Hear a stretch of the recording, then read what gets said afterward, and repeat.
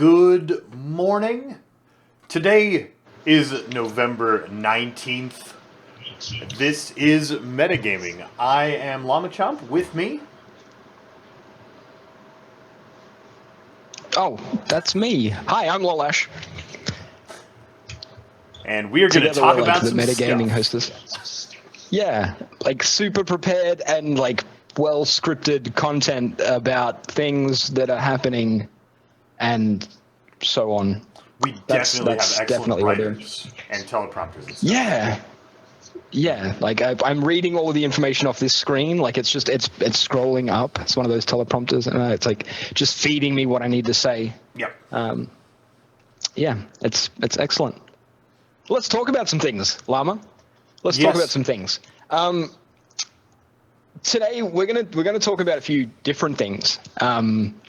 In the past, we've focused a lot on what we've been playing and what's coming out soon that we're excited to play, and we're still going to do a little bit of that.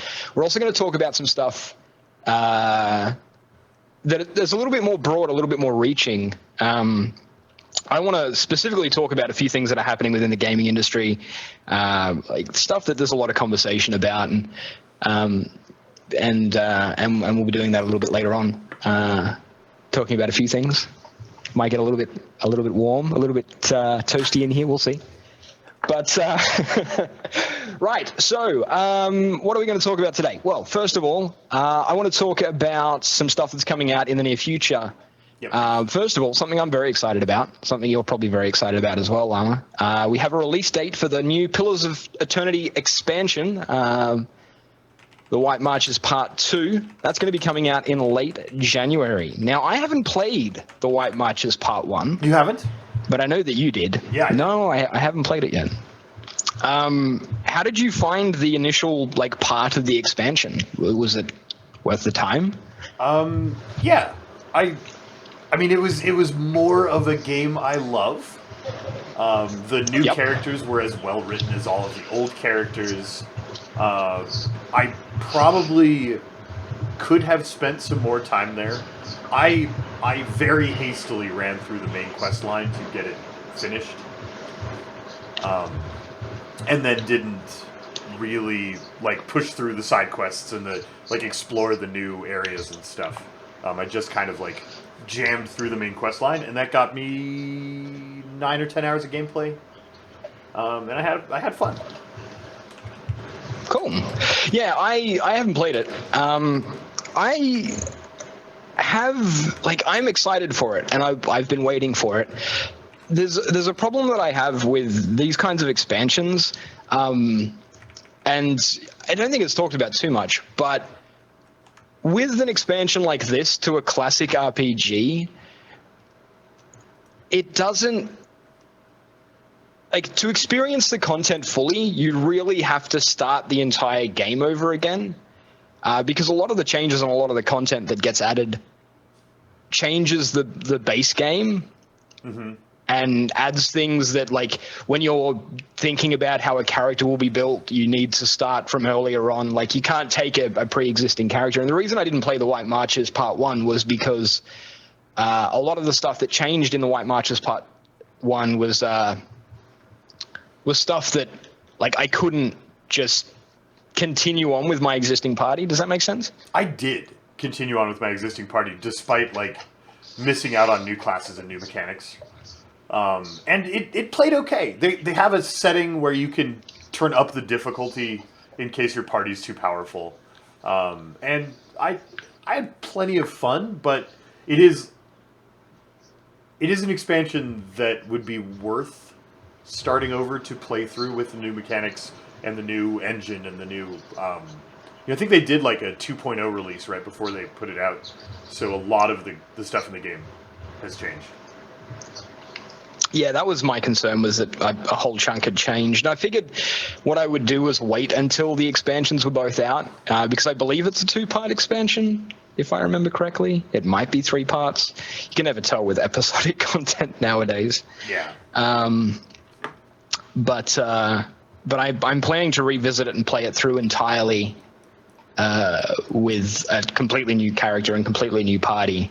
at some stage once I've got access to all of the expansions. Because I had the same problem when I was playing. The name of it slips me now, which is terrible because it's an amazing game that I used to play a lot of. Anyway, it's one of those things where I want to revisit it when I've got all of the content together, so I can just jump like into the whole kit, you know. We should coin a term for this. I think that's the Netflix problem. You want to wait for it to be out so you can binge it instead of do it episodically. Yes, that is exactly what it is. Yeah, I don't want to watch my television shows one episode at a time. I want to watch 10 hours of it in a row now on demand. You get home from work Friday evening, you turn on the beginning of the series, you don't sleep until Sunday afternoon when you finish the entire season. And that's how we experience content now. Yeah, that's kind of what I want as well.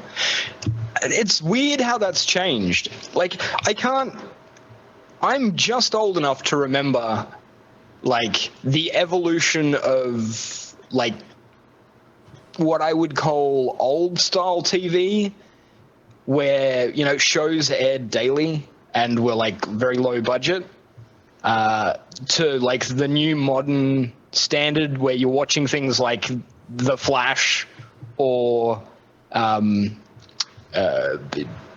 Gotham, things like that, with incredibly high budgets and like the just amazing production quality. It's pretty crazy how far we've come. The paradigm of like, you used to set your clock by the shows you wanted to watch, and there was primetime TV where the good shows were because they knew that's when most of the audience was free to tune in. And you know, the clock was super important.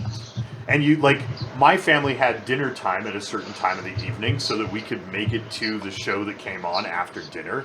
And, like, you set your schedule around these shows. And now you don't have to anymore. You know, you've got, even if you're still doing, like, broadcast TV, which who really is, you are using your DVR and you're watching it when you want to and you're getting it on demand. And, like, it's funny to me because we've come full circle. And the live content that I enjoy on Twitch is stuff that you have to set your clock to again. Yeah, that's great. It really interests me. Like, outside of, I'd love to see how advertising, like marketing and stuff, like within the actual industry has changed over the course of the last 20 years. Because, you know, in the past, advertising, you know, during primetime television was really expensive. And advertising, you know, during the day was much cheaper. But with the way people just skip advertisements now by, you know, either getting it through an on-demand service or, you know, TiVoing it or whatever they might be doing, outside of live events, like things like the Super Bowl where 30 seconds of ad time costs millions of dollars, like, is advertising during prime time even like significantly more expensive now? I can't. I imagine it is. I have not watched broadcast TV the moment it's broadcast in probably close to a decade. Maybe that's a bit generous, but definitely in 5 years. I have not caught a single TV show on TV. So I couldn't speak to. I don't know anything about how advertising works on TV now. I don't even own a television. Like, I haven't owned a TV for 3 or 4 years now. I just did away with it. Do you even, like, I suppose for console gaming, or if you want to broadcast to a larger screen, maybe? Well, if you have a family, you know, like my wife and I like to have a large screen with a Chromecast plugged into it so we can watch our Netflix and our Hulu on it. I mean, all of our content's coming through our internet service. None of it's coming through like airwaves or a cable. But like we have a television. We have 2 televisions, and you know it's useful to be able to put a show on a big screen to distract kids for a little while or to watch together. But I can imagine if I was living by myself and doing like the bachelor lifestyle still, that my computer screen would be more than enough. Yeah, that's like this is what I watch my TV on. I'm more comfortable in my chair than I am in my couch most of the time, probably Yep. because my body is shaped directly to the amount of time I spend in this bloody chair. But yeah, I mean, outside of the electronic babysitter, yeah, I can see that. I can see that Yeah. being a thing. And the But TV is a social screen, and everything else is a private screen, and that's yeah. the difference for me. But the way the content is delivered to it is not different. Not at all. Right. A couple other things we're going to talk about because we're like delving into television advertising, not exactly what our regular content Maybe is maybe we normally. could segue that into like talking about advertising on the internet for just a minute. And I know like I usually try to just completely avoid anything that's remotely controversial, but this has been coming up sort of on my radar on the things that I watch and consume. Ad block has been sort of a topic in the last couple weeks, and maybe we want to touch on that for a Yeah. minute. Yeah. I. This is such a difficult conversation because I'll level with you. I use a selective ad blocker. Yep. And that's terrible of me. I'm a terrible human being because I'm like by blocking ads, I am not contributing towards the financing of like the sites that I visit. Yeah. But the reason I use a selective ad blocker is because if something deserves my advertising revenue, my money, if I think something is worth advertising, I will unblock that particular site. Like for instance, when I watch your channel, I get advertisements. When I go to the Nexus Mods forums, I get advertisements, but I don't get advertisements on YouTube. Well, I think Like a big problem is that really aggressive ad companies, I think the ad companies have gone the wrong direction, right? People are using ad blockers. We need to be more obnoxious. No. No, you're wrong, because obnoxious is going to get more people to use ad blockers. If ads would just be entertaining, right? I don't watch football. I don't follow football. I don't like football. I'm not big into sports. I watch the Super Bowl because I am entertained by the advertisements. My friends get up and refill their plates during the commercials. I get up and refill my plate during the game. I can understand that. Like, And it is amazing when you go to YouTube. If you type in like, I'm going to do it right now, live on stream. I'm going to go to YouTube. Like, if you type in advertising, or advertisements or something to that effect, some of the top-rated like the thing that immediately springs to mind is the Old Spice ads, right? And They're fun, they're punchy, they're explosive. If you can make your ads valuable, entertaining content, people will watch them. And that's what you should be doing. And if you can make your ads unobtrusive, people will respect them. But like these clickbait ads that you get on websites, the autoplay ads that make a bunch of noise in your house when your kids are sleeping, the ads that block your entire screen, like all of that stuff is why people have installed ad blockers. And it's those malicious, aggressive, obnoxious ads that are ruining sort of advertising. And I think it's a reactionary thing to ad blockers, which is why people are getting like more and more aggressive. You have to see my ad so that I can get clicks, so that I can keep getting paid. But they're doing it. They're going about it the wrong way. And I think like, I mean, I want to be very averse to ad blockers, and I want to say that ad block is evil because I am a content creator and ads are an important revenue stream. And Yeah. like at some point, ads are sort of the price you pay for all the free content that exists. And if you're choosing not to pay that price by not seeing those ads, you're putting the weight of that on someone else. Or, I mean, taken to the very extreme, content stops getting produced because we can't pay for it anymore. Especially by smaller producers like you and I. Like, if I can't feed my family, I have to go get a real job. And Yeah.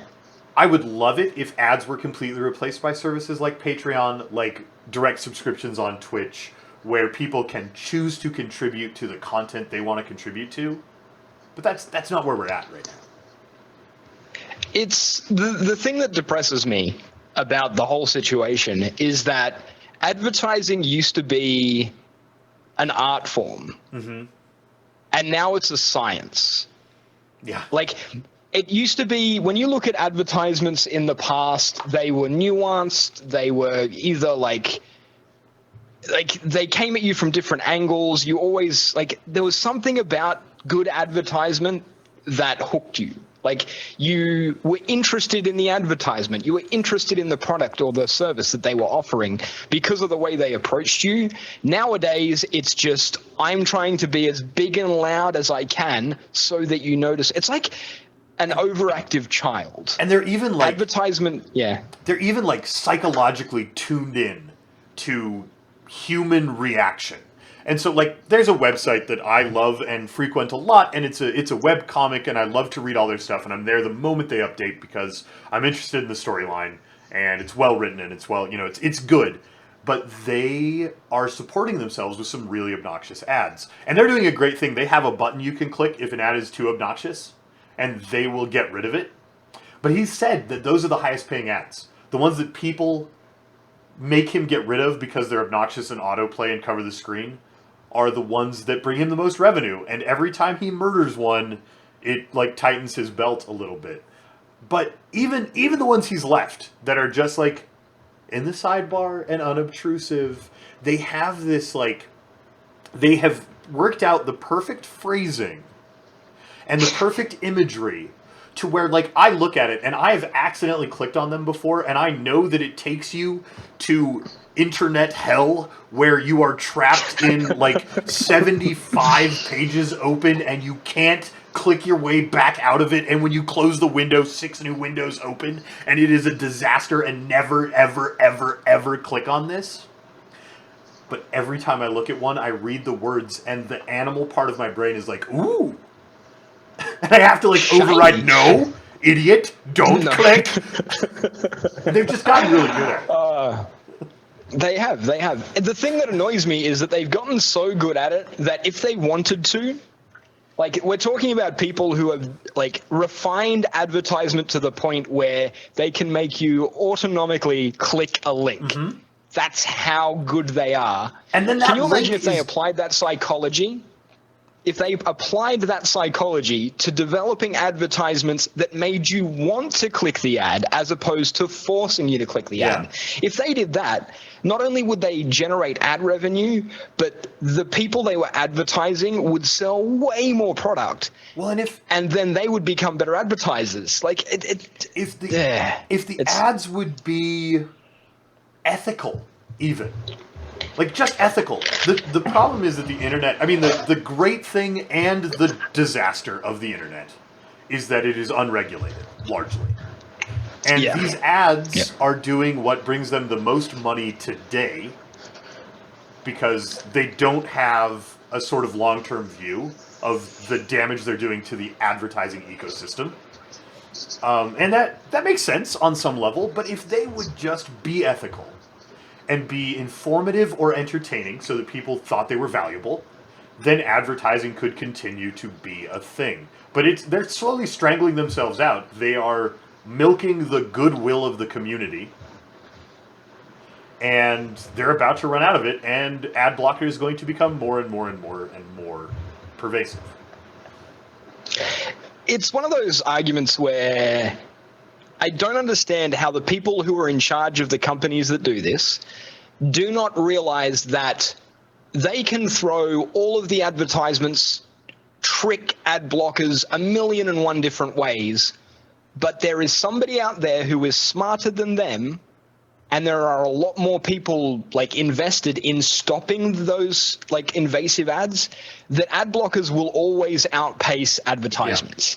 Like there's the new advertisements that came out. Like originally ads were, subtle and sidebar, and they got blocked out very easily by ad blockers, and then they became more complicated where they'd be pop-ups or whatever, and they got blocked out. And then there's all of these new overlay advertisements and things that were supposed to get around ad blocker, and they just don't, because the guys who make those programs are incredibly intelligent, seriously invested, and have the backing of like it's the old crowdsourcing. We touched on this last time.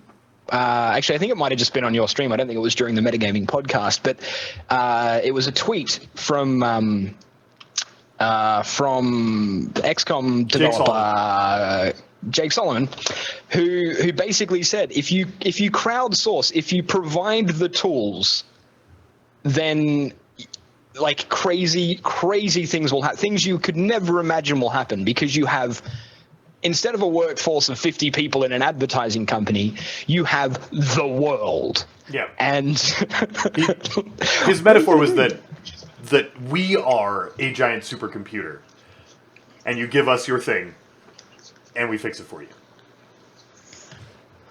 And it'll happen. Like if there's anything that's is too invasive, too offensive, it'll get shut down by the wider population, just like AdBlock has basically killed advertisement. One interesting consideration is that AdBlock needs bad ads to survive. I mean, if advertising companies really want to beat AdBlock, be informative, be entertaining, be something people don't mind having around, you win. Like, that's the solution, and everybody wins. But, that doesn't help my bottom line this fiscal year, so we're not doing it. People are so stupid. So stupid. Yeah. Dear. And I think, like, I mean, it's a thing that's happening right now, and both sides are in the middle of the war, and the winner is going to be, eventually a good solution is going to win, because AdBlock is going to put out the fire of all the stupid ads. And we're going to move to a model where you support the things you like, and maybe you support them directly through things like Patreon. Maybe you support them indirectly by clicking on the things they ask you to click on. Like, we have sort of a personal relationship with our audience, and if I say, hey, there's an Amazon link down there, and if you buy stuff through there, that helps me to feed my family. Please do that. People will be like, oh, yeah, I should click that button. And like sort of that level of advertisement it's where we're moving to, but this transition moment is so painful. Yeah. There was a really interesting thought discussion, actually, moving on to YouTube videos, because apparently we're not going to talk about games at all today. I think it was Michael from Vsauce. He discussed the concept of like a social cycle. I'm going to try and look up the name of the video. By the way, guys, if you're not familiar with Vsauce and you're interested in like interesting thought experiments and like an analytical point of view, you should absolutely be subscribed to Vsauce. Are you talking about the Juvenoia video? Yeah, the Juvenoia video. That's exactly the right one. Because did I ever tell you how I was turned on to Vsauce? I know we've talked about it before, because it's an awesome YouTube channel. I was turned on to Vsauce because one of my students said, hey, do you know Vsauce because you remind me of this guy? My beard was a lot shorter then, and I had some close-cropped hair on the top of my head, and was busy like trying to make learning fun in front of 13-year-olds. So I get the connection. But that was how I heard about it. Was actually through a student. Vsauce, like, it's an incredible channel, a really, really great channel. And Michael Stevens, the creator of Vsauce, he delves into some really interesting real world knowledge, and also like esoteric concept as well. And in his Juvenoia video, he explored, I can't remember the name of the principle. It's a great video. You should watch it. I'm going to drop a link in chat for you. Explored the whole concept of the kids these days, younger people being worse than the current generation. And he talks about how things evolve and change. One of the things he talked about was the cyclical nature of human history, and how there's been correlative data, and that maybe we're going through this particular phase in the cycle. I'm not going to go into huge detail, but you should watch it, because he'll do a better job than we can wing right now summarizing his incredibly well written and produced video. Yeah, exactly right. One of the best producers on YouTube, hands down, which, might be why he has 9.5 million subscribers. One of the guys in the world I would definitely like to meet one day. Mm-hmm. Probably never happen, but I'd like to. But anyway, so yeah, I think we're in, if his theory is right, it makes a lot of sense. We're in the part where society is losing cohesiveness and starting to break down, and we need to find a new unifying factor. And that feels right to me. I don't know. We're getting a little too deep, maybe. Right. Other things we should talk. We should do some gaming content, I think. So let's do the segue here where we talk about, man, I wish advertising was a little more ethical and had a little more sort of inherent morality to it. Man, I also wish that was true about early access.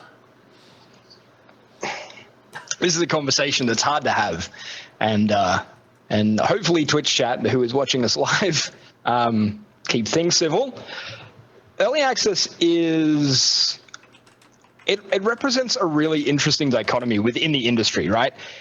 It is either amazing or terrible. Mm-hmm. And depending on who you talk to, it's either amazing or terrible.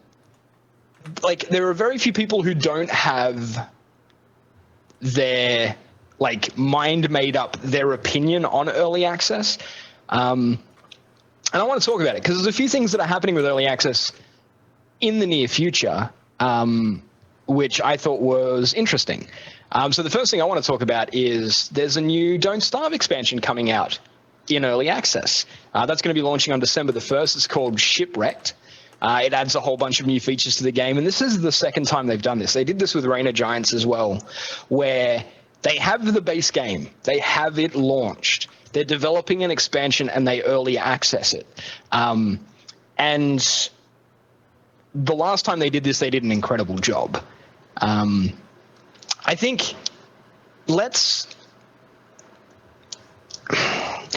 open this conversation by sharing our thoughts, our personal thoughts on how we feel about early access. Let's start the conversation there, and then we can justify it. I am so torn.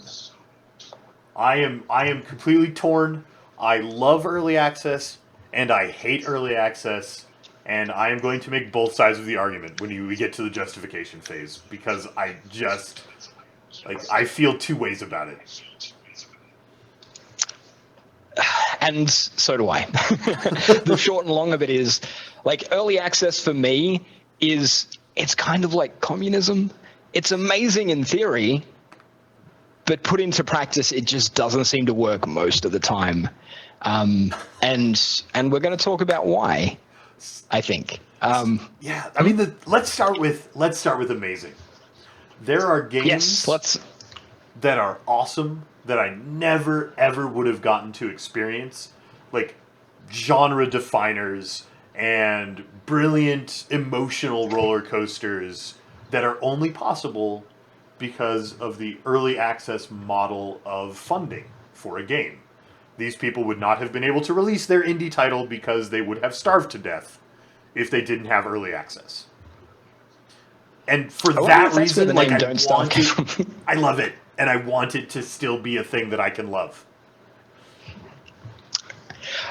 yeah, like there's some amazing examples, right, of early access done right. Yeah, things that immediately spring to mind: Kerbal Space Program, Yep.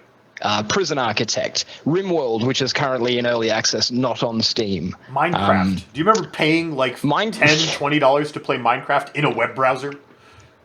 Yep, I did that. I jumped on board with Minecraft like super early, like when it was in the browser only, and only had creative mode, and like it only had 8 blocks, like 8 different blocks or something. Yep. Because that's all they could fit in the bar at the bottom of the screen. Like that's when I started playing Minecraft, and that was an early access game. A lot of people, they talk about early access and they neglect to mention Minecraft. Yeah. But that's exactly what it was. And it wasn't like, it was before early access had a name.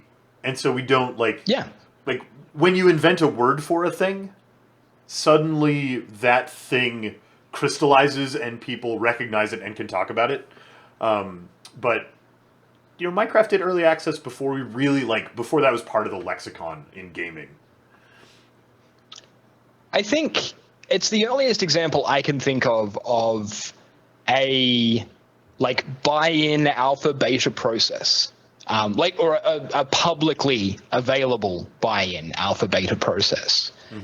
Because when you're talking about early access, that's what you're talking about, isn't it? Really, you're talking about a game that is sold before it is made and is updated live to the people it's sold to. That's That's kind of what early access is. It's buying into a beta and getting free updates to launch. Yeah. I think the keys to a good early access launch isn't like a short time frame.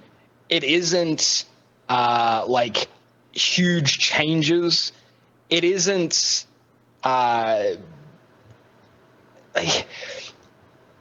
early access. To me, a good early access is all about communication and regular updates. Even if they're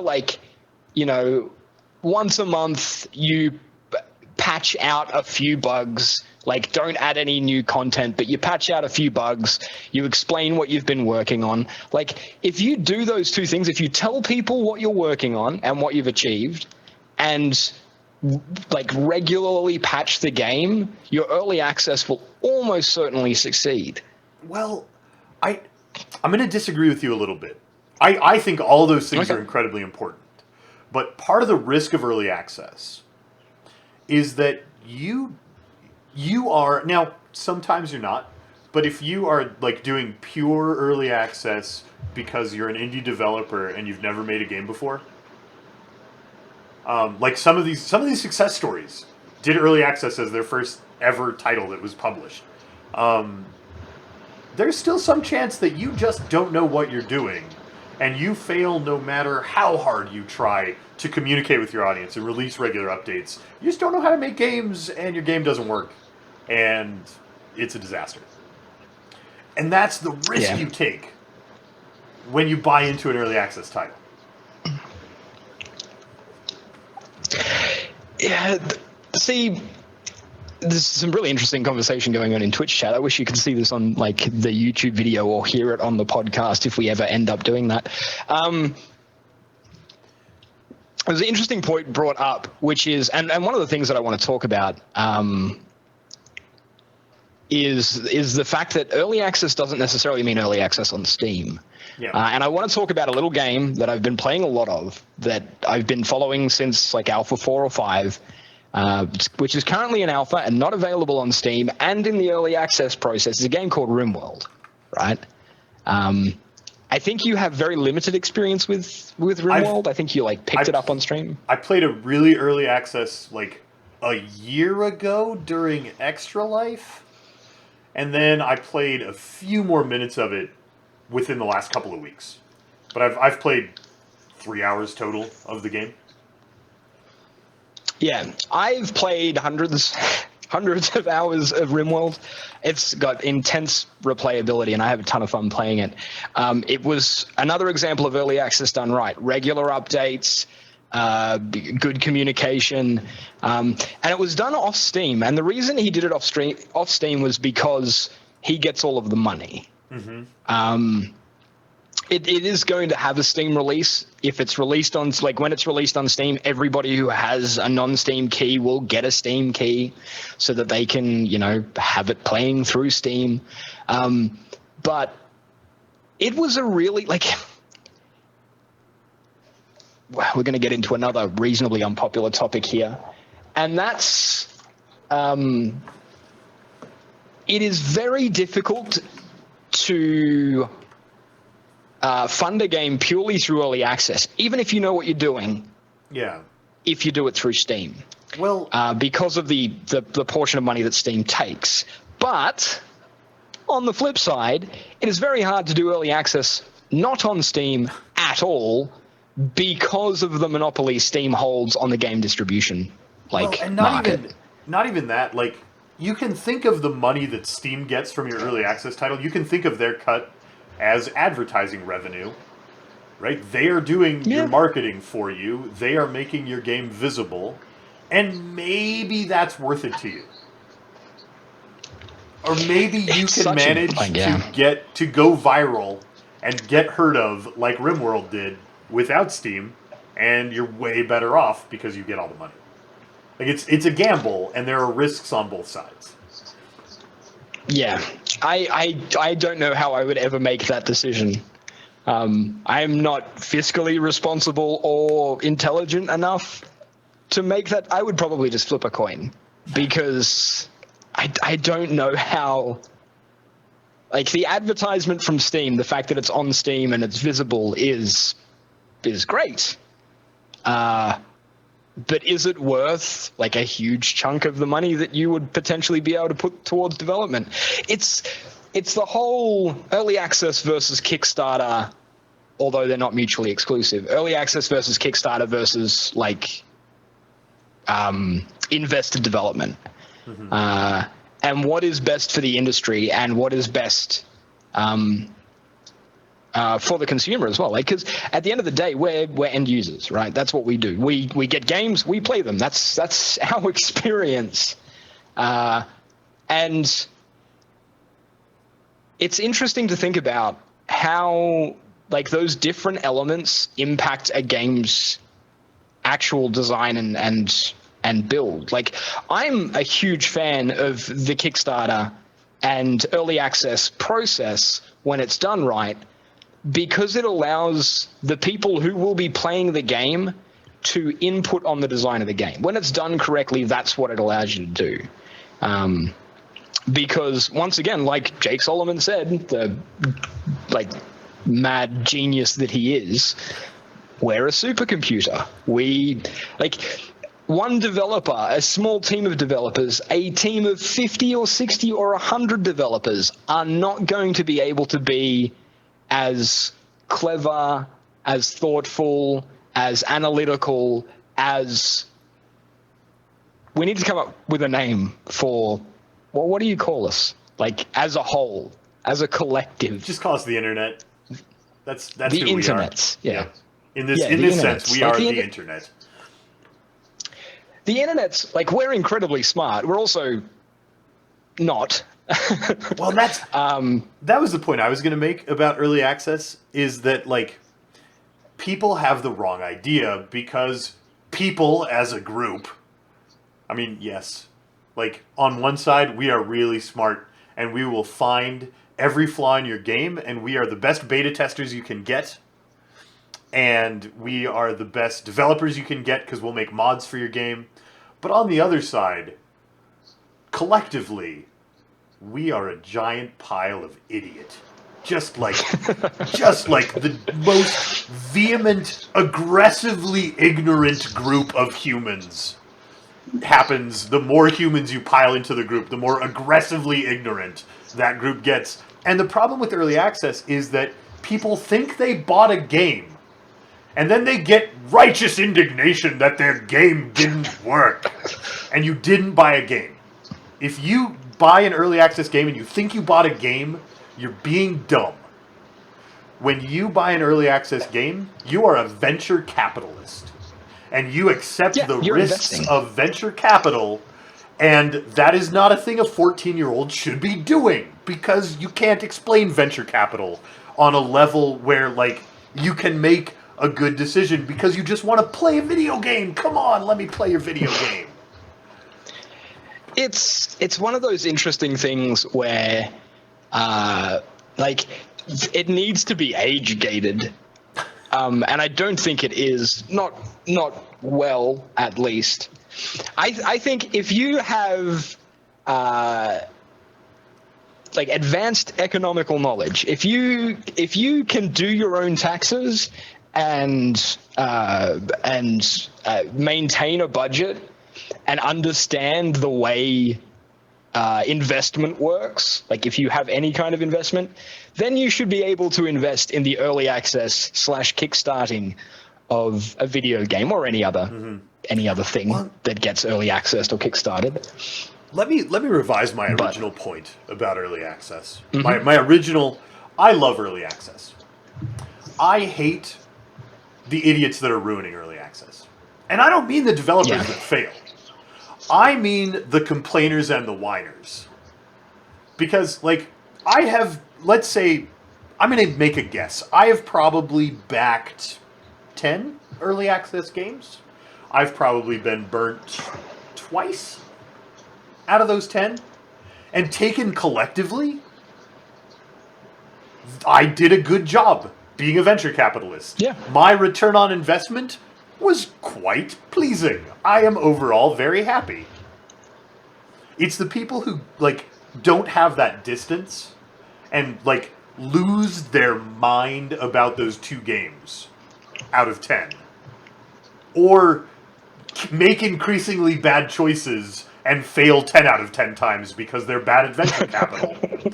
It's those people who are causing this debate and stirring up all this rage and ruining early access for those of us who are good at it. I am fortunate. Like, I am very happy to say I've kickstarted / early accessed about a dozen titles, and I have never been disappointed. I have always been happy with the final product. I have never kickstarted or early accessed a game that didn't finish development or didn't, You're a better things. investment banker than I am. And, like, it all comes down to how much knowledge you have about the project. And I think, like, you can't blanket say early access is good or early access is bad. You can say, do your research, right? Yep. I think that's the end argument is there will always be bad projects. It doesn't matter what you're investing in. If you're investing in property, in shares, there will be bad investments and good investments. And the people who succeed and are happy are the people who pick the right ones. And fortunately, unlike property and, shares in companies, the kickstarting / early access process is a lot easier to decide whether or not your money is going to be well spent. Like, you can check the developers. You can see, like, for instance, if Larian Studios decided they wanted to kickstart something tomorrow, I'd be on board immediately. Yep. If what's another good example? The developers of the Endless series, Amplitude Studios, wanted to kickstart something tomorrow, I'd be behind it. If Paradox Interactive wanted to kickstart something tomorrow, I'd be behind it. I know the developers. I'm confident in their abilities. I know that at worst, it won't be exactly what I want, but it will be good enough. Well, and that's really easy because those are big developers with a studio who have a reputation. But how do you guess right about RimWorld? Like, if you got in RimWorld super, super, super early, you had nothing but, like, a hope and a dream to base, like, this one-man development team doesn't have a reputation for releasing great games. And there's some risk there, and that risk paid off because that game's great. Yeah, but, like, how do you know? How do you evaluate those that don't have the reputation? Absolutely. So I can tell you. So with RimWorld, I went to I heard about RimWorld during really early access. I think it was like Alpha 3 or 4, 4 or 5, something like that. And it piqued my curiosity. I've always liked colony management sims. I'd heard that this was a colony management sim akin to Dwarf Fortress, but with a graphical interface. And I thought, well, it's not going to be as complicated, but it's going to be more enjoyable and playable for me personally.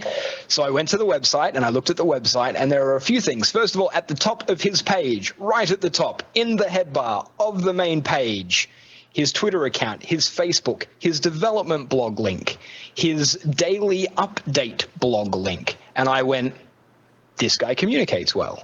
And I went to his daily update blog, and on his daily update, every day for the past, besides, an occasional day or two off, there was, this is what I did today. I coded this particular part of the AI, or I developed this, or I designed this system. And so I knew straight away that he was going to keep me informed about what he was doing.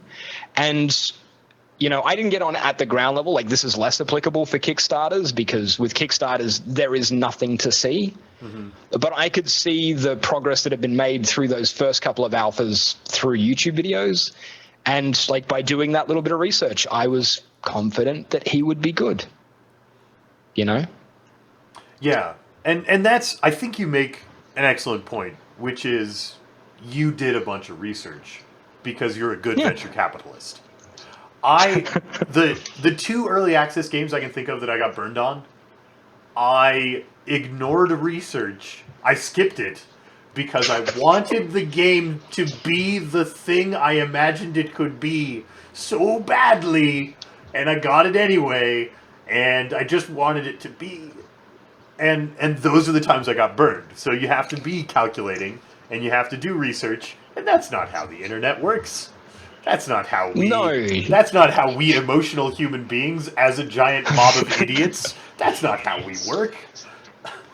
Did you not watch the first episode of Metagaming? I'm obviously a robot. I've just fixed the whole, voice synthesizer. But yeah, I suppose the end of that conversation is basically, do your research. You're not going to get banned. You're not banned. You're not going to get burned by early access, in particular early access, if you do your research. And it's easier than ever. Go to YouTube, watch a gameplay video. Check to see if the developer has a dev blog. You know what would be easier than ever? You watch Lolash's weekly series on which things you should early access this week.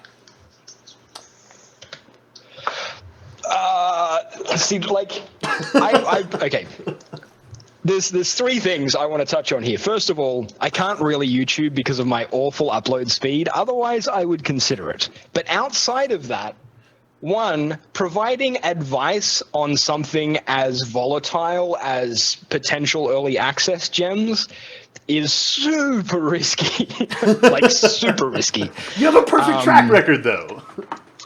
Yeah, no. If you tried to do that every week, and you would have to pick some things that were bad, because there aren't good things every week. I would watch that. If we did one of these episodes even, or just a 30-minute segment in one of these episodes about hey, we found an early access game that we're going to recommend, and you can all hate us later when it's a disaster.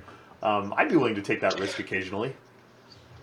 I've kind of done that, in that I've pointed out a couple of games that are distant future projects that aren't necessarily early access or Kickstarter, but that you should definitely keep your ear to the ground, because I'm confident they'll be good. Talking about things that you should be excited for leads me into 2 conversations. The first one is something that interests me, and this is my distant gem for the week, potentially. There's not enough information for me to say this is going to be a distant gem, but this is a distant interest, maybe? I want to talk about a game that's going to be made that doesn't have a name, that is being developed by a studio that doesn't exist yet. You're going to make it really hard for me to find media to display for this. You're not going to find media. You're not going to be okay, able to find I'm going to stop trying this. to look. Yeah, it's not This is how early it is. Like, this is probably 3 or 4 years down the track. Development has not even started. But now, I'm going to preface this. When I say these next 2 letters, don't switch off. Okay? Don't just shut your brain off. Please just listen to what I have to say, right? There's a reason I'm saying this might be very interesting, but despite the fact that my next conversation is going to start with 2 letters, okay? You've been warned. EA, is everybody still here? Did our viewer count just drop? EA is developing a new action-adventure game. Or they are going to be developing a new action-adventure game. Now, it's EA, right? We all know a little bit about EA, and we have our I have my reservations, okay? But hear me out, okay? Hear me out. This is something EA has never done, right? It's not in their repertoire. It's not something that they have ever done. But they are developing a new game. They've announced that they're going to be developing a new game. They're going to be doing it through a new studio that they're starting a new studio specifically for this job. It's going to be called Motive Studios, which is going to be owned by EA Games, of course. Now, have a listen to some of the talent that's going to be involved in the development process. So immediately, the 2 names that sprung out to me was somebody, and you're going to hate me again, somebody from Ubisoft, somebody who worked on, and don't turn off again, please, the Assassin's Creed series, the early Assassin's Creed series. A writer by the name of Jade Raymond, who was involved in the early Assassin's Creed games, has been picked up by Ubisoft. And the other writer that they've already picked up and announced is Amy Hennig, who was the writer on the Uncharted series of games. That's some serious talent. Like, serious talent. And the reason that it interests me is because a lot of those action-adventure games, like, mechanically, anybody can design a reasonable action-adventure game, right? And, like, the model, the format for it has been fairly standardized, and it's, it's not something that's new and completely unbelievably different, right?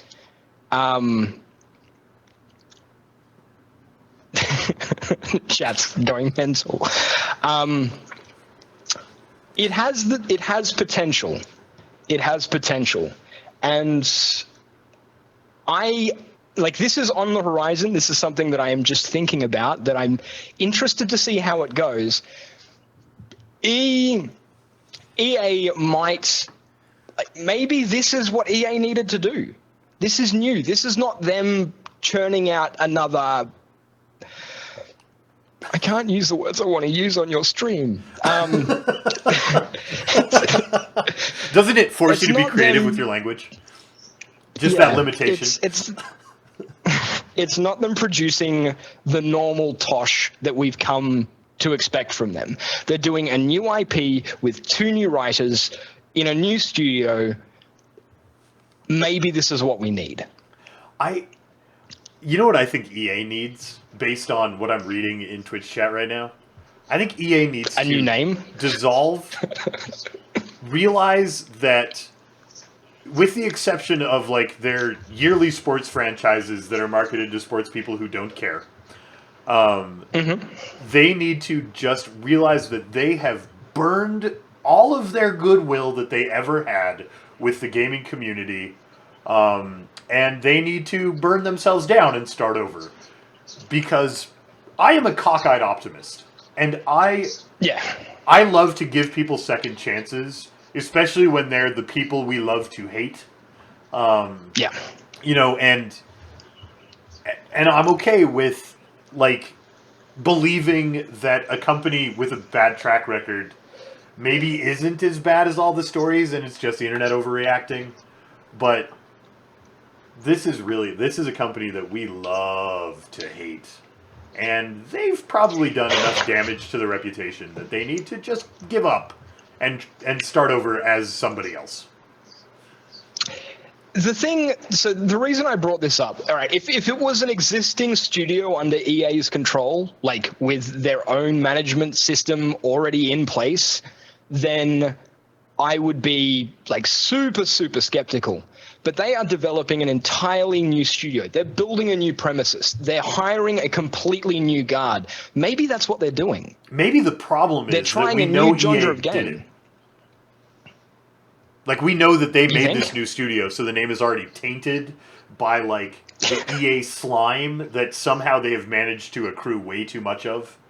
And maybe, like, they've already shot this new studio in the foot. It's unfortunate. Look, I said, it's too bad that they didn't figure out that they needed to fix their reputation before now. But I'm super worried let me pose that this question. it won't get any traction. Because we love to Let hate me them too pose this much. question to you. Yeah, let me pose this question to you. If I came to you and said the lead writer on the early Assassin's Creed games and the lead writer on the Uncharted series of games were working together to develop a new action-adventure game, would you be excited? If I told you it was being designed by Motive Studios, would you be excited? Probably. Yeah. Probably. Yeah, like there's huge talent, and those lead writers on games are so critical. And this is going to segue perfectly into the next thing I'm going to talk about. But lead writing, the people who control the story of the game, even in an action game, like, it's critical. You have to be grabbed by the game. The mechanics can be the best in the world, and the game will be good. But it's the story in a game, the story either that you can tell yourself through customizability or the actual writing of the story itself that make a game a memorable experience. You don't think back and remember, oh, those mechanics were incredible. You think back and remember that experience was incredible. And so I'm going to segue now and get off that topic. I'm going to leave you with that thought, that question. If those two writers were mentioned to be working for a studio called Motive and were making a new action-adventure game, would you be excited? But I'm going to use that to segue into talking about something else that everybody's talking about, and you're going to hate me for talking about it, but I need to talk about it. This week on Metagame, all of the things you hate. Yes. Fallout 4. I am disappointed. Don't die. Don't die. How? Look, we can't have a gaming podcast and not talk about this game. But I want you to imagine if we did, in a world where we did a podcast today and didn't mention that game, we would be literally the only source of news in the entire planet who didn't say those two words. My problem with that game is that everyone in the world has printed it on the front of a sledgehammer and pounded it into my forehead. And I just have this dent that's reverse Fallout 4 in my forehead now that I can't get rid of. So I want to talk about this. Yeah, we need like, I agree with you thoroughly. Like the hype, and that's one of the things I want to touch on when we have this conversation, is the hype and how like it's ridiculous how it goes. So I want to talk about Fallout 4 because I've now had about 15 hours of experience with the game, which is long enough to understand the core mechanics, the systems, experience a good chunk of the main story, which I've almost gotten through completely. I am massively disappointed. I am so disappointed. If I had played 2 hours of the game, like if I could have experienced what I've experienced in 2 hours of the game, I would be asking Steam for a refund. That's how disappointed I am. And there are people out there who are like, it's not exactly what I wanted. I'm ashamed to have purchased this game. I am ashamed at Bethesda, honestly. It's I'm not going to say I told you so because I didn't. But there are 10 people watching this right now who can legitimately say they told you so because I've been watching them tell me so since the game was announced. I was the same, right? You will remember me constantly saying, I will not pre-order this. I will wait to make sure the UI works, and then I will experience it for myself. I heard the UI worked. I experienced it for myself. I am ashamed of the game. I think it is a steaming pile of crap. So let me justify that statement. Yeah, give us some details, because there are people who are enjoying it, and they're allowed to enjoy it. You can like things that we don't like. Yeah. Let us know why you don't like it so other people can make a more informed decision if they have somehow, like me, managed to resist the sledgehammer, the Fallout 4 brain basher, and haven't bought it yet. Like, let's let them make an informed decision. Yeah, so I'm going to talk about the things that I like about it and the things that I think are just terrible about it. Now, let me justify the fact that I said it's a steaming pile of crap. It's a steaming pile of crap as a Fallout game. It's like, there are two metrics to judge this game by. Is it is it a good game? Like, is it fun to play? The answer to that question is yes. If you're looking for an experience, an FPS experience, it's a fun game. I've enjoyed playing the game, right? And so this is going to sound really strange that I call it a steaming pile of crap, but it's not Fallout. I bought that game because I wanted to play Fallout. I did not buy that game because I wanted to play post-apocalyptic real-life Borderlands, because the game is not Fallout, right? They've taken the series, this is Fallout, and everything that has ever been part of Fallout. What has made Fallout an incredible series, one of the most beloved franchises for, the last 10 years, right? Longer. Fallout's been around for a bloody long time. This is what you get of Fallout. That's a two-dimensional shape, by the way. This is what you get, as opposed to the three-dimensional sphere that I was holding. This is what you get of Fallout in Fallout 4. It is not a Fallout game. It has no, the story is atrocious and generic. The dialogue choices and role-playing opportunities are non-existent. I think in the course of 15 hours of the game, I've made 3 or 4 decisions. Everything else I've done has been a choice between yes in a sarcastic or snarky way, maybe, or can I have some more information about what I'm trying to decide on?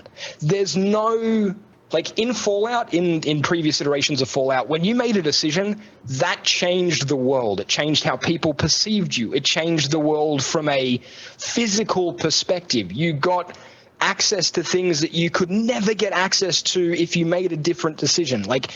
Every element of the game, every process, every thought that you had about your character changed the way you experienced the game, and that made it immensely replayable. It meant every choice actually came with weight, and you wanted to think about how you approached every situation, and that is gone. That doesn't exist. That's not part of Fallout at all anymore. The gunplay is great. It's a great FPS, but it's not a Fallout game.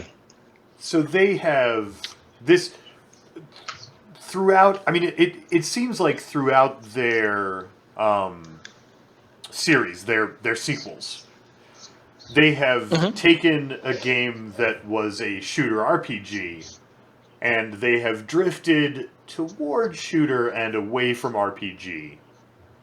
And that's your disappointment? Is that a decent summary? The game, when you go right back to the late 90s when the original Fallout was released, that was an RPG. It wasn't a shooter. It wasn't a first-person game. It was an RPG, right? When you move up to modern Fallout, so I'm talking 3 New Vegas, it became an FPS, right? Mm-hmm.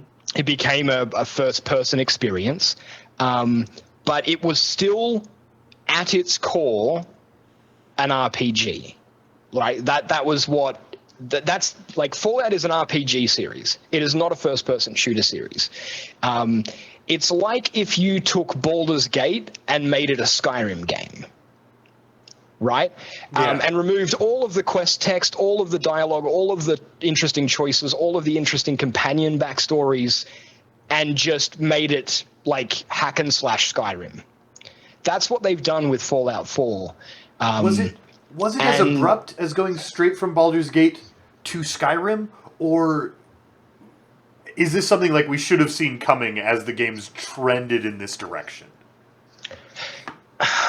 Fallout 3 was like, it's interesting the way that they changed it, right? Is like Fallout 3 was of the modern games, like of Fallout 3 and New Vegas, which was the most recent one, had probably the most in-depth story and the most like deep RPG mechanics. Mm-hmm. But I played Dark Alliance. I actually thoroughly enjoyed that game. It was an action RPG. But like New Vegas, if somebody came to me today and said, I'd like to play a Fallout game, right? Mm-hmm. And they wanted to play a modern Fallout game, like I would still recommend the classics. Fallout 1 and 2 are incredible. But if somebody came to me today and said, I want to play Fallout 4, should I buy Fallout 4? I would say, no, buy New Vegas. It's immensely an immensely better Fallout experience. Like, I would, given, like, if somebody came to me today and said, I will give you New Vegas, okay, here's New Vegas, no changes, and you give me your copy of Fallout 4, like, in a heartbeat. I would give somebody 10 copies of Fallout 4 for a copy of New Vegas. Yeah. That's how much of a disappointment it was as a Fallout game. So I wonder, like, my question is, like, if you're the developer developing the Fallout universe, yeah, and you're not you who prefers RPGs to shooters, is Fallout 4 like a sensible direction to go? Like from that distance standpoint, where you take your own expectations and desires out of it. Because I haven't played any of the games, I don't know anything, and I'm just like I'm looking for, as the cockeyed optimist, some redemption here. Okay, so if I was developing Fallout 4, like the problem with Fallout, there's 2 problems with Fallout 4, and the first one is that it suffers from console-itis, right? It's obvious that it's been developed primarily for console. It's like that's just, you look at it, it's a console game, right? It's been developed simultaneously, yeah, sure, whatever, but it's developed for console. It's developed with console in mind because everything about it is primarily, like, the UI and functionality of the game works best as a console game, to the point where I actually considered playing it with a controller. And I hate playing FPS with a controller, and it's an FPS game. But I considered doing it anyway because of the UI elements. Like, that's how bad it was. And the stuff that they've cut out, some of it's been, like, obviously been cut out for things that, like, at best are like a real crowd splitter.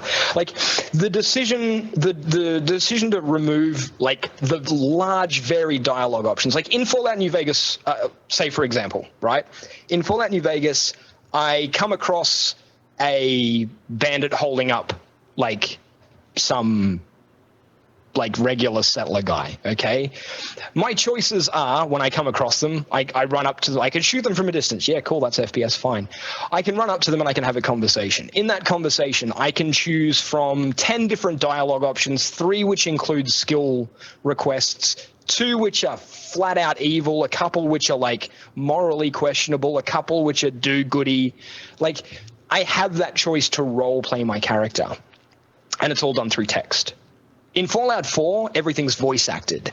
And because it's voice acted, like, when you have a game of that size, of that scope, the second you make it voice acted, you cut the amount of potential dialogue so dramatically that it's impossible to allow players to roleplay. Or you have a I ridiculous played voice through- acting budget. Like, ridiculous. Yeah. Well, it's not even... It's the size. Like, having that many sound bites, 10 or 12 dialogue options. Like, you'd be shipping 20 DVDs. It's, it's just... That, like, in my mind, that was the biggest mistake they ever made. Because by removing all of those dialogue choices, they went, well, skills are no longer going to be able to influence dialogue outside of charisma, which is a stat, not a skill. So we'll just do away with the skill system altogether and give you this generic perk system, which also allows you to change your attributes. It just...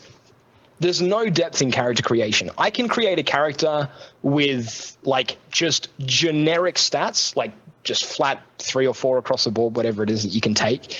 And if I spend enough time in the game, I can have that character have like 10 in every stat and a whole bunch of perks.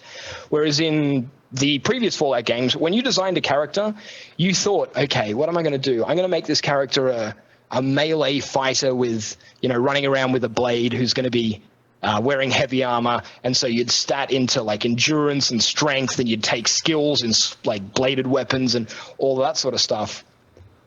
And in like Fallout 4, you can start with 1 point in strength, and if you want your character to be like a combat wombat, you can just level up and take strength every level and have strength 10 by level 10. So the highest strength you can have in the game. Like, it just, there's no choice in it. There's no relevance. I think this leads me to talk about a trend overall that's not just a Fallout 4 thing. Yeah, sure. Which I'm hoping is ending, or at least like the games industry is now big enough and broad enough that I can find what I want anyway. But I remember when I was just getting to the point where like I had my own money and could buy my own games, that in my naivety, my first thought was graphics. Yeah. Oh, look at the graphics. And I wasn't worried about gameplay.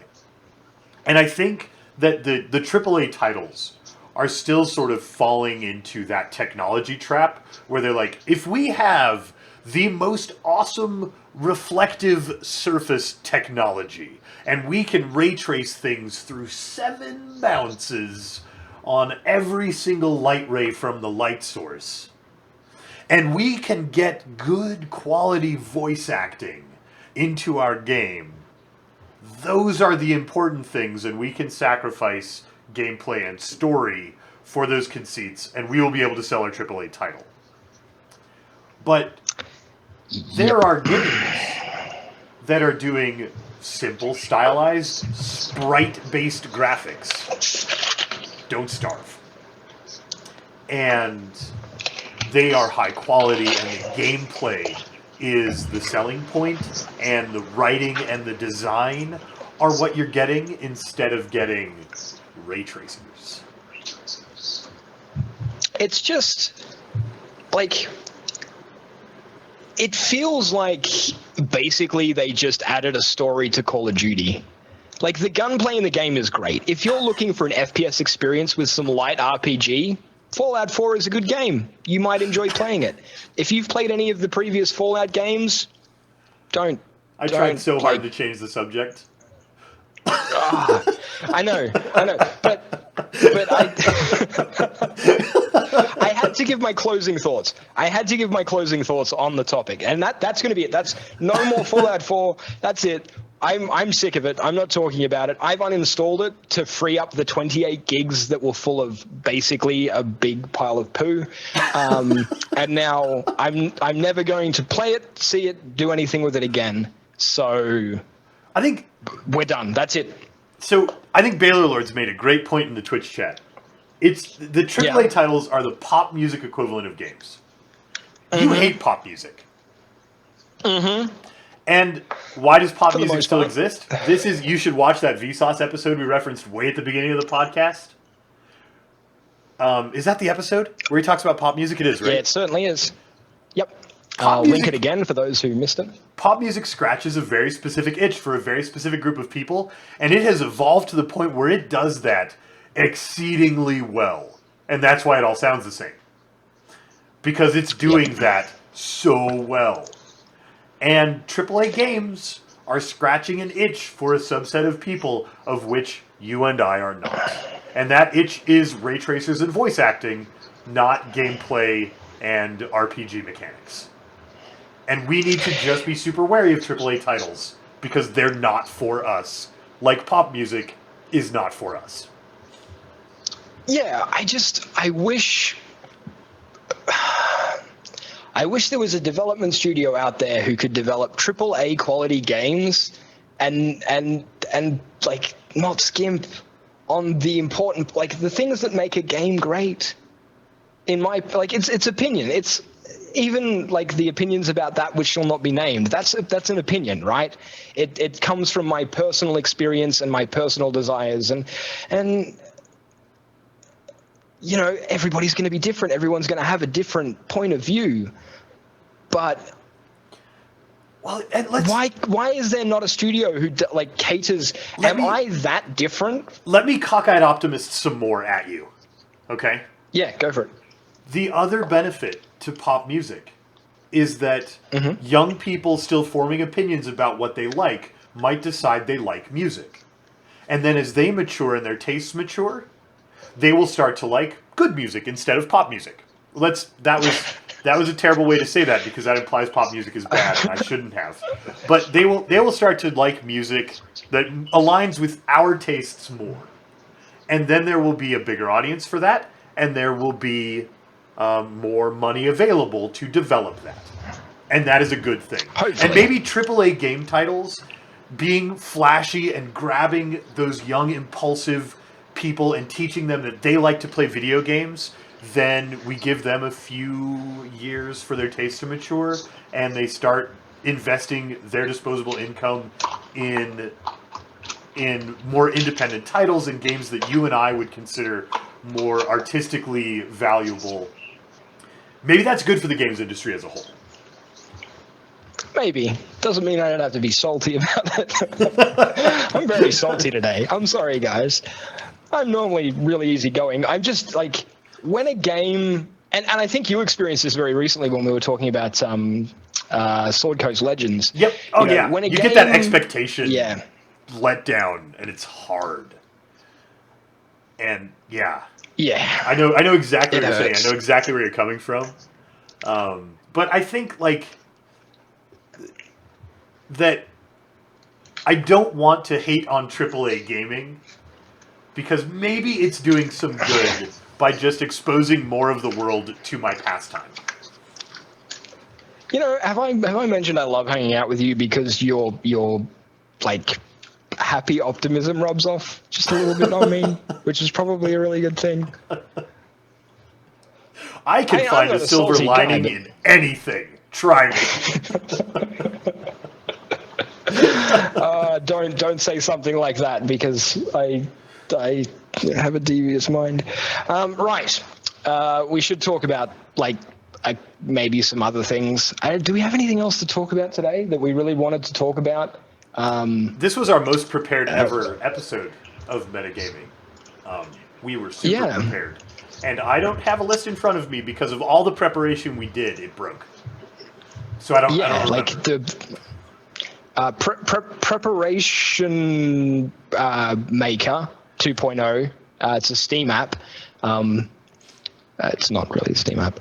It broke. I don't remember what else we talked about talking about. In all honesty, completely candidly, we had like 5 minutes before the stream to actually talk about things.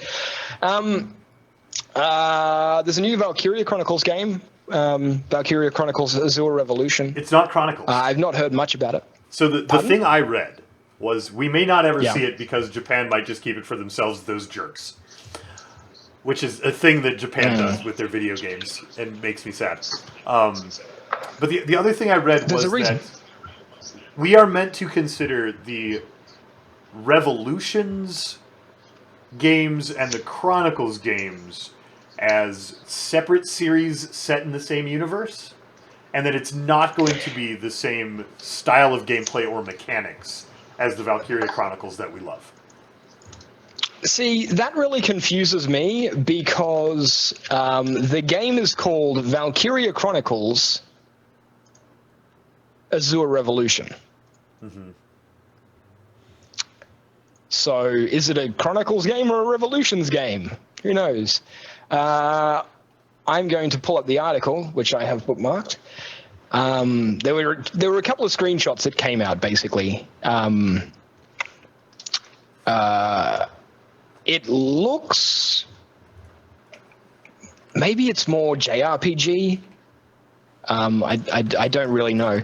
Anyway, it's Valkyria. Oh no, sorry, I lie. It's called Valkyria Azure Revolution. It's probably a JRPG then.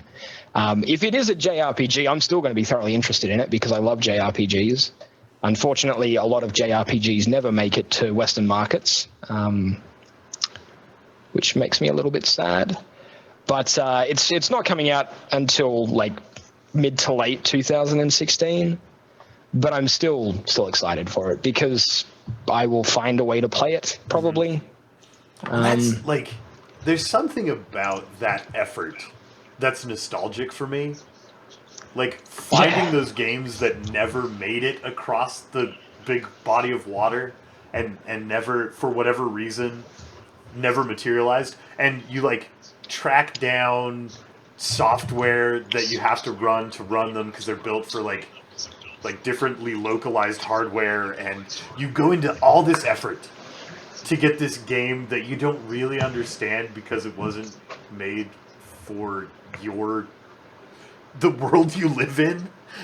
and like there's such a barrier, like a social barrier and a cultural barrier, and you just play it anyway and you just love it. Yeah, even if you can't understand it at all. That bit of nostalgia, like maybe Valkyria Azure Revolution will force us to go to those efforts to just like not understand, but want so badly to love something that we love it anyway. Quite possibly.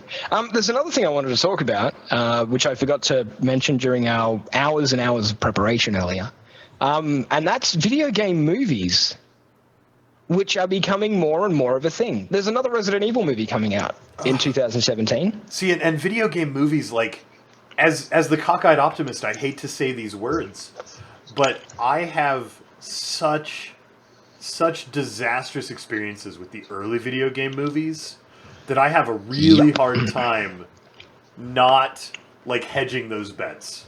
I have a really hard time getting excited. I'm lying. I'm really excited for the World of Warcraft movie. I'm just lying. I'm super excited. Yeah, I'm super excited for that as well. But I want to say that the Mario Brothers movie and the Mortal Kombat series of movies made me never want to trust a video game movie ever again. Which is fair enough. Like, I just don't want to trust them. But the guy, I forget his name, and I should be better at that. But we didn't do our preparation as much this time. The guy that's in the Warcraft movie that was in Vikings, he's pretty, and I like him. So here's a list. Like, for those who are unaware of video game movies, there's a whole bunch of them being developed right now. Like, a whole bunch of them.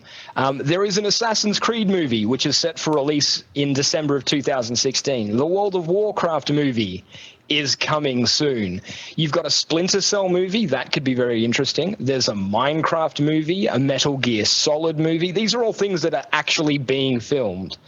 The Last of Us movie is something that I'm very excited about. There is also... does this have a release date yet? I don't know if it is. So, Llama, I don't know if you've heard about this. There's a movie coming out that is being worked on I'm going to say two names here, which you're going to love. J.J. Abrams. Mm-hmm. Yep. Should be fairly familiar get with his behind work. that. And our Lord Gaben. Wait, what? It's a movie called Portal: No Escape. Well, it's based on the movie Portal: No Escape, which was a short film, but they're actually working on a Portal film. I am afraid. Mm-hmm. I am legitimately terrified that the thing that made Portal work, and the thing that made the humor and the universe of Portal work, was that I was standing there pushing the buttons. And all of that humor depended on my interaction with it and its interaction with me in that very intimate, I am controlling that character. And if I can see that character from a third-person camera, other than like the glimpses you get of yourself through a portal, I'm worried it doesn't work. I'm terrified that they're going to take something I love so much and make it mediocre. It's something that could be, like, once again, it's one of those things where there's a terrible taste in your mouth, right, from previous experience. But it's J.J. Abrams and Gabe Newell working together to bring this universe to film. I think they'll make a great movie. To film. I think they'll make a great movie. And I think that I will go into it wanting Portal nostalgia, and it won't capture that universe for me because that universe is intended to be captured as, like, so first person. I'm really good at immersing myself in movies and, like, losing the world around me while I watch them. But I'm worried that not having my hand on the mouse and being the one who makes the decisions that game masterfully predicts and then mocks you for it. Like, I think that'll take something out of it. There was a proof of concept done, which you should check out if you've not seen it. I don't know where you'd find it. It was a short film, but it was really cool. I remember watching it. There's no release date on that yet. It has been said that it is going to be worked on, but the studio that is going to be doing it and J.J. Abrams are very, very busy, so it might be a while coming. I guess I'm just trying really hard not to get my hopes up so that they don't get there. Wasn't that was the whole topic of our conversation tonight, basically, wasn't it? It was don't get your hopes up, do your research. But yeah, there are a lot of video game movies coming out in the near future. Let's hope some of them don't suck. I think there's a chance. You know, the comic book movies finally did it. Mm-hmm. They finally broke through into being good movies. And maybe it's video game movies' turn to finally break through and be good movies because the audience is big enough that the studios are willing to invest in making them good. Maybe it's time. There's a lot of potential. It's just whether or not they can translate you're exactly right. Whether they can translate the experience, the feel of the game to the screen, because that takes a special kind of actor and a special kind of director to really take that. And games are so personal, especially when the protagonist is silent. You and I have different experiences of that game. And you can't catch both of them on the screen. And I think that's hard. And maybe I need to not go in wanting to have nostalgia about my experience playing the game, but just wanting to watch a movie in that universe. Maybe that's the secret to setting my expectation. I think it's easier to do comic books as movies because they tell you a story you're not involved in. And you can tell that story in a comic book, and you can tell that story in a movie, and it's okay. But video games, I think, is hard because the selling point, the reason video games exist as media, in addition to TV and movies and comic books and whatever else, is their thing that they do is they get you involved interactively. And it's going to be hard. I need to go into the movie expecting a movie, not a game, and I don't know if I can do it. we'll find out eventually. I'm like personally, I think some of the settings they've chosen, some of the games they've chosen are really great fits for a potentially good movie. Like I think The Last of Us has great potential to be a great movie. Yep. I think that Splinter Cell has a great. Yep. Have you played the Splinter Cell games? Yeah. I think that has World of the Warcraft, potential. even like Yeah. the lore in that world. There's so much of it that you read and experience that you don't play through, and they can make movies out of that without me having the like interactivity expectation that I'm terrified of. You know, they can tell those stories that you get referenced sort of distantly, and that can be a thing. All right. Well, we've just about run out of time. In fact, we've like almost exactly run out of time. So we're going to have to stop talking, Llama. We're going to have to. Yeah. Going to have to go. And yet again, I haven't written a concise and dynamic sign-off for myself. We don't have those here. That's not what we do. So we might just ramble to the end until one of us decides that it's over and stops rambling. And I mean, we've got to work out what's happening next as well. We haven't really decided on that either yet, but we have shouldn't work that out in the part that's still going to be edited into the podcast proper. Yeah, we should that's work that true. out after we finish awkwardly, slowly ending. It's yeah, that's probably It's I like it's as sort of the it's the culminator. So it's I think so. It's It's yeah.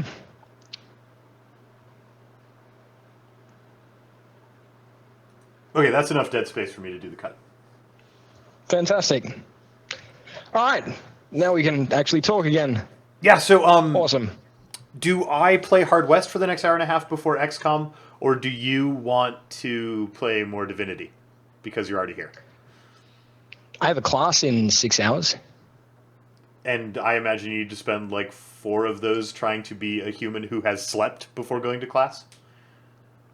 I don't know. Who needs... What is this sleep thing? I keep hearing about it. It's a mythical creature that I vaguely remember from life before I had kids. I hear it's awesome. And if you have a chance, you should try it. Okay. All right. Well, look, I think you should experience Hard West. We didn't talk about Hard West. Damn it. I wanted to talk a little bit about Hard West. Well, we can do that next cast. We talked about Hard West in the previous 2 metagaming podcasts. And then we talked about it before it came out. We talked about it after playing the press release. And maybe we can wait 1 podcast before we talk about it after we've played the released version. It's really good. I'm going to tell you something. Don't turn on Iron Man. Yeah? Not because the game is buggy, but because you will lose all... Like, I lost an hour and a half worth of progress today. Because I started my first campaign on Iron Man accidentally. Oh, maybe I need to finish Undertale today. I'm afraid that game trolled me for an hour and a half the last time I turned it on. It made me think it was over. And I've already finished it 4 times. Then you don't get to play Hard... Then you don't get to play Hard West. I know. And I want to finish Undertale so that it can be done.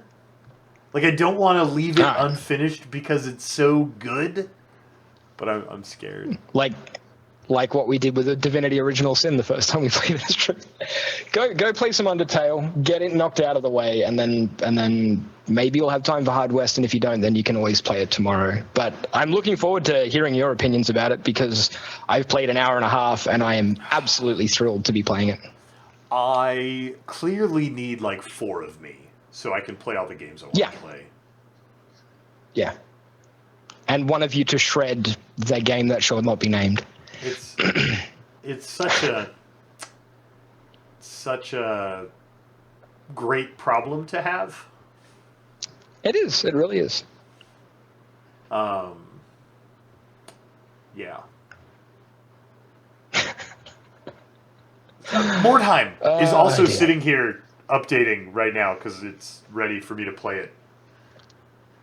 Oh, right. Yeah, that's probably just become available, hey. And I played a little bit of the Living Dungeon and never talked about it. Did you play that game? There's so many things to play. I need to go because you need to finish Undertale. Yeah. Thanks for hanging out with us, chat. I'm going to pimp my channel quickly because it's the thing that I do at the end of these things. I'm Lolash. I normally stream 6 hours a day, 7 days a week, starting 6 hours before Llama does. But at the moment, I'm not. But I will be in the future again in a couple of weeks. So consider following me so that when I actually start streaming again, you can see me stream and hang out and we can have some fun. Yeah, go to that guy's place and push the button because you want to be there when it starts again. I can self-love in chat. Yep.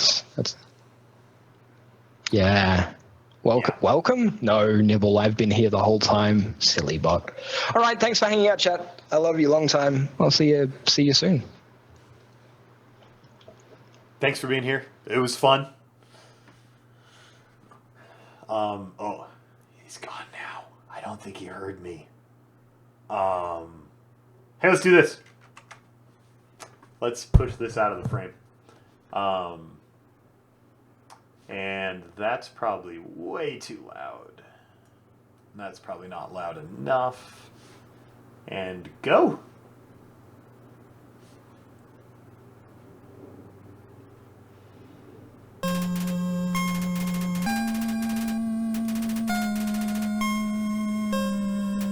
Hey, why isn't it be there?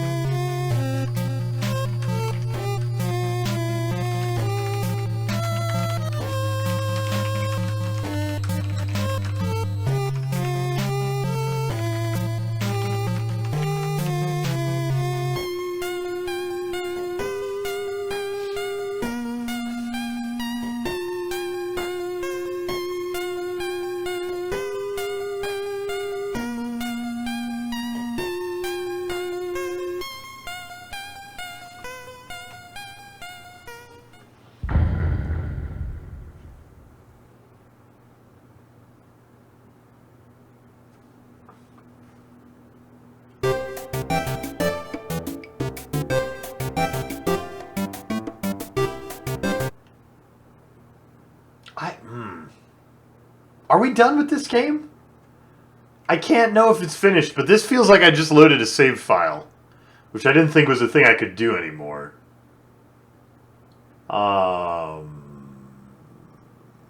This is going to be the boss fight.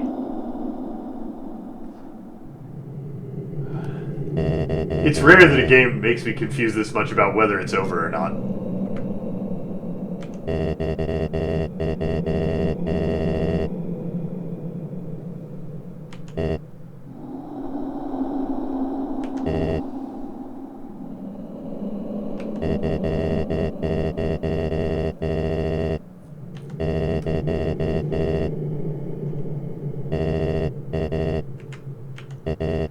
Floey told me to visit Alphys? Okay. Maybe that's... I was forgetting that bit.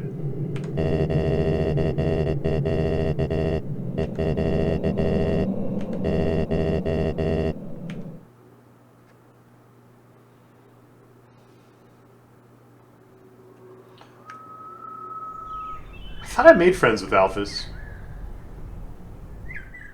Maybe I messed that interaction up. Where's the elevator?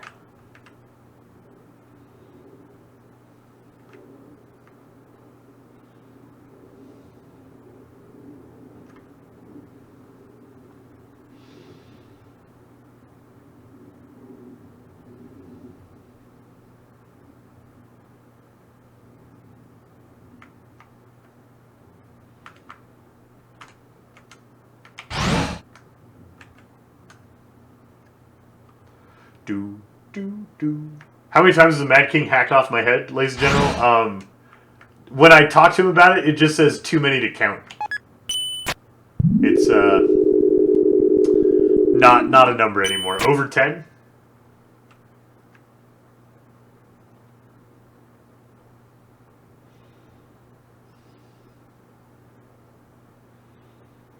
It's so quiet.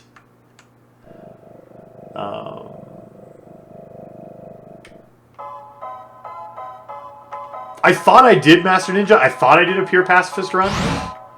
But apparently I didn't actually. I don't know.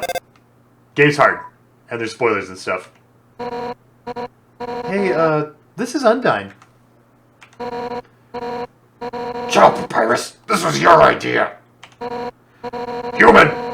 You have to deliver something for me. Please? I'm at Snowden in front of Papyrus.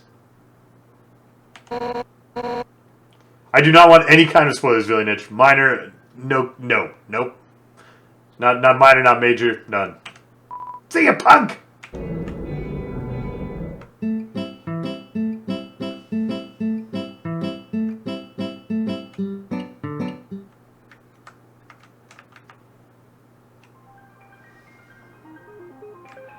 Where's the lab? So bad at sense of direction. It's either this way or that way. It's this way.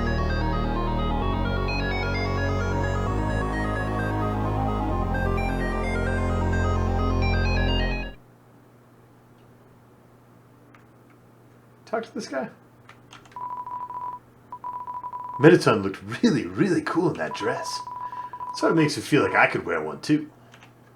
Alright, you go, boy. Didn't I finish this game? I thought I did. But I'm given to understand that I did not. There you are, dearie. You're always welcome in my parlor. Just stay on your best behavior.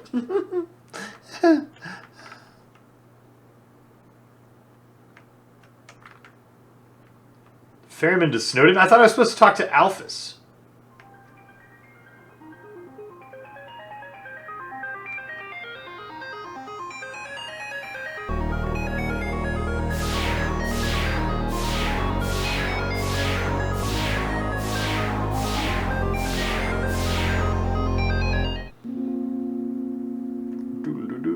That guy bought a donut made of spiders.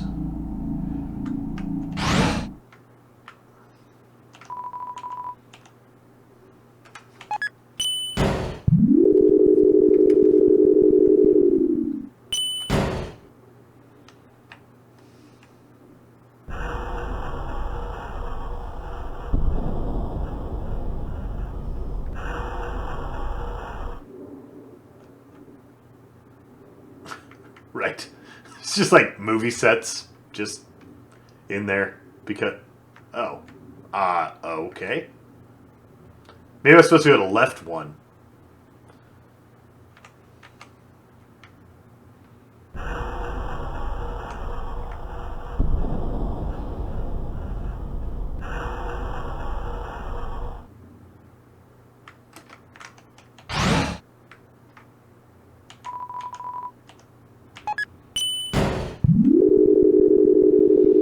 I like elevators that go sideways.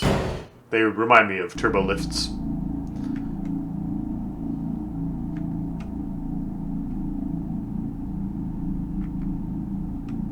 Well, the lab's this way.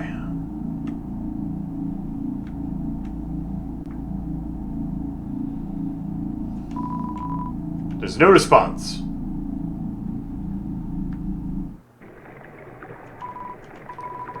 Tra-la-la. Care for a ride? Yes. Snowden.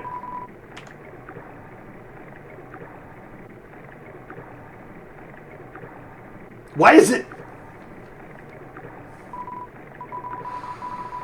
Tra-la-la. The piano plays the tinkling song.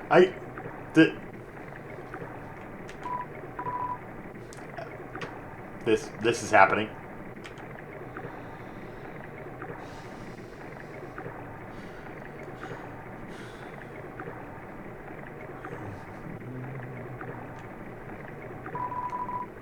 Come again sometime. Tra-la-la.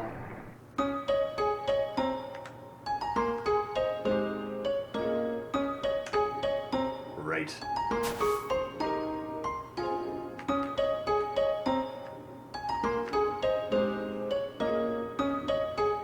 That is a long cat, isn't it?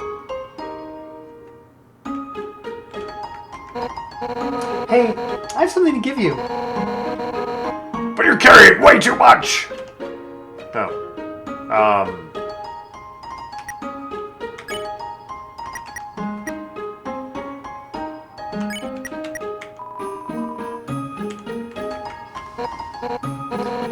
So, I have a favor to ask you. I need you to deliver this letter. To Dr. Alphys. Huh? Why don't I do it myself? Well... It's kind of personal, but we're friends, so... I'll tell you. Hotland sucks! I don't want to go over there! So here you go. You got the Undyne's letter. Oh, and if you read it... I'll kill you! Thanks so much. You're the best. Undyne writes a lot of letters, but she can never seem to find the right words. So when she goes to deliver them herself, she always quits so she can go back and rewrite. That's why she asked you! Because you have no standards! Thank you? Papyrus, you're a pal?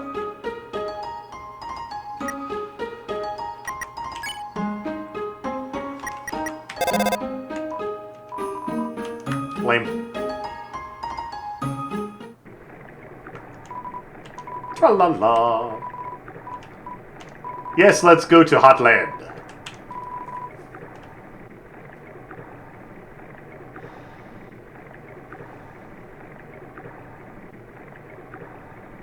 To read the letter or not to read the letter, that's the question.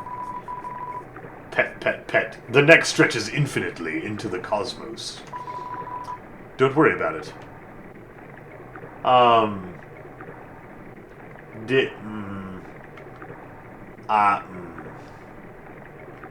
don't think we read other people's mail, right? Feels unlike the character I've been playing in this playthrough. The door has no mail slot. Slide the letter under. Slide. You slide the letter under the door and give it a knock.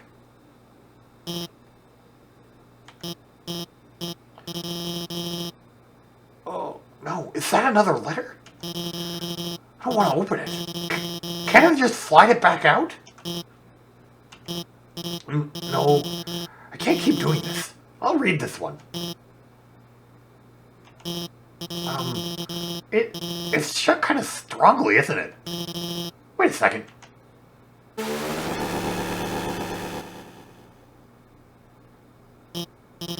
Hey, if this is a joke, it's... Oh my god. Did you write this letter? It wasn't signed, so I had no idea who could have... Oh my god, oh no.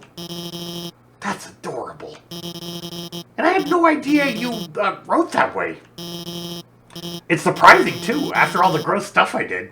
I don't really deserve to be forgiven. Much less, this? And so passionately, too. You know what? Okay, I'll do it. It's the least I can do to make it up to you. Yeah, let's go on a date. Oh. Dating start. Start? Sorry, I'm still getting dressed.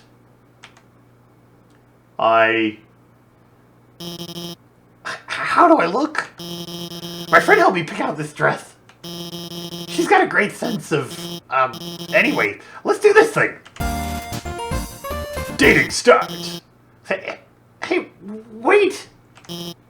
Actually, we still can't start the date yet. I gotta give you items to raise your affection statistic first.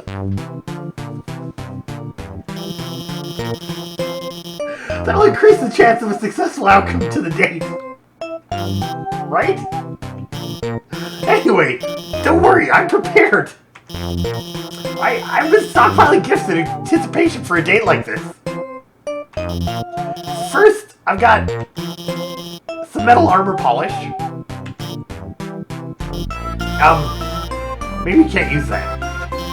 But I also brought some waterproof cream for your scales. Your, scales. Well, how about this magical spear repair kit that hey, let's forget about the items. Let's just start the date. Dating! Start! Yeah, let's, date. Give me the date theme. Get.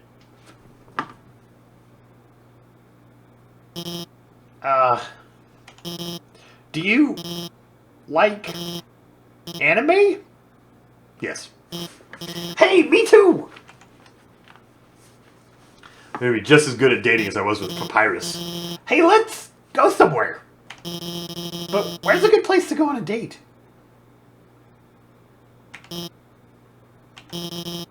I've got it! Let's go to the garbage dump.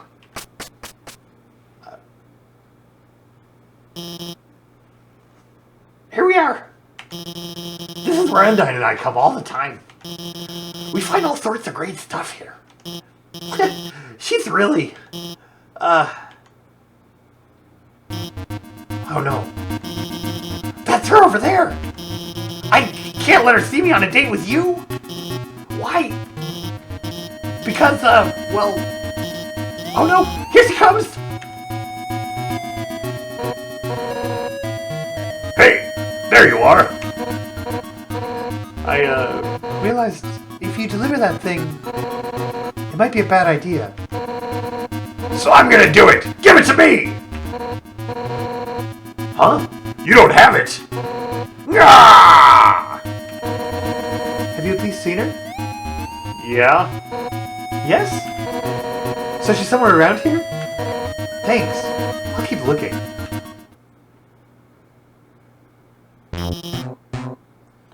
Oh my god.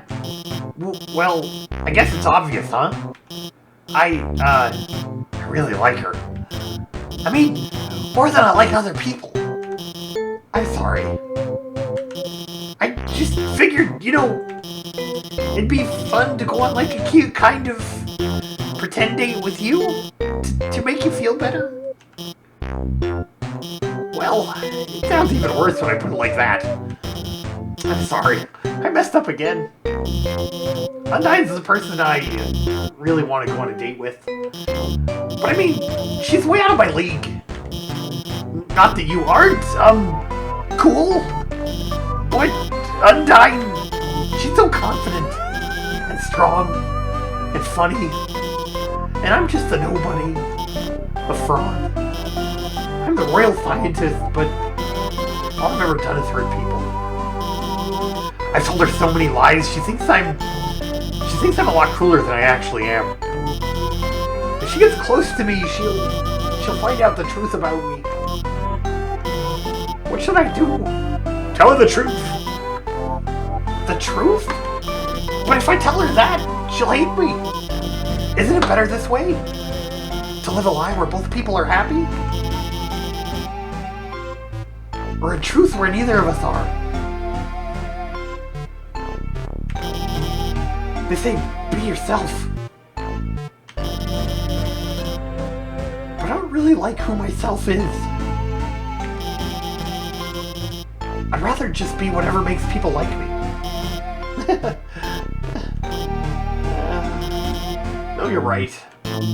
Every day I'm scared. Scared of what will happen if people learn the truth on their own. They'll all get hurt because of me.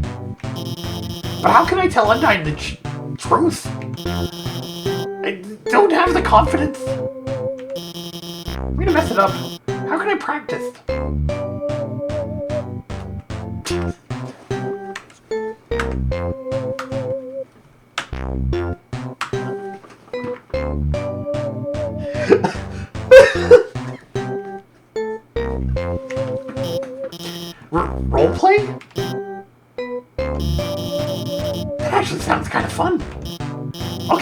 Which one of us will be Undyne?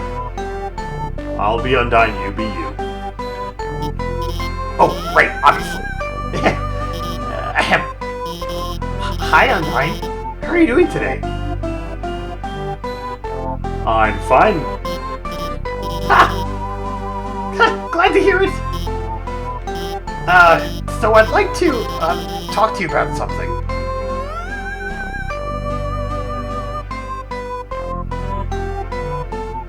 Why are the letters, like, there's extra capital letters over there?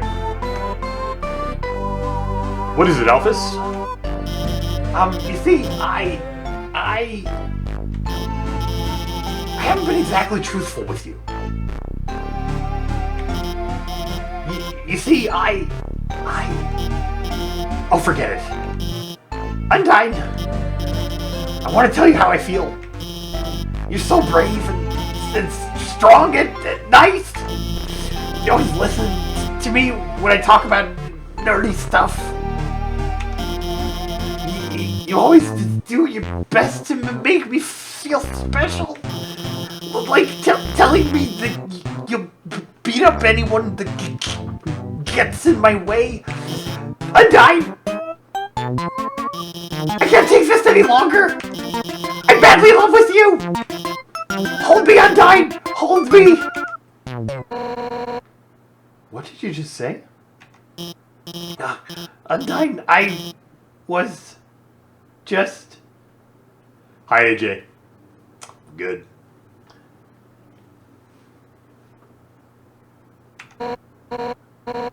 Hey, whoa. Wait a second. Your outfit's really cute. What's the occasion?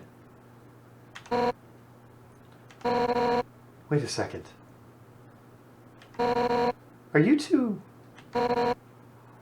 on a date? Yes? I mean, no.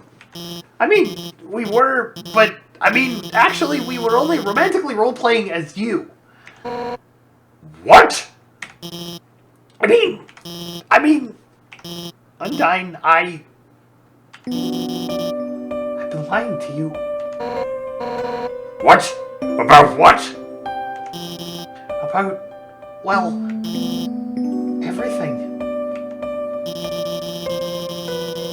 I told you the seaweed was scientifically important. Really, I just use it to make ice cream. Those history books I keep reading, those are just dorky comic books. And the history movies, those are just, anime. They aren't real.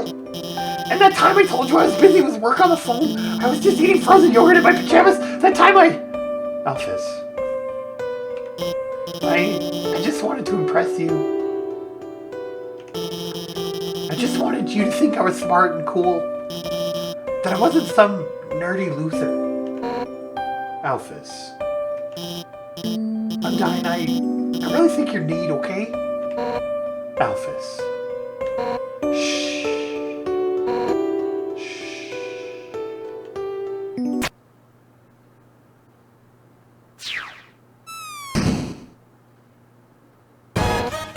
Alphys! I think you're neat too, I guess. But you've got to realize, most of what you said really doesn't matter to me. I don't care if you're watching kid cartoons or reading history books. To me, all that stuff is just nerdy crap. What I like about you is that you're passionate, you're analytical. It doesn't matter what it is, you care about it. 100% at maximum power. So you don't have to lie to me. I don't want you to have to lie to anyone anymore. Alphys, I want to help you become happy with who you are. And I know just the training you need to do that. Undyne, you're gonna train me? What? Me?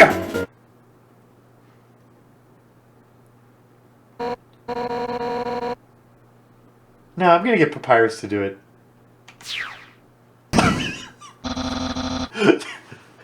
Get those bones shaking! Oh, jog boy. It's time to jog 100 laps, hooting about how great we are. Ready? I'm about to start the timer. Undyne, I'll do my best. Oh my god! She was kidding, right? Those cartoons. Those comics. Those are still real, right? Anime's real, right? Ha ha ha! I knew it! Gigantic swords, magical princesses, here I come! Thanks for taking care of Alphys. I didn't get to say what I wanted to, but things seem like they're going to get better for her. Well, gotta go catch up with them. Later. Anime is so real. The realist.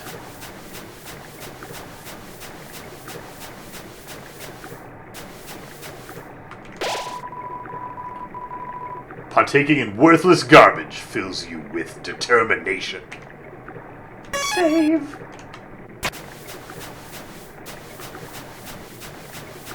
So now do I go, like, play the end of the game again? I think. Howdy! If it isn't my good friend who trusts me. I'm, like, the voices, I can't keep them separate now. This is Papyrus, your also mutual friend. Alphys and I finished our training early. Very early. So I sent her home. Very home.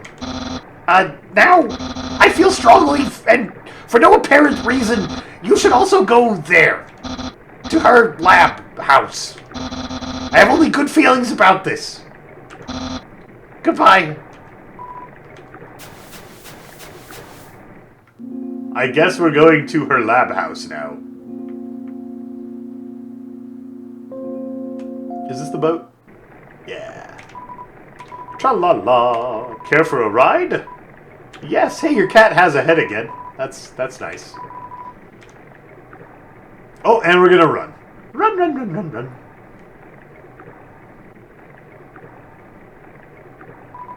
Tra-la-la. I should have worn a few more pairs of pants today. I like this guy. It's good people.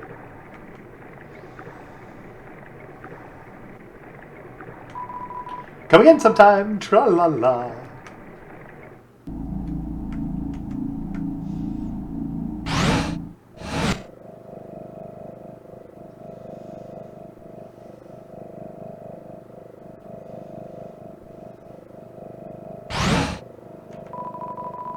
It's a note from Alphys. Read it? It's hard to read because of the handwriting, but you try your best. Hey, thanks for your help back there. You guys, your support really means a lot to me.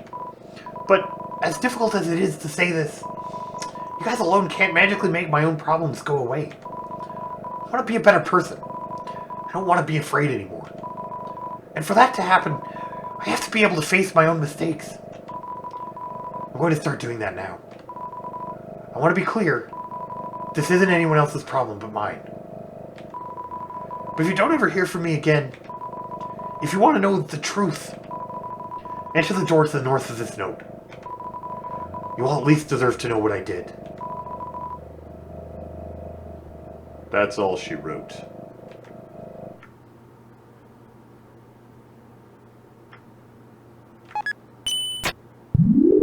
Yeah, Alan, I did get the message. Haven't had time to write a response. I'll get back to you.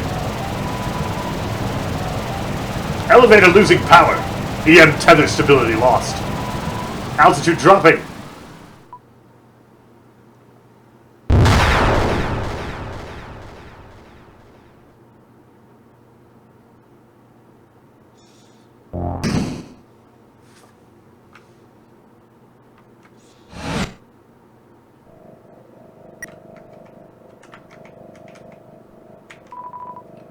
Entry number 1. This is it. Time to do what the king has asked me to do. I will create the power to free us all. I will unleash the power of the soul. Entry number 2. I suspect this is Alphys, probably. The barrier's locked by soul power. Unfortunately, this power cannot be recreated artificially. Soul power can only be derived from what was once living. So, to create more, we will have to use what we have now. The souls of monsters.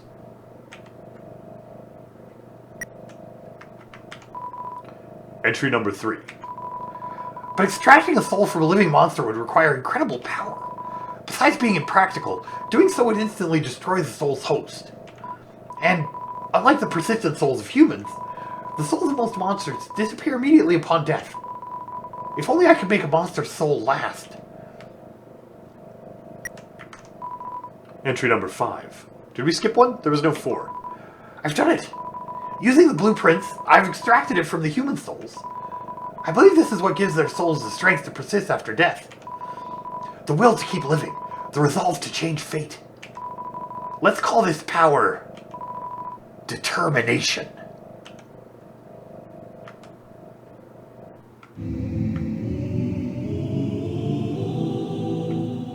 Uh-oh. True laboratory. There's a note on the ground. You can't make it all out. Elevator lost power. Enter the center door. That's all you can read. Power room.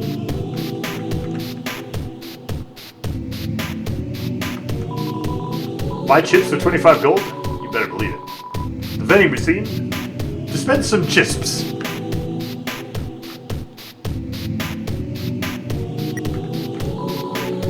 Entry number 6. Asgore asked everyone outside the city for monsters that had fallen down. Their bodies came in today. They're still comatose, and soon they'll all turn into dust. What happens if I inject determination into them? If their souls persist after they perish, then freedom might be closer than we all thought.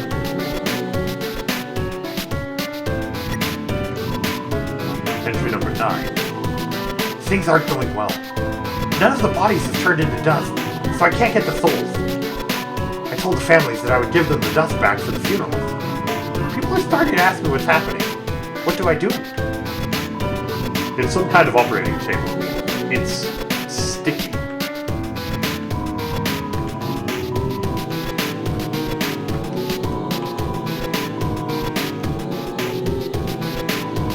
You turned on the sink. You turned on the sink. You turned on the sink. Ew. No, turn it back up.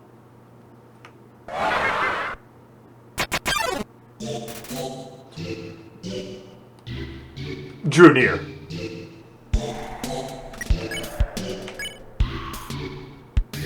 What?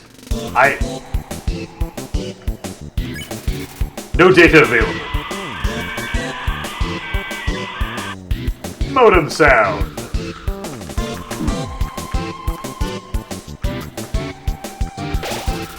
But nobody came.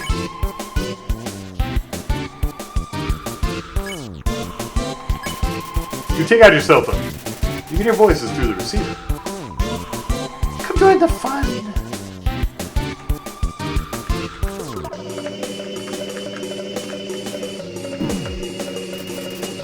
But nobody came. Memory head A. Join? He'll be with us shortly. Lorem ipsum.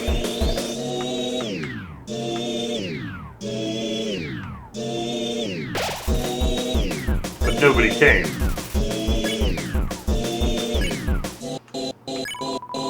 Just a moment.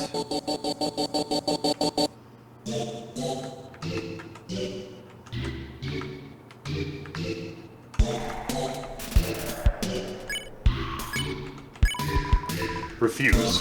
Oh well.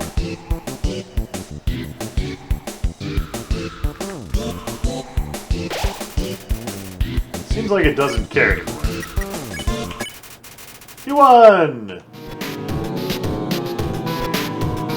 There's a red key lying in the sink. You took it and put it on your keychain. Turned on the sink.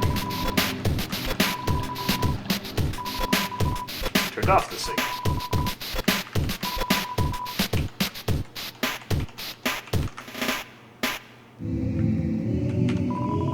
There's a note on the ground. You can't make it all out. Dream dropped it. That's all you can read. Click. The red key fits perfectly into the slot. The red switch has been turned on.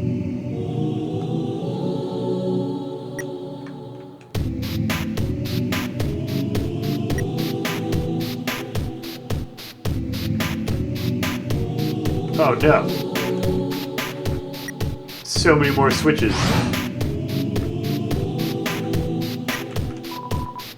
Entry number 12. Nothing is happening. I don't know what to do. I'll just keep injecting everything with determination. I want this to work. Entry number 13. One of the bodies opened its eyes.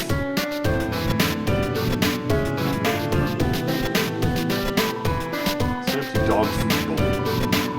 Seems like a comfortable bed. Lie on it? Yes? Okay. It's a bed. It's a bed. There's something under the sheets. Check it out. It's a yellow key. You put it on your keychain.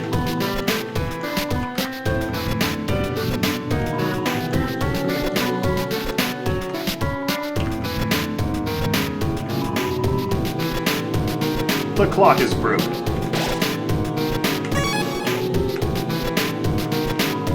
Entry number 14. Everyone that has fallen down has woken up. They're all walking around and talking like nothing is wrong. I thought they were goners.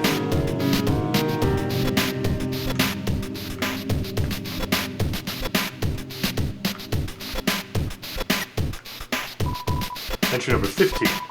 Seems like this research was a dead end. But at least we got a happy ending out of it.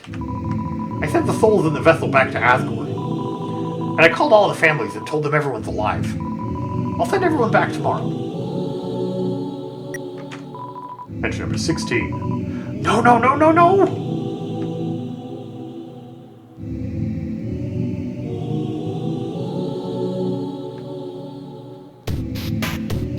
There's too many paths.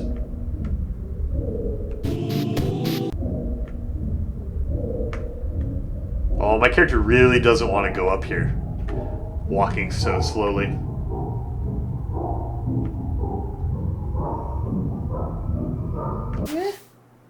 Oh. There's a green key lying in the bathtub. You took it and put it on your keychain. Anticlimactic?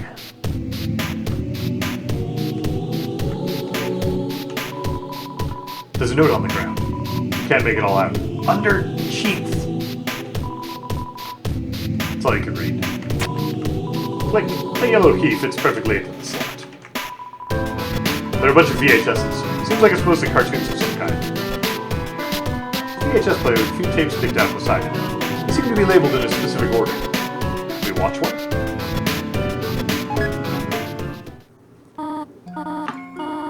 Psst, Gory, wake up. What is it, dear? And why do you have that video camera?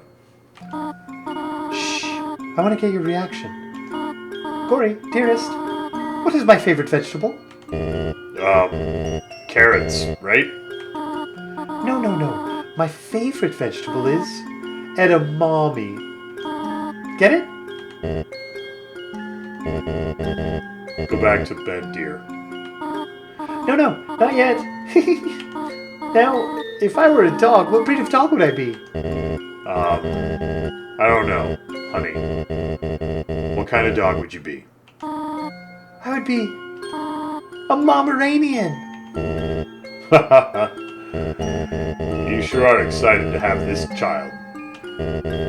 You know, if you keep making jokes like this, one day you could be a famous momedian. Well, I'm going to bed. Hey, come on, Tori. That one was funny. I know. I'm just teasing you. Good night, dear. Good night, honey. Oh dear. Perhaps it's too dark in here for the video to come out.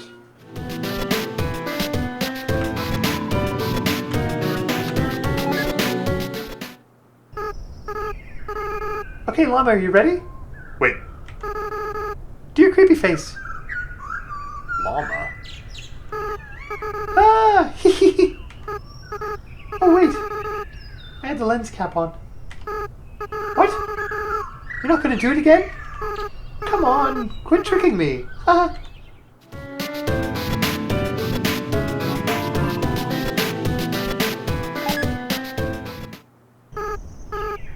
Howdy, Llama. Smile for the camera.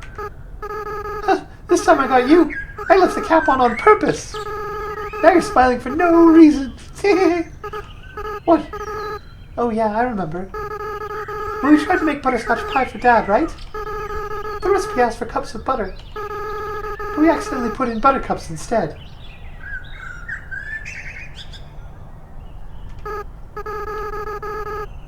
Yeah, those flowers got him really sick. I felt so bad. We made Mom really upset. I should have laughed it off, like you did. Anyway, where are you going with this? Huh? Turn off the camera? Okay.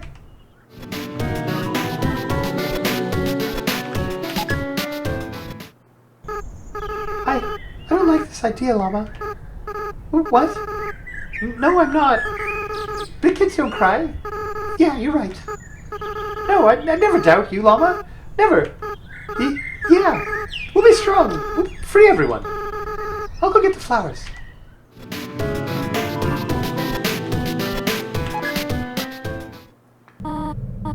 Llama, can you hear me? We want you to wake up. Llama, you have to stay determined. You can't give up. You are the future of humans and monsters. Psst, Llama, please wake up. I don't like this plan anymore. No, I said I'd never doubt you. 6, right? We just have to get 6. And we'll do it together, right? There are no more. There are a bunch of VHSs. It seems like it's mostly cartoons of some kind. They seem to be alphabetized, save for a few stray, sticky ones.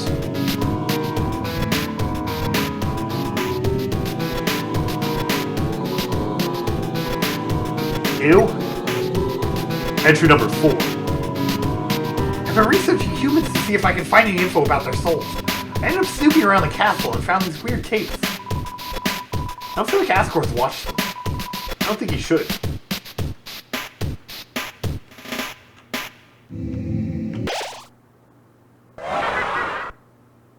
Oh. Smells like sweet lemons. Lemon bread. Unhug? You let lemon bread be. Lemon bread's teeth shake. Well, welcome to my special hell. Okay.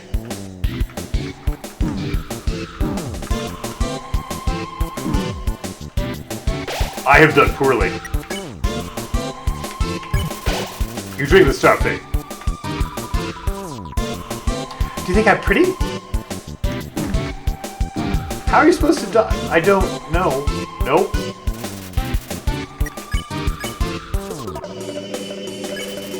You called for help, but nobody came.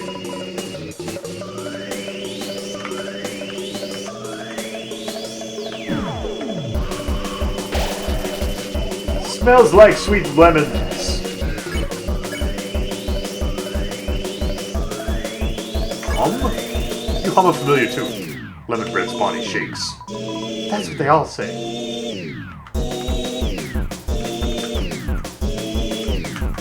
Whoa! Ah.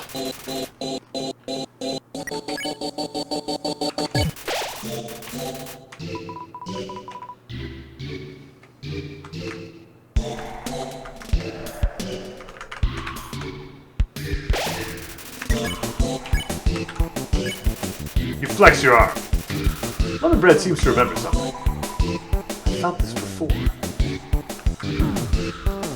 No, lemon bread. Quit it. Ow.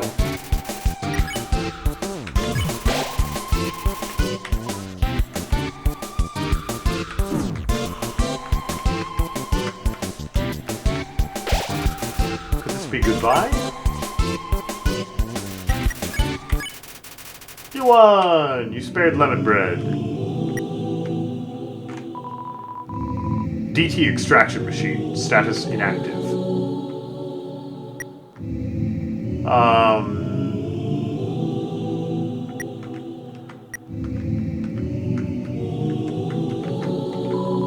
There's something here. It feels like a tree, ripe with delicious fruit. Something in the shape of a man. Something here. Feels like it's breathing. It's some sort of cold rectangular object.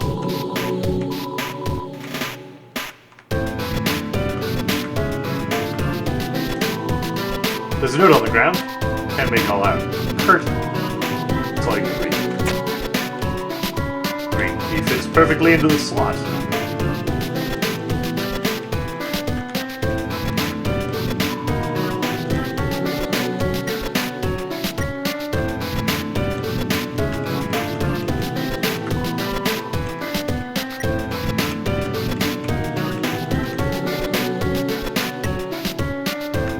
I was hearing screens turn on.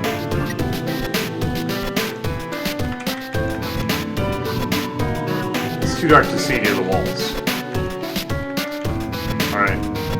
Maybe once we get all the power on, that room will light up. Did we go up here? Yes.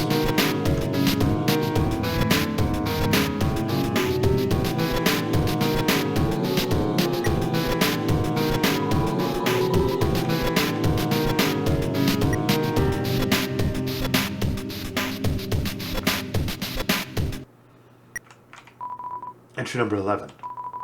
Now that Marathon's made it big, he never talks to me anymore.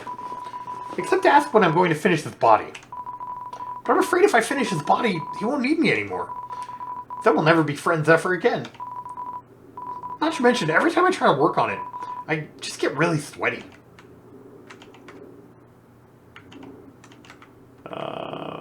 Game. There's a switch on the wall. Press it? Yes.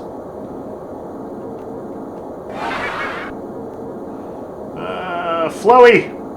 No, Floey!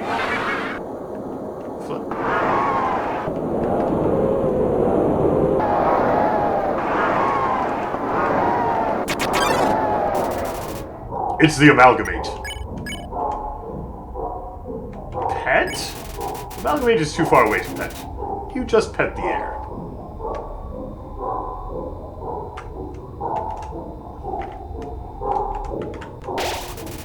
Amalgamate is watching you intently. Play? Amalgamate is not excited enough to play with.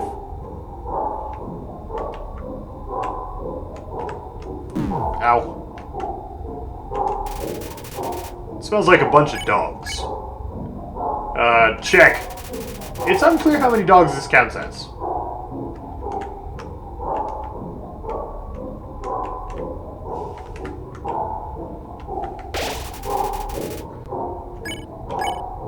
Second.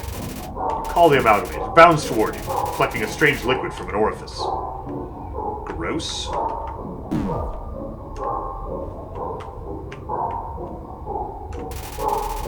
Amalgamate is hovering close, looking for affection. You pet the Amalgamate. It convulses rapidly, then calms down. It rests quietly on your lap for a moment. Suddenly, it shoots away and crawls wildly on the walls.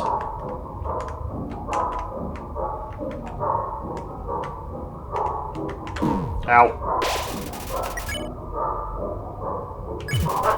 You eat the hot dog? HP is maxed out.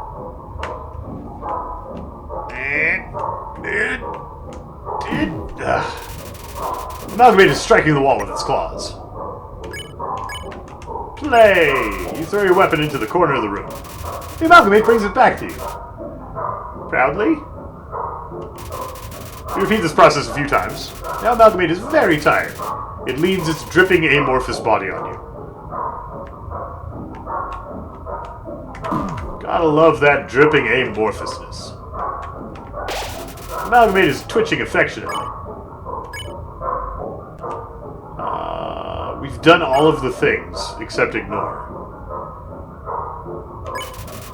Try looking away, but it seems to appear everywhere you look.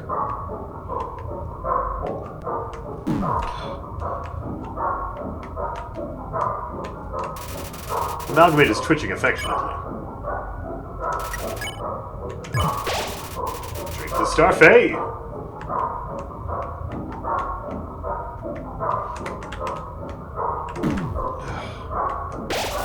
So bad at this. Pet! Starts to generate a stage 1 happiness froth. Only the best in happiness froth for my Amalgamate. Amalgamate's convulsions intensify. You pet decisively. The Amalgamate seems to be satisfied by all this. Endogeny is contented.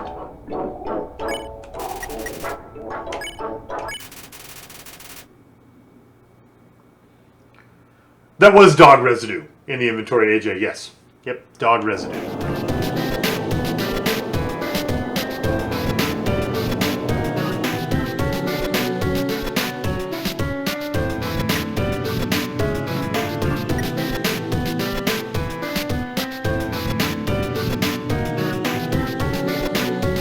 I have a feeling that over here the fog will be blown away, like it was over there. Yeah. Entry number 19. The families keep calling me to ask when everyone is coming home. What am I supposed to say? I don't even answer the phone anymore. It's a refrigerator. It's empty. This refrigerator seems to contain samples of some kind. Entry number 20. Asgore left me 5 messages today. 4 about everyone being angry. 1 about this cute teacup he found that looks like me. Thanks, Asgore. This refrigerator is empty. Why is it wiggly?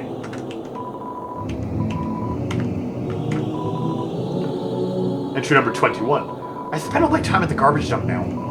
It's my element.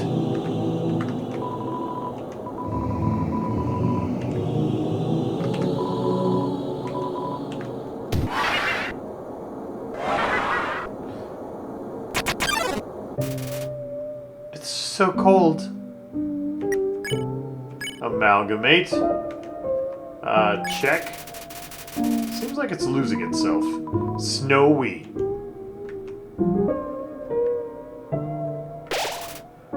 So cold. Laugh. You laugh. And keep laughing. It's so funny you can't stop. Tears run down your face. What? You didn't do that? I did that. That is the thing I did. It's so cold. Joke? You told a bad pun about snow. Her expression starts to shift. I remember.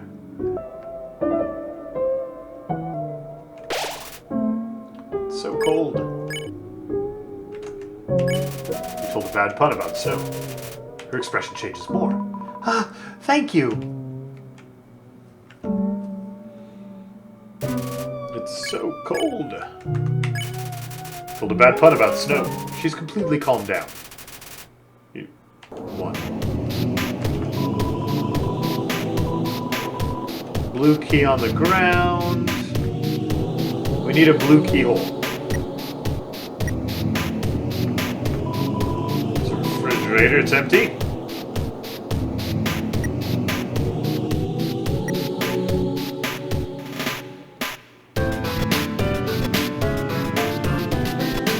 Yellow, where's the blue keyhole?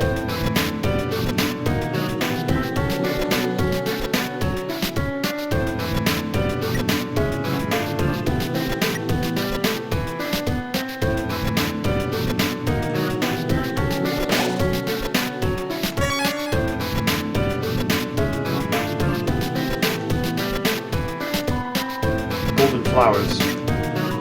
Entry number 7. We'll need a vessel to wield the monster's souls when the time comes. After all, a monster cannot absorb the souls of other monsters. Just as a human cannot absorb a human soul. So then, what about something that's neither human nor monster? Like a flower? Oh. Experiments on the vessel are a failure. It doesn't seem to be any different from the control cases. Whatever. They're a hassle to work with anyway. The seeds just stick to you and won't let go.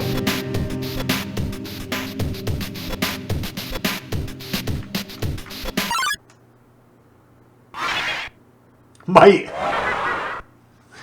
Oh, no. Oh, no!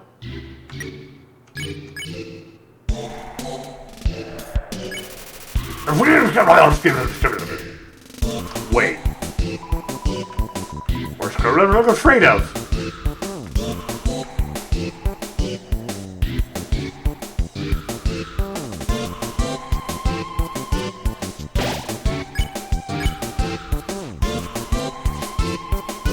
Mystify! You did something mysterious. Recognize it has more to learn from this world.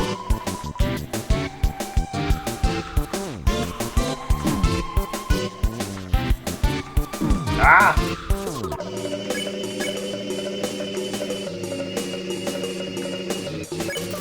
You kneel and pray for safety. Remembers its conscience.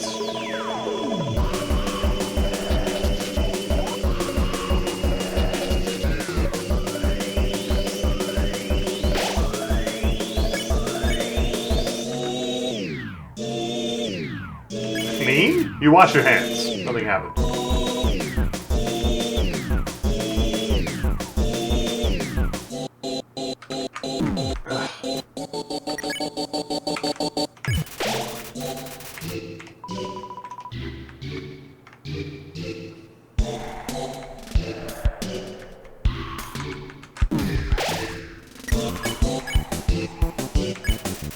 Pick on Reaper Bird. Reaper Bird seems to remember something. Someone finally gets it, ribbit, ribbit, courage.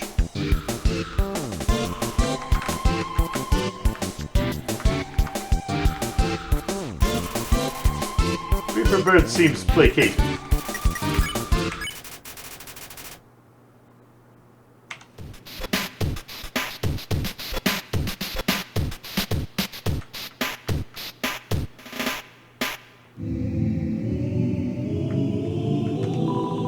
There's a note on the ground. You can't make it all out. Cold. That's all you can read. Click. The blue key fits perfectly into the slot.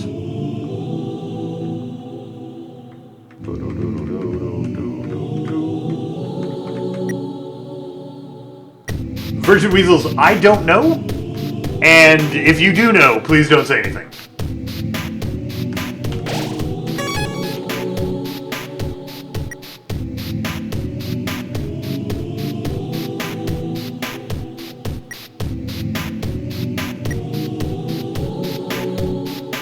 Hi, Amnesia.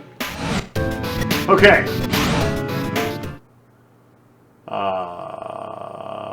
Let's go this way before we push a button. Seems to be turned off. Yeah.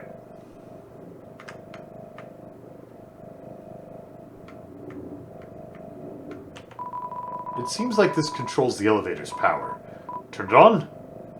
Yes.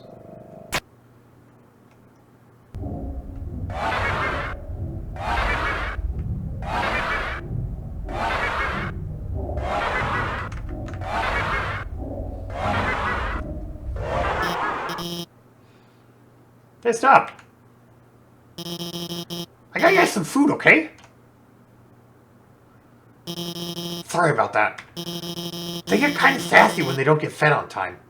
I think they smelled the potato chips you had. And anyway, the power went out, and I've been trying to turn it back on. But it seems like you were one step ahead of me. This was probably just a big inconvenience for you, but I appreciate that you came here to back me up. As I said, I was afraid I might not come back.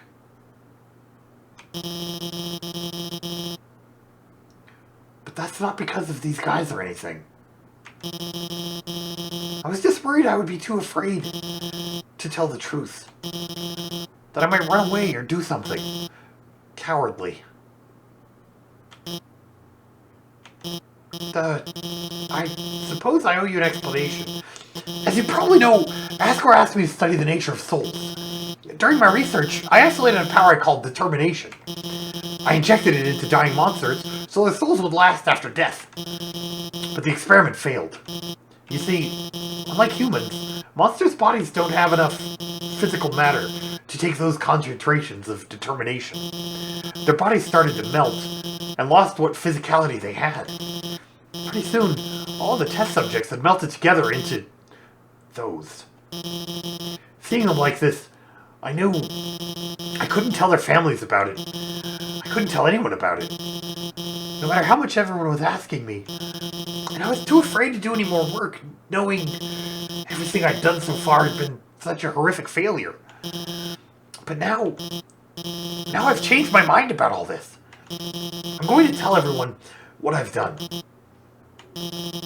It's going to be hard, being honest, believing in myself. I'm sure there will be times where I'll struggle. I'm sure there will be times where I screw up again. But knowing deep down that I have friends to fall back on, I know it'll be a lot easier to stand on my own. Thank you. Come on, guys. It's time for everyone to go home.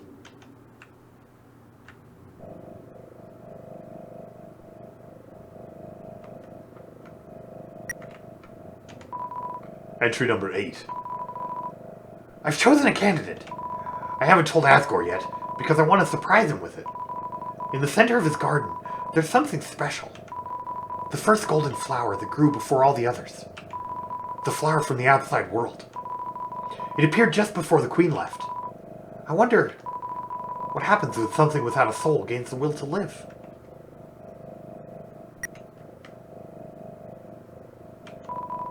Entry number 18. The flower's gone.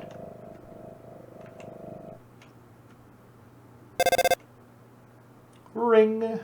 Thanks, Official Sir-Step. Appreciate it. It's a voice you have never heard before. Llama, are you there? It's been a long time, hasn't it? But you've done well.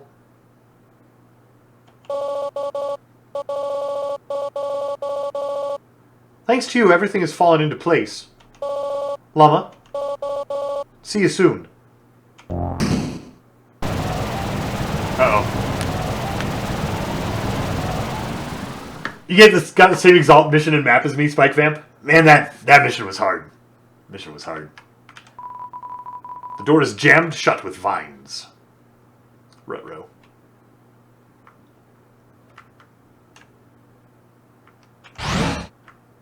Skip. I'm a little worried about what we're going to find up here. I'm a little worried I don't have enough food to survive this fight, because I am bad at dodging.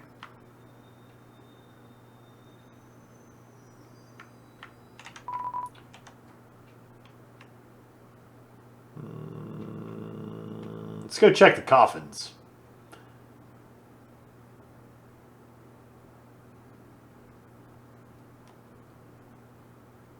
I wonder if...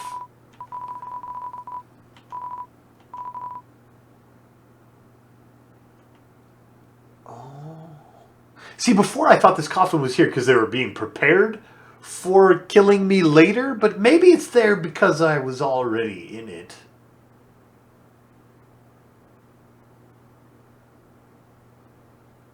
Dodge harder. I know. I need a save point.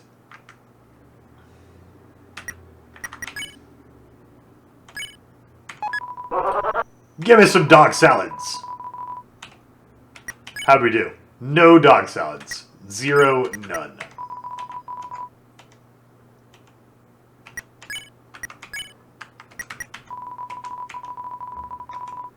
Little pat for the dog residue.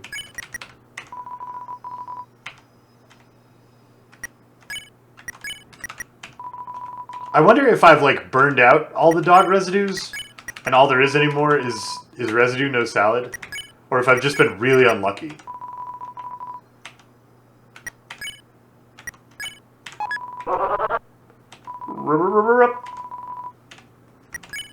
Yeah, no, appear to be out of luck here. Put potato chisps. Potato chisps.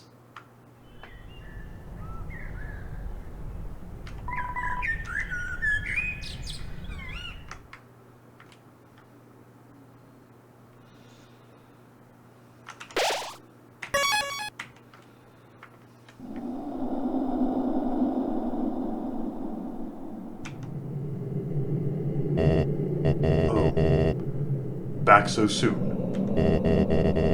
How are you feeling? There's nothing else to do, right? The elevator's closed? I see. This is it then.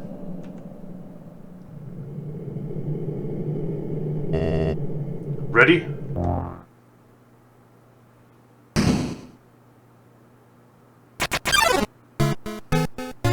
A strange light fills the room.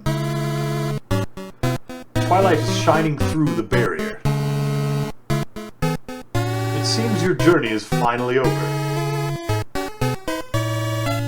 You're filled with determination. Human. It was nice to meet you. Goodbye. Don't break my mercy button! Yeah! Get wrecked! I mean, we're pacifists, and we don't like it when people get... What a miserable creature torturing such a poor, innocent youth. Do not be afraid, my child. It is I, Toriel, your friend and guardian. At first I thought I would let you make your journey alone, but I could not stop worrying about you. Your adventure must have been so treacherous, and ultimately, it would burden you with a horrible choice. To leave this place, you would have to take the life of another person. You would have to defeat Asgore. However, I realized I cannot allow that. It is not right to sacrifice someone simply to let someone leave here. Is that not what I've been trying to prevent this whole time? So, for now, let us suspend this battle. As terrible as Asgore is, he deserves mercy too. Tori, you came back. Do not Tori me, dreamer. You pathetic whelp. If you really wanted to free our kind, you could have gone through the barrier after you got one soul. Taken 6 souls from the humans, then came back and freed everyone peacefully. But instead, you made everyone live in despair. Because you would rather wait here, meekly hoping another human never comes. Tori, you're right. I am a miserable creature. But do you think we can at least be friends again? No, Asgore. Gah! Asgore, human! Nobody fight each other!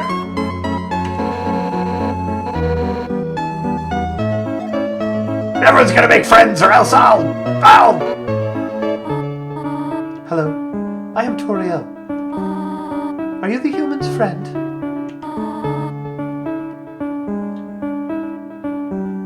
It is nice to meet you. Yeah. Nice to meet you. Hey, Asgore, is that your ex? Jeez, that's rough, buddy. Hey! Nobody hurt each other! Oh, are you another friend? I am Toriel. Hello. Hi! There's 2 of them? Hey! Nobody fight anyone!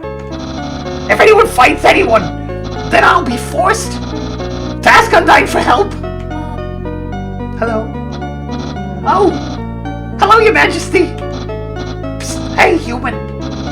Did Asgore shave? And clone himself? Hey guys, what's up? That voice. Hello.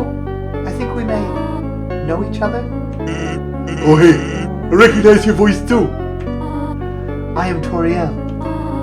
So nice to meet you. The name's Sans. And, same. Oh, wait then. This must be your brother, Papyrus? Greetings, Papyrus. It is so nice to finally meet you. Your brother's told me so much about you. Wowee! I can't believe Asgo's clone knows who I am! This is the best day of my life! Hey, Papyrus, what does the skeleton tile his roof with? Snowproof roof tiles? No, silly. A skeleton tiles his roof with shingles.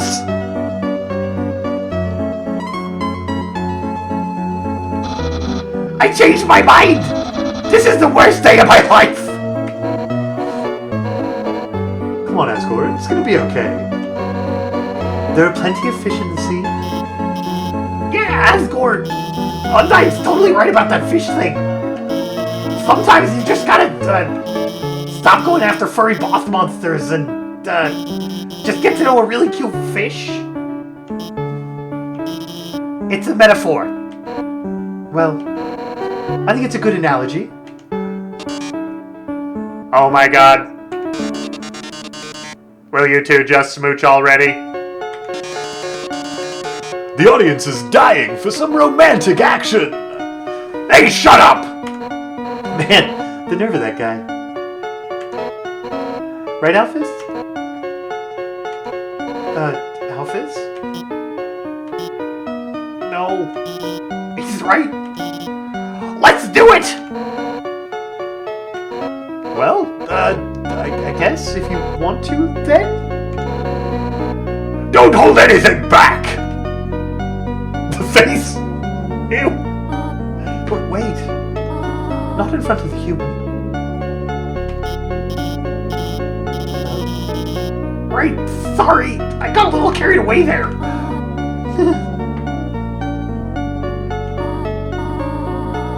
My child, it seems as if you must stay here for a while.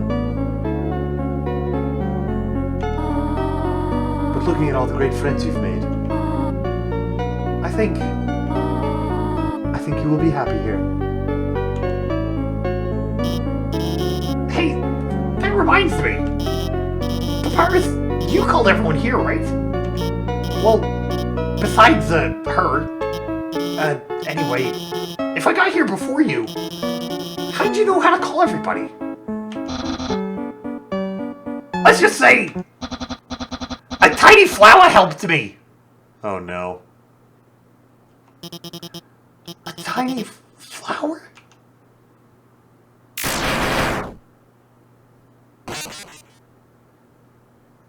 Oh no, Flowey. You idiots! While you guys were having your little powwow, I took the human souls, and now, not only are those under my power, but all of your friends' souls are gonna be mine too.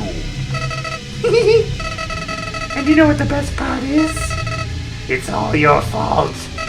It's all because you made them love you. All the time you spent listening to them, encouraging them, caring about them. Without that, they wouldn't have come here. And now, with their souls and the humans together, I will achieve my real form. Huh? Why are we still doing this? Don't you get it? This is all just a game. If you leave the underground satisfied, you'll win the game. If you win, you won't want to play with me anymore. And what would I do then? But this game between us will never end. I hold victory in front of you, just within your reach, And then tear it away just before you grasp it. Over and over and over. Listen, if you do defeat me, I'll give you your happy ending. I'll bring your friends back. I'll destroy the barrier. Everyone will finally be satisfied. But that won't happen. You.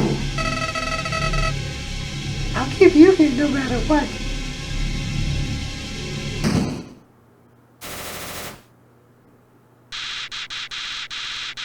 Even if it means killing you 1,000,000 times.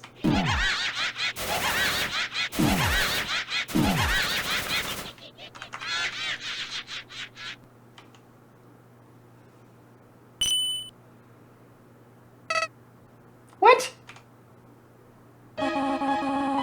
Do not be afraid, my child. No matter what happens, we will always be there to protect you.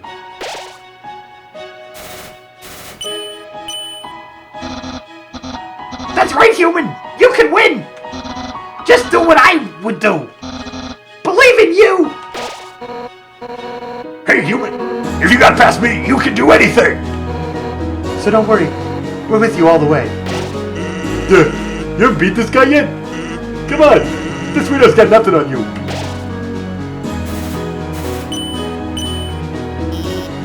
Technically, it's impossible for you to beat him. But somehow, I know you can do it. Human. For the future of humans and monsters, you have to stay determined.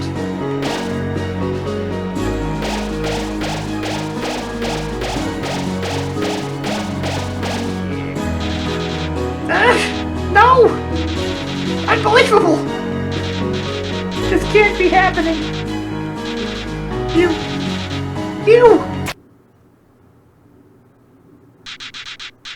I can't believe you're all so stupid. All of your souls are mine!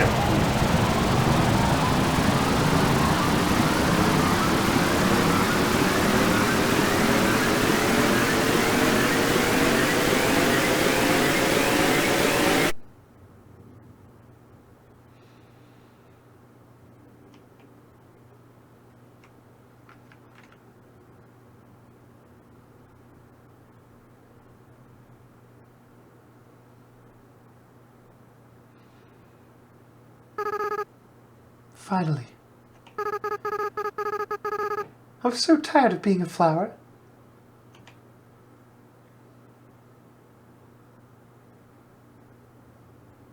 What? Howdy. Llama, are you there?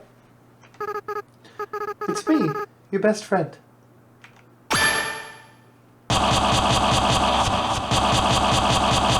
Asriel Dreamer.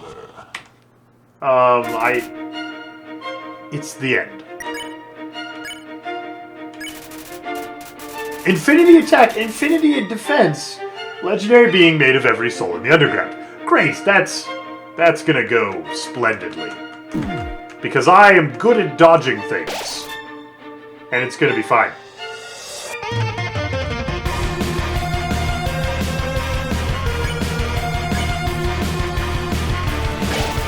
You held on to your hopes. You reduced how much damage you'll take this turn.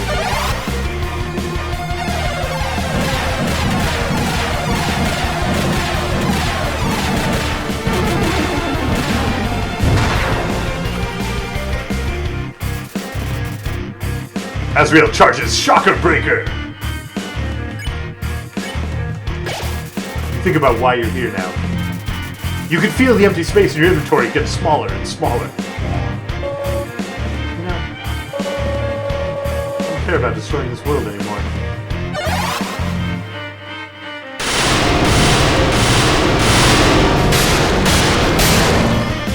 Okay, that's an attack I need to learn.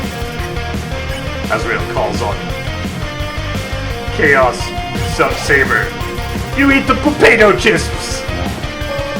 After I defeat you and get total control over the timeline, I just want to reset everything.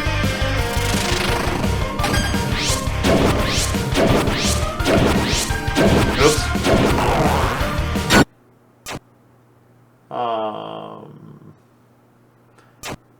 Yeah! But it refused.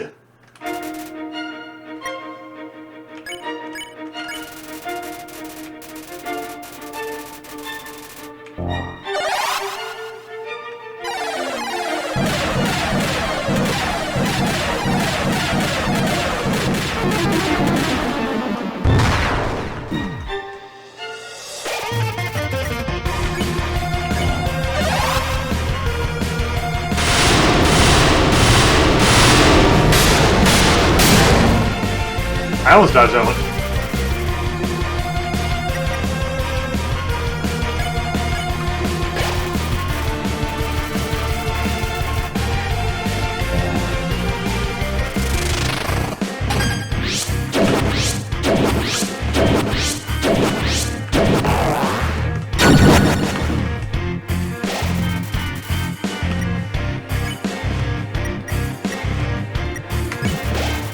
Through determination, the dream became true.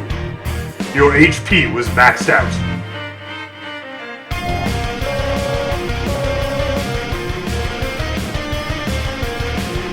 All your progress, everyone's memories, I bring them all back to zero.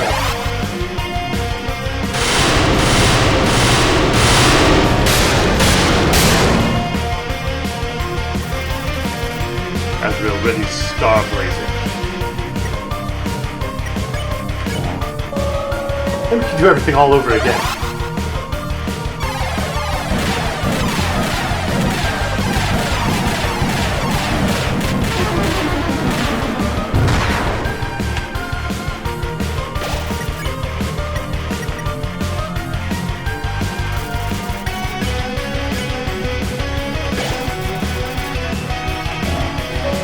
My items fill up with dreams.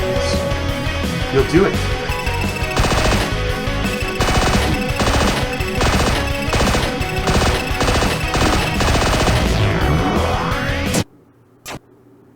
Refuse! Good.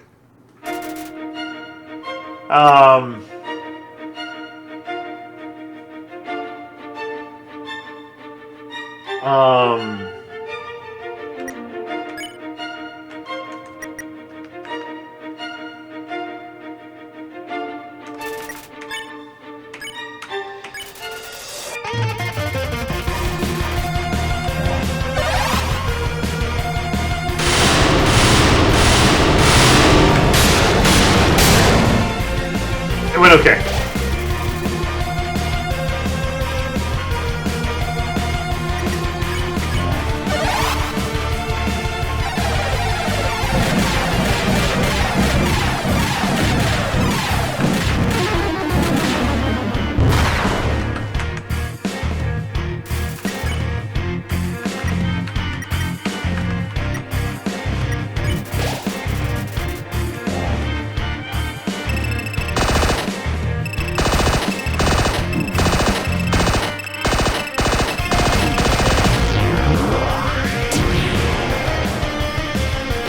I am so good at everything.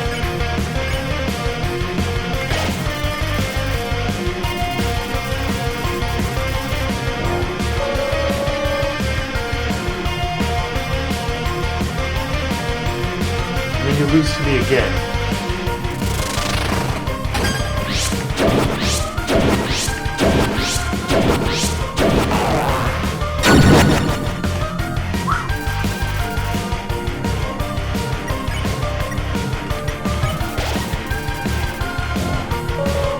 Again.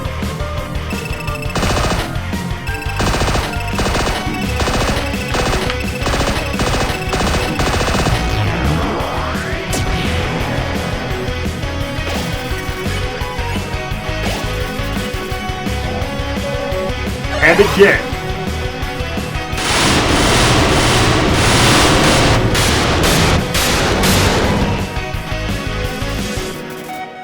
Azrael Ready's Galacta blazing. Oh my gosh. The dream came true!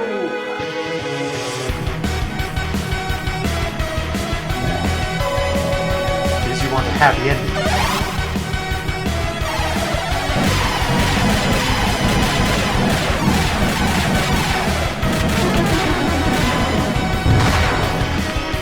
Yeah! Chaos Slicer. Kept holding on. Damage reduced. Because you love your friends.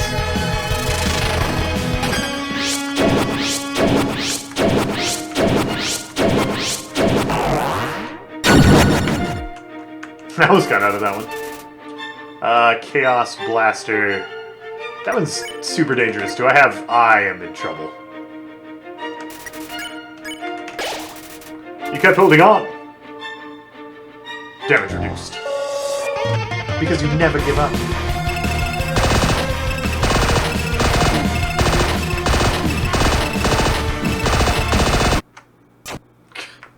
Ah! Game, stop trolling me into thinking you're almost over. Stop it.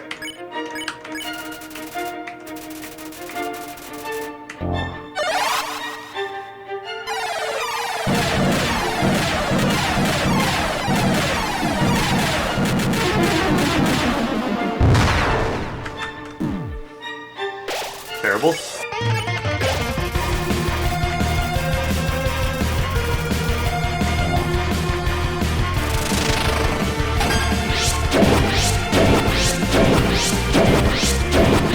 Why is my inventory full of dog residue? Because I'm so good at video games. So good.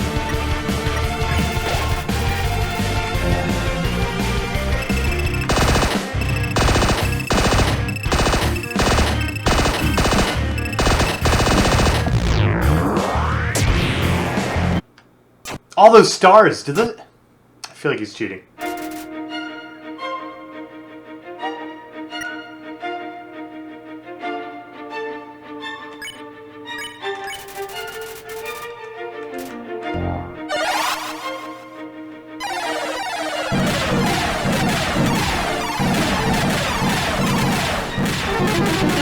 I am the dodgingest. Oh man, my dodging skills.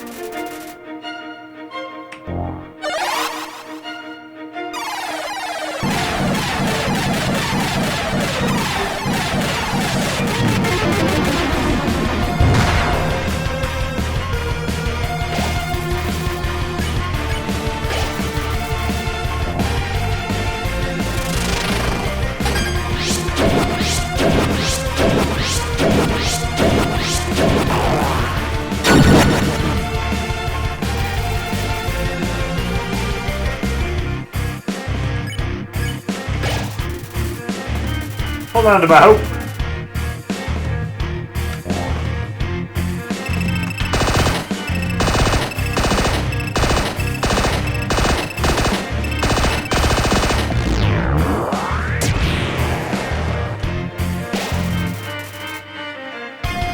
Shocker Breaker 2.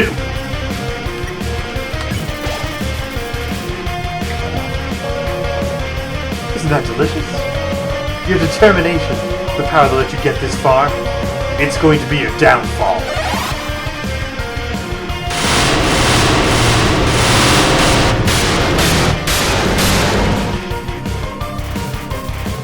Asriel Ready's Hyper Gunner. You kept holding on. Damage reduced.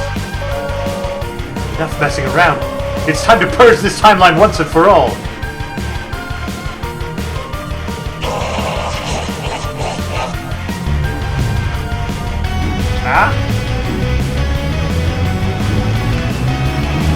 I am bad at video games!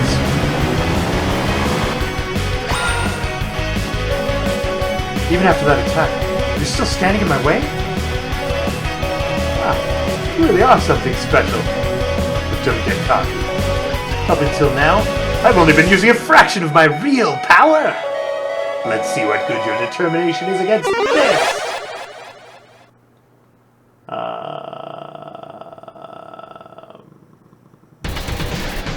Asriel blocks the way.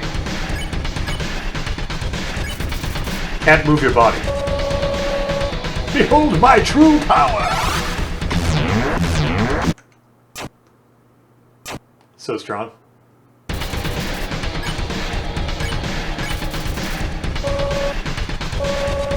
Every time you die, your grip on this world slips away. Every time you die, your friends forget you a little more. Your life will end here, in a world where no one remembers you.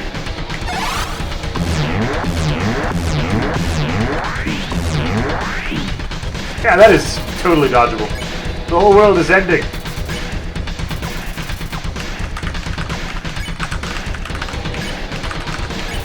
Okay, all I can do is struggle. Still, you're hanging on? It's fine. In a few moments, you'll forget everything. That attitude will serve you well in your next life.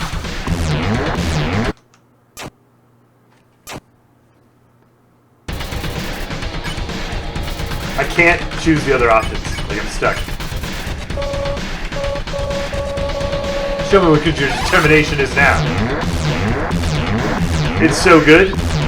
Look at me dodging all these ghost bullets. Nothing happened. You struggled. Nothing happened. You tried to reach your save file. Nothing happened. You tried again to reach your save file. Nothing happened. Seems saving the game really is impossible.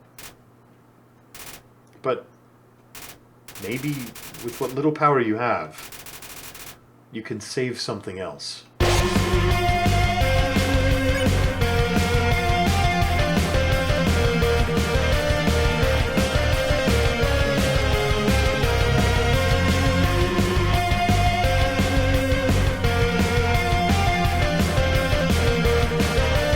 Don't make me choose! Don't make me choose! I choose Toriel. You reached out to Azrael's soul and called out to your friends. They're in there somewhere, aren't they?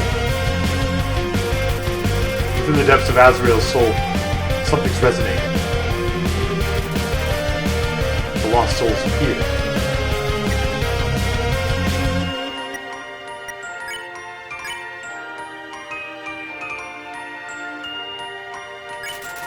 You hug the lost soul and tell her that you're going to see her again. Something about this is so familiar to her.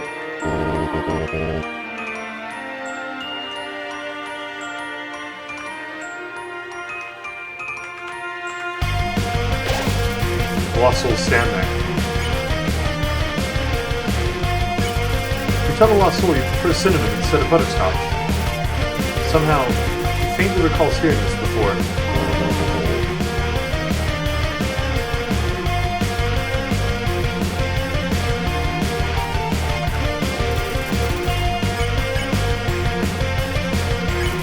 You refuse to fight the lost soul. Something about this is so familiar to her.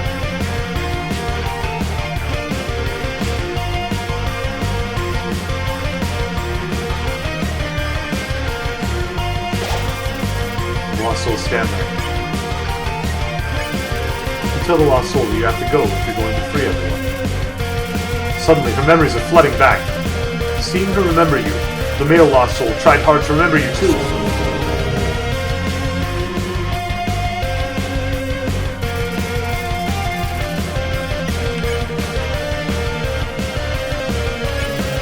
Within the depths of Azrael's soul, something's resonating. The lost souls appeared. You ask the lost soul to cook something for you. The lost soul's trying to hide its joy.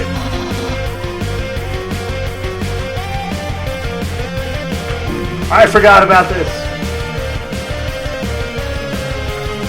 I forgot how to fight Papyrus. Awesome.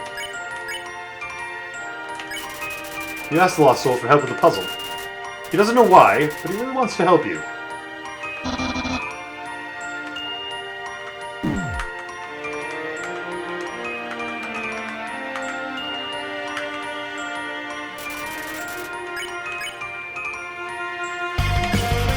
You told the lost soul a bad pun about the skeletons. He seems to hate it, but the other lost soul seems to like it.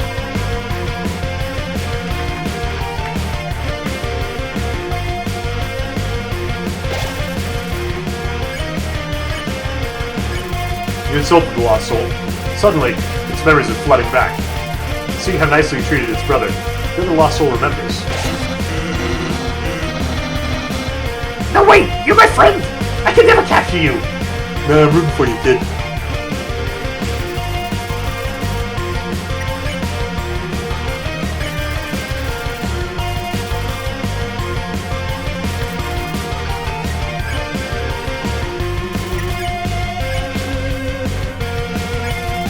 tap the Lost Soul lightly. Something about the way you fight is familiar to her.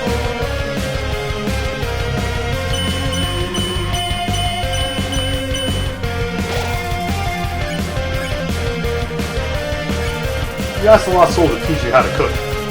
She doesn't know why, she kind of wants to teach you how.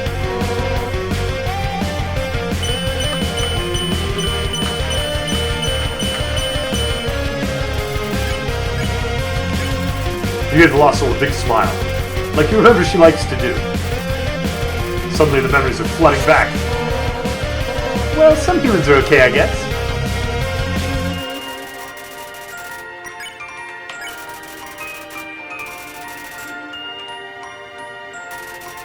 The Lost Soul appeared. Whoa! Whoa, calm down.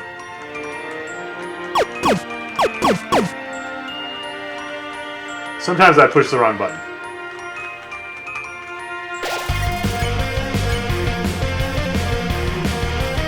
Nerd out. You asked the Lost Soul what her favorite cartoon is. She can barely hold back from giving you an enormous answer.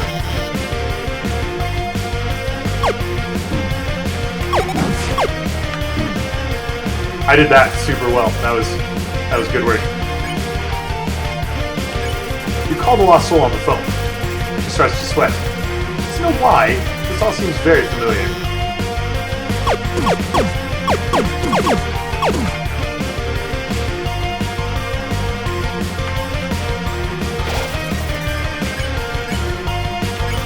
You tell the Lost Soul that you'll continue to support her. Suddenly she remembers. It's all flooding back. Oh, that's not true. My friends like me, and I like you too.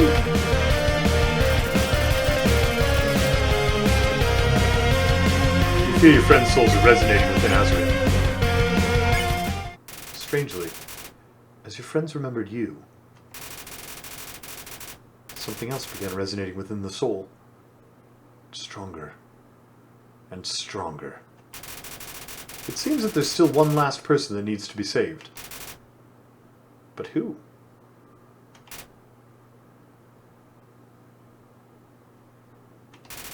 Suddenly, you realize. You reach out and call their name. Huh? What are you doing?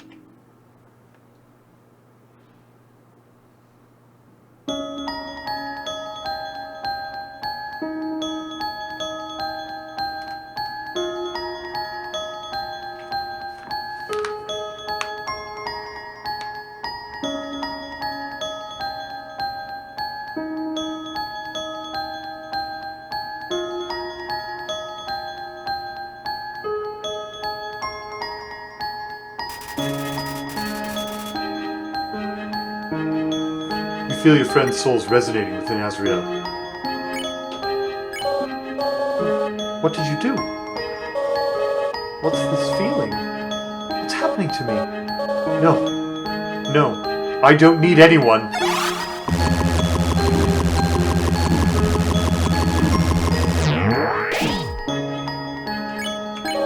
Stop it! Get away from me. Do you hear me? I'll tear you apart.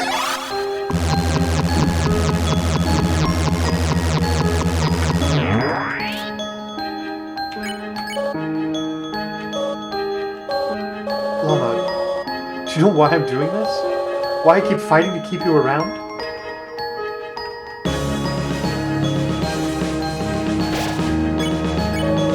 I'm doing this because you're special. You're the only one that understands me. You're the only one who's fun to play with anymore.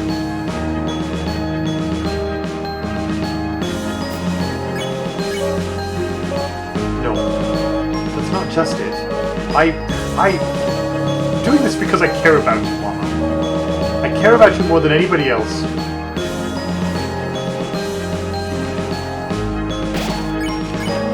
I'm not ready for this to end. I'm not ready for you to leave. I'm not ready to say goodbye to someone like you again.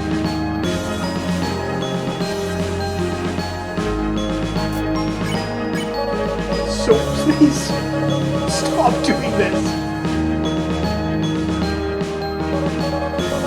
Just let me win.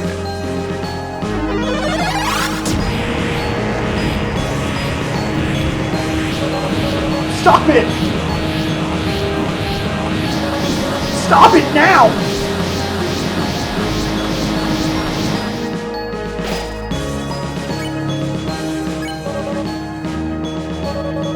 Llama.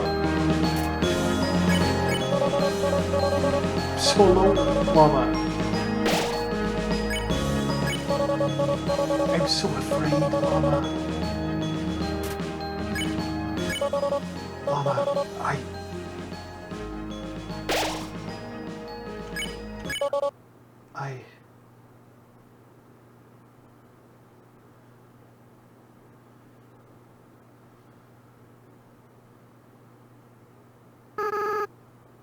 I'm so sorry.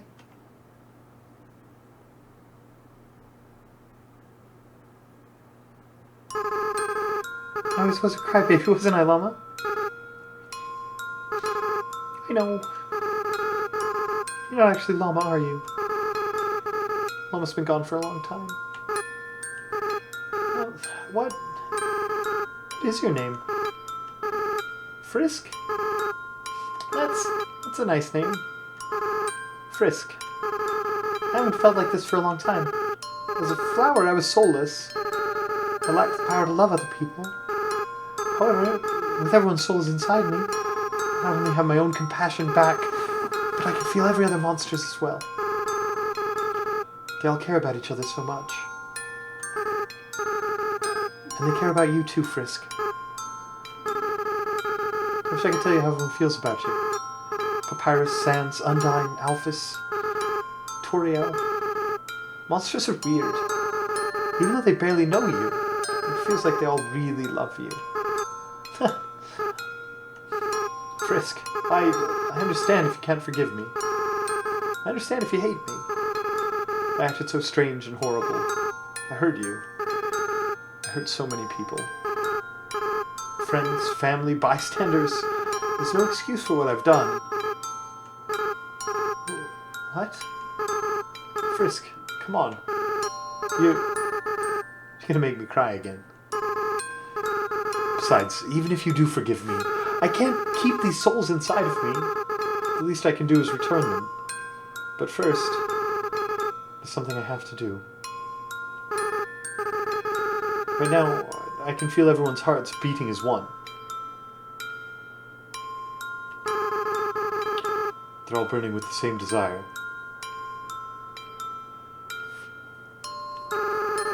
With everyone's power, with everyone's determination, it's time for monsters to finally go free.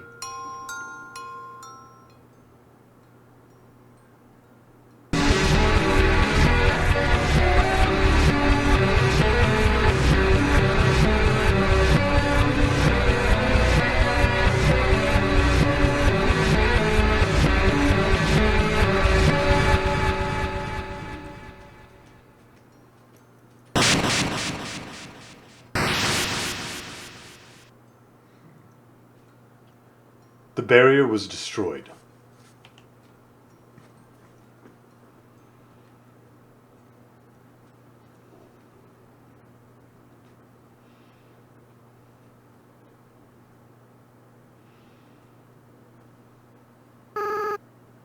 Frisk. I have to go now. Without the power of everyone's souls, I can't keep maintaining this form. In a little while, I'll turn back into a flower. I'll stop being myself. I'll stop being able to feel love again. So Frisk, it's best if you just forget about me, okay? Just go be with the people who love you.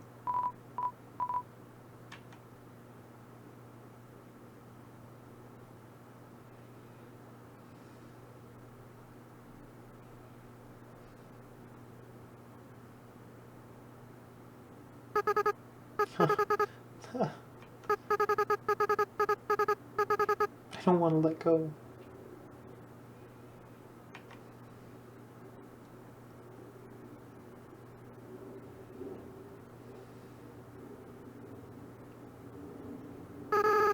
Frisk, you're going to do a great job, okay?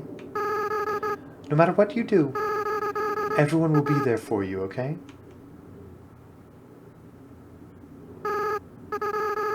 Well, my time's running out. Goodbye.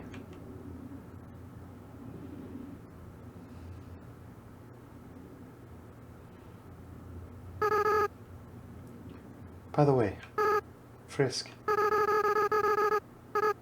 Take care of Mom and Dad for me, okay?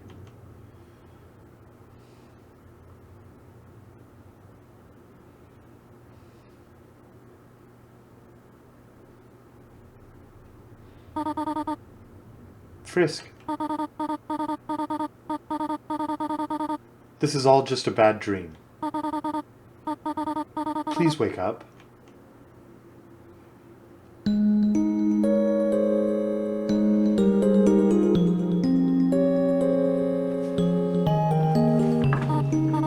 Oh, you're awake. Thank goodness. We were so worried. It felt like you were out forever. Yeah, any longer and I would have freaked out. Tell us next time you decide to take a nap, okay? Yeah, you made Papyrus cry like a baby. What? I didn't cry. I don't cry. I just got something in my eye. What did you catch? Tears! Now. The important part is that Frisk is alright. Here, Frisk. Why not drink some tea? It'll make you feel better. How about we give them space first? They must be very exhausted. Though, from what I'm not certain, Frisk, we do not remember exactly what happened. There was a flower, and then everything went white. Now the barrier is gone. When you're ready, we will all return to the surface. It seems the door to the east will lead us there now. But before then, perhaps you might want to take a walk? You can say goodbye to all your wonderful friends. Do as you wish. We will all wait for you here. This game is still trolling me. We were 10 minutes from being done. An hour ago. So, Asgore, how about making me a member of the Royal Guard? Well, Papyrus, now that the war is over, we might not need the Royal Guard anymore.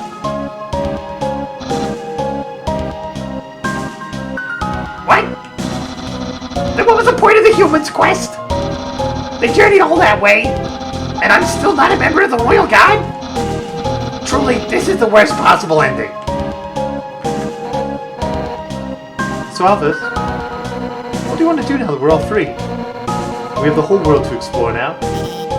Well, of course, I'm gonna go out and, no, I should be honest. I'm gonna stay inside and watch anime like a total loser.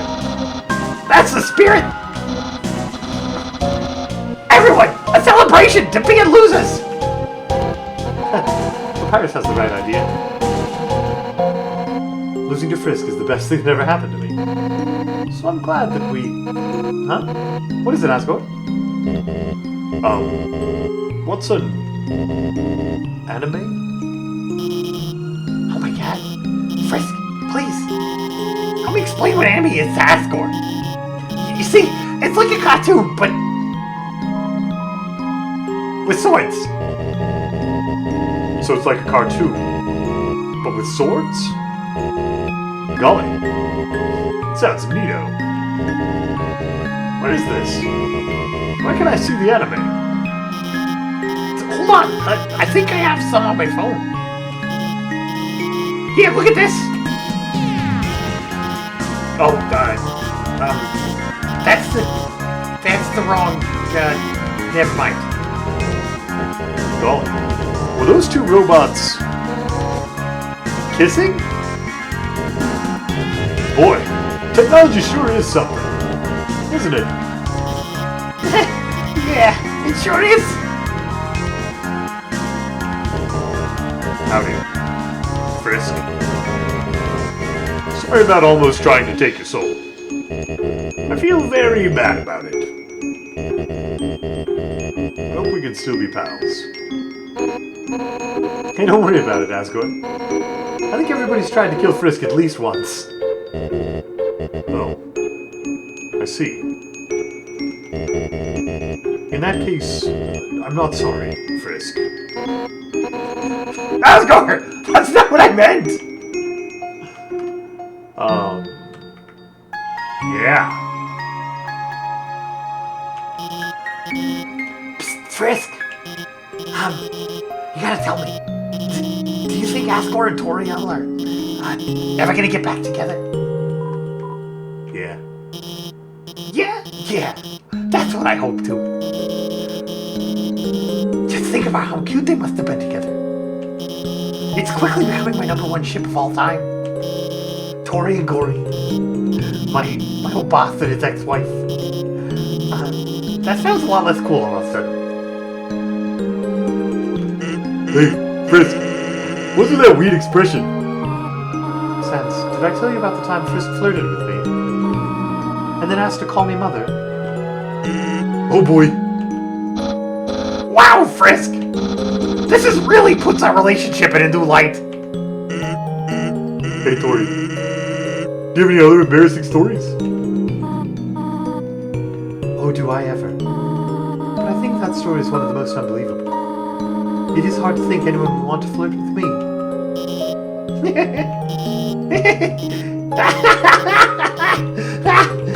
Oh, Toriel, you have no idea. Hello, Frisk. Alphys upgraded my phone. I'm having a lot of fun with the texting feature. Sans, check out this one. Oh man, Tori. That's brutal. I can't believe the Queen has returned. And also that she's a huge dork. You two are 2 feet away from each other. Why are you texting? Worry not, Papyrus. We are texting for a good reason. Why is that? Well, because we're huge dorks. Sans, please do not say that. You are not a dork. You are more of a bonehead. Wow! Those puns are even less funny coming from her. Then why are you smiling? It's a pity smile.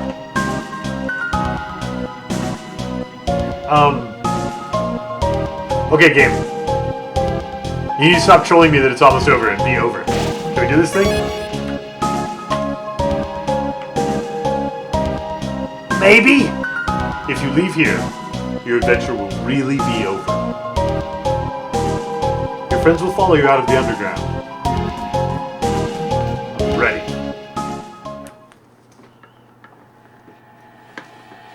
Hi, Lucina.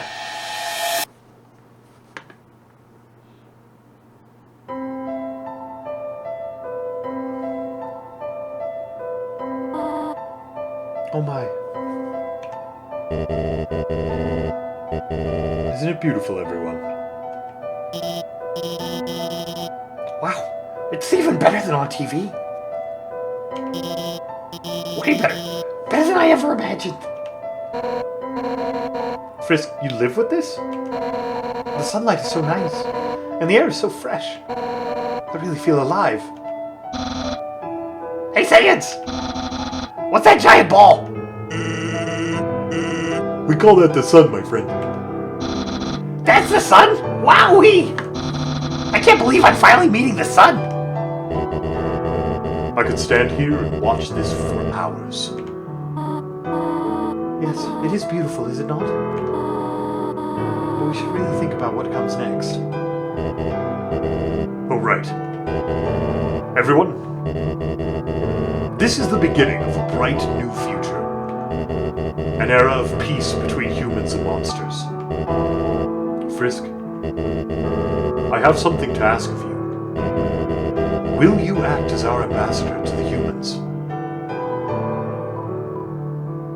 Yeah, I'm a little kid. That seems fine. Yeah! Frisk will be the best ambassador. And I, the great Papyrus, will be the best mascot. I'll go make a good first impression. Well, Someone's gotta keep him from getting into trouble. See you guys.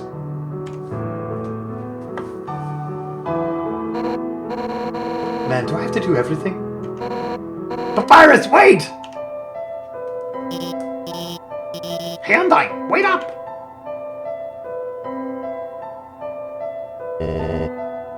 Whoops.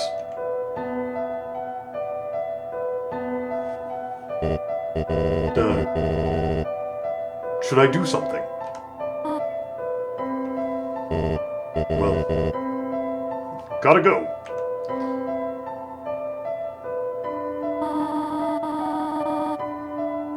It seems that everyone was quite eager to set off.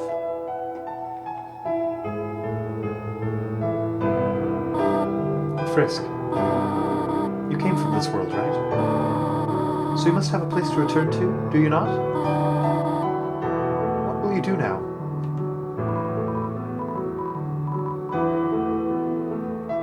Do you want to stay with you? What? Frisk, you really are a funny child. If you had said that earlier, none of this would have happened. It's a good thing you took so long to change your mind. Well, I suppose if you really do not have any other place to go, I will do my best to take care of you for as long as you need. All right? Now, come along. Everyone's waiting for us. Goat Mom.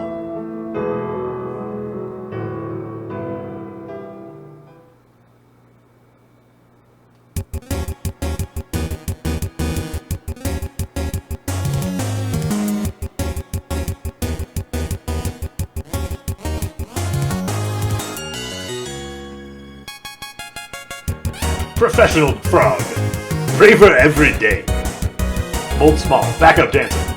Looks reformed bully. Vegetoid. Popular nutritionist. McGossip.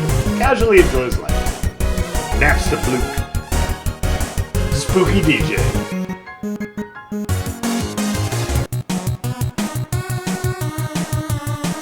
Papyrus. Sands.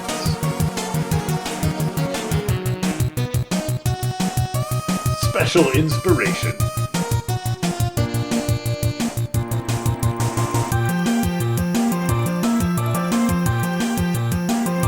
Snowdrake. Semi-successful comedian. Ice Cap thinking about its hat. Wait, why is Ice Cap not yellow? Gift Trot. Finding peace and quiet.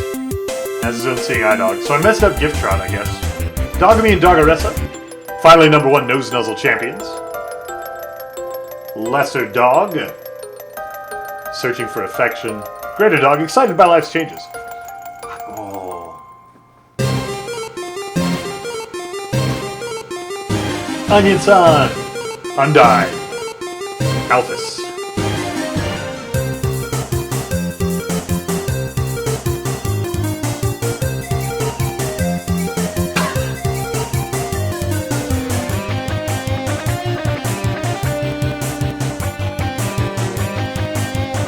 Aaron, by Temmie reluctantly. Paranormal investigator. Bold big, idyllic life on the beach. Washua, legendary janitor. Temmie.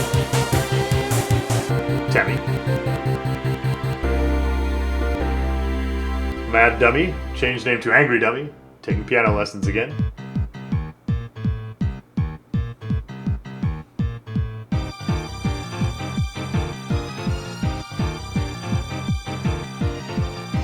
Metaton. Those legs. Oh yeah.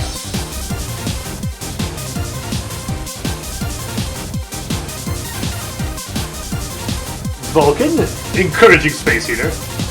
Cinderplane finally confesses what I don't. Pyro, candle in the world's brightest, largest birthday cake. Muffet, spider success in the new bakery. Royal Guards.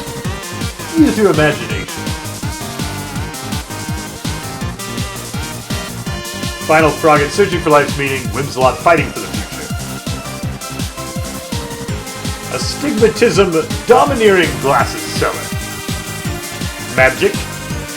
Street magician. Night night, taking a well-deserved nap. Amalgamates. Living with their families.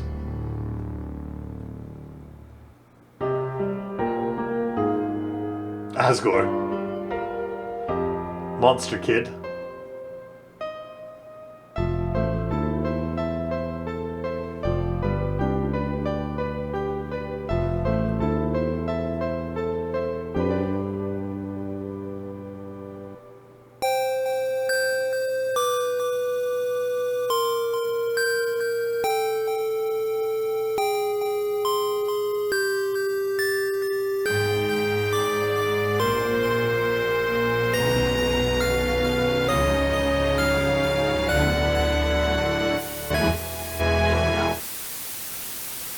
Don't.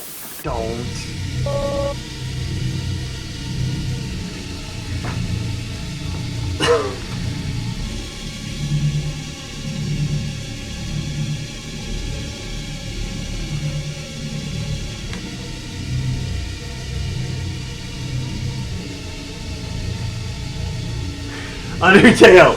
Come on! Did you really think it was over? I mean, we haven't even done the special thanks yet. Ready? Let's end all of this for good.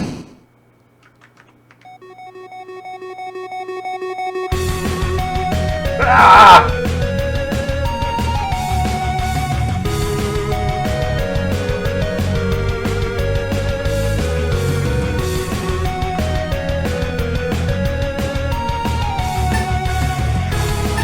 Oh, you can light them up.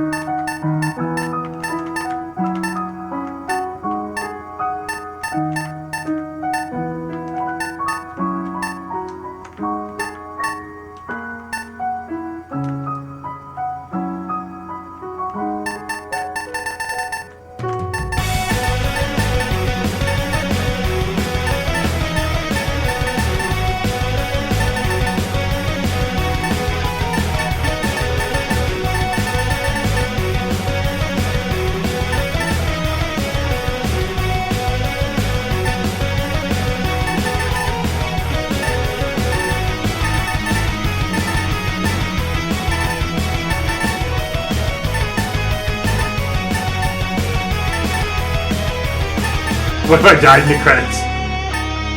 It'd be excellent.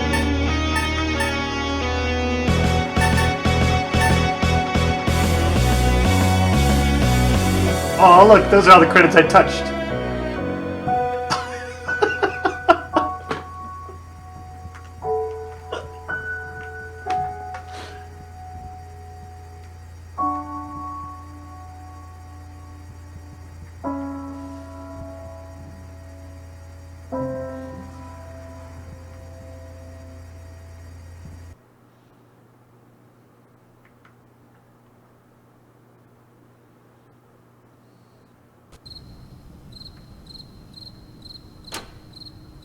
Yes! Butterscotch pie.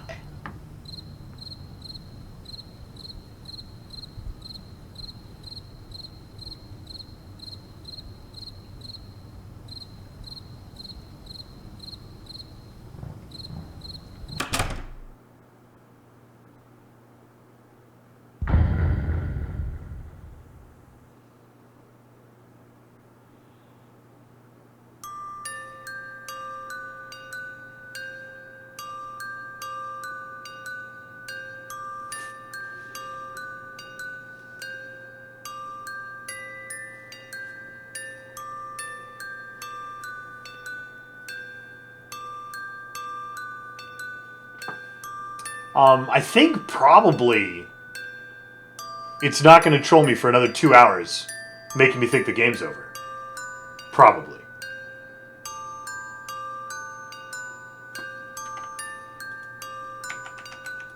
Yeah. Yeah, I think we might be there. No, there. No, there's the dog.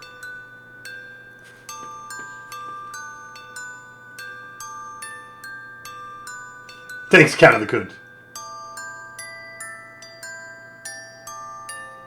Is the base defense after base assault? Not in Long War Requiem, not necessarily.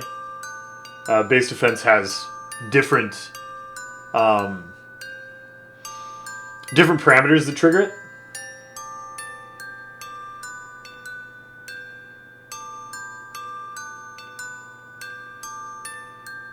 All that 4 will prevent it from trolling me anymore.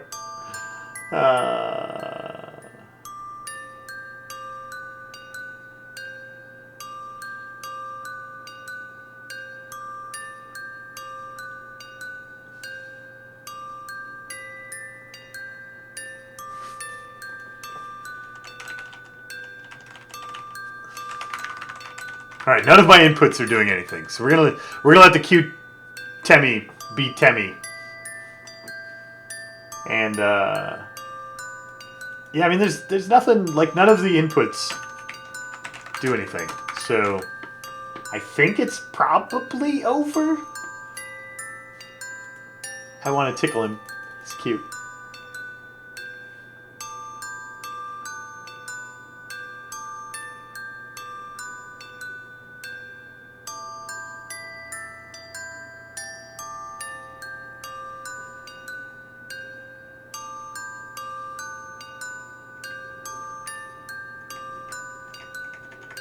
I can't bring myself to quit. This game has trained me that it's never actually over. Even though that's impossible, there has to be an ending at some point. I am just trained not to quit. Because the puppy's sleeping. The annoying dog is annoying dogging.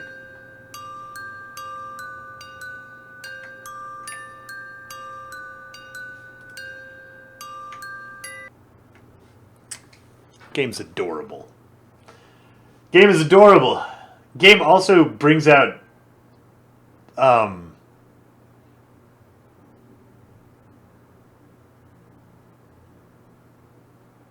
doesn't matter. That doesn't matter. We're gonna play some XCOM. We're gonna play some XCOM.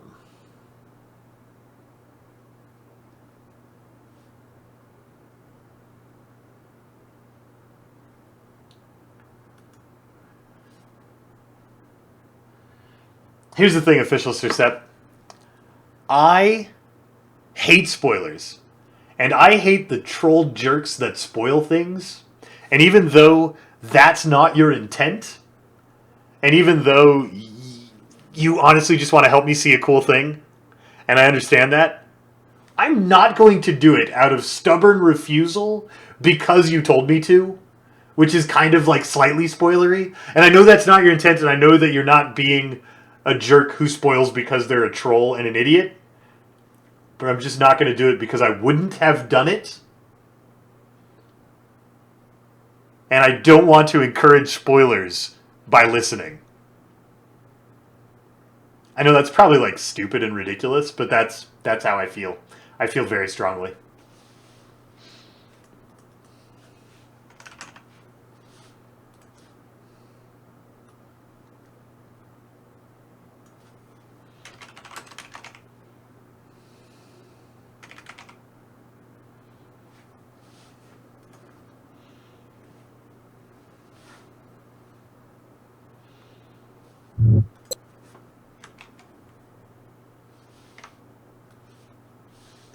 Do.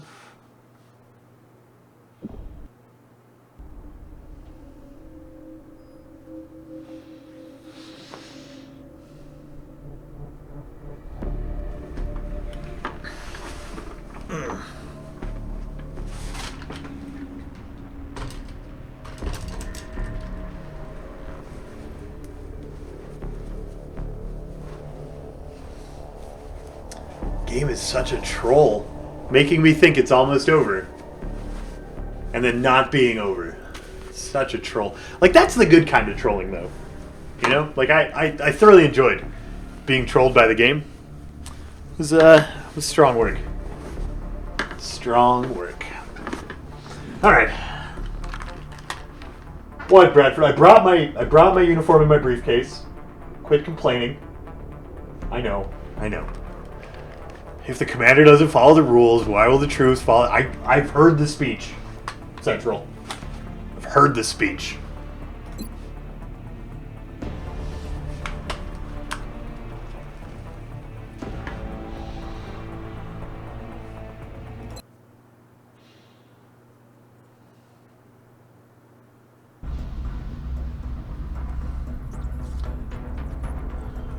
All right. What are we doing? We launched some satellites. We built a thermo generator. We're digging out more satellites. I did not play any Hard West today, Warp Master. I foolishly thought we could finish Undertale in an hour and a half. After we finished metagaming, I thought we could finish Undertale in an hour and a half, and so I didn't start Hard West because I just wanted to like knock Undertale out and then get to Hard West sometime. I don't know.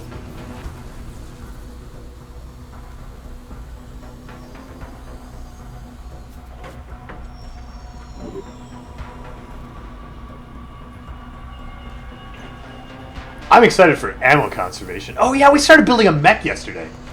What fun.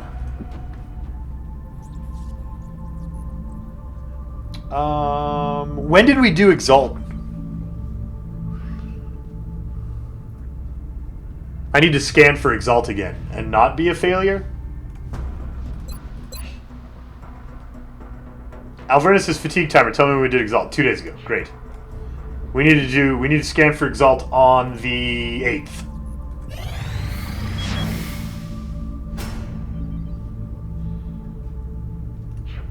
Oh, I need to go sell all my stuff. Because now I have items I can buy. Like flamethrowers and grenade launchers and kinetic strike modules and rail guns. We're gonna go acquire $71 and build a railgun.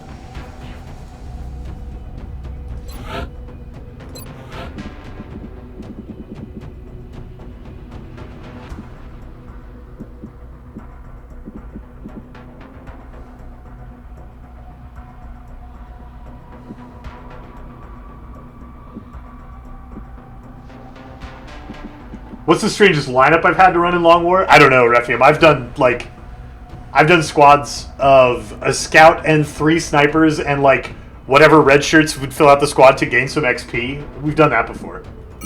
Oh, hey, look at all that money. Now I only need $2. I'm starting to wonder if we'll really figure out what the reason for all this was. 2 space bucks. Sectoid Corpse done.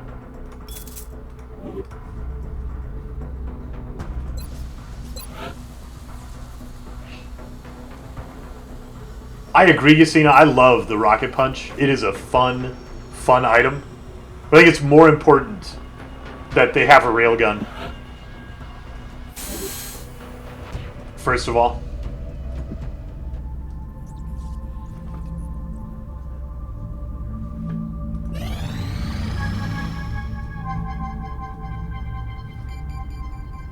Yeah, Lolash, what's up?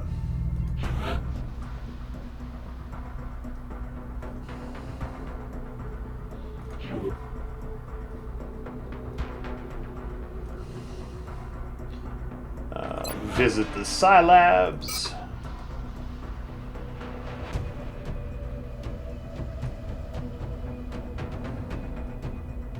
Oh, you're nominating yourself as a mech candidate? You are? Because okay.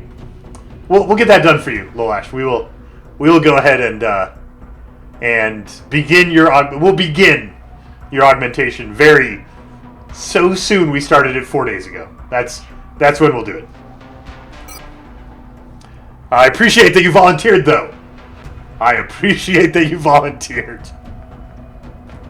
Makes me feel better about the fact that you already don't have any limbs. That's good.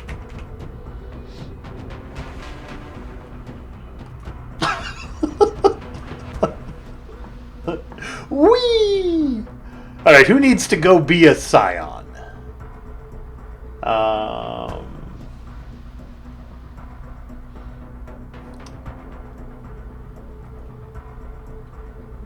Do.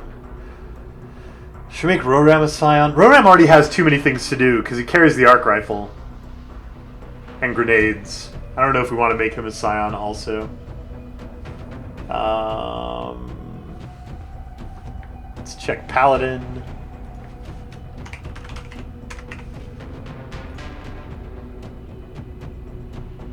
Silvero is a scion. Here we go. Rocket Man with brain magic. When I run out of rockets, I still have brain magic.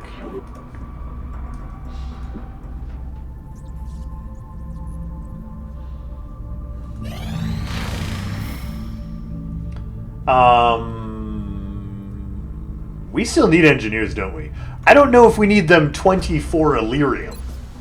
I don't know if we need them that much. We have 60. If I wanted to build like a Nexus, that takes 60. So we need 10 more engineers to build a Nexus and one more uplink.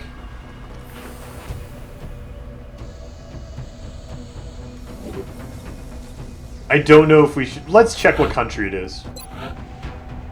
Illyrium for Canada. Is Canada in any kind of danger? No. No, Canada's doing quite well. We're going to hold off and wait.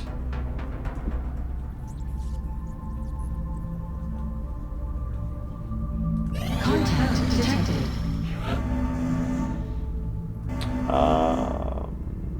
Major Dancer. Get him. High emulated, awesome.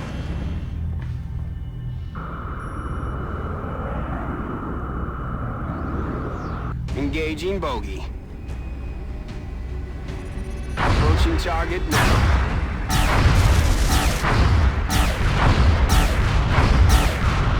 Yay, money! We love to have money. Sweet, sweet money.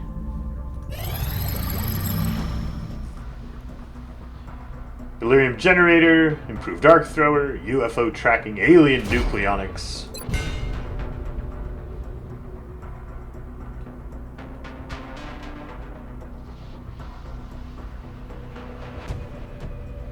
We could go, like, boost our Illyrium gain.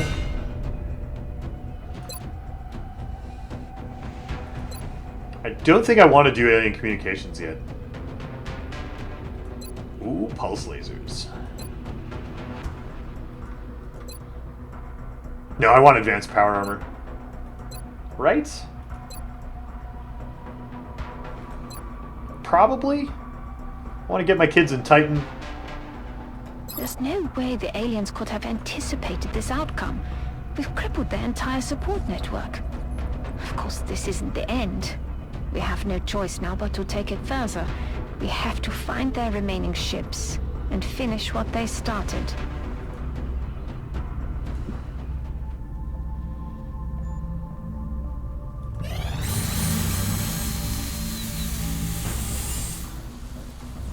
That was not the button I meant to press. I meant to press keep scanning. Oh, we probably have... Hang on. Can we build...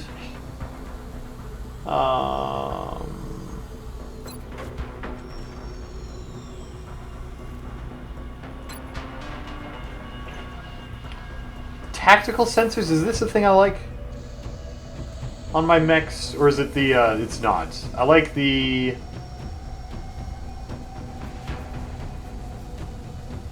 I haven't done the one that gives the defensive items yet.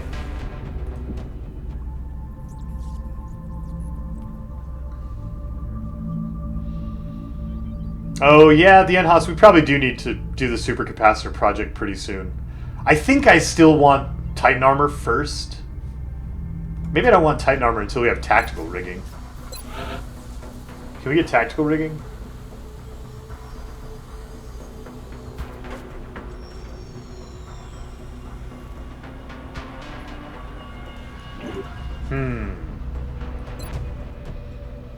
Titan armor does make us awfully slow. Maybe we go pulse lasers.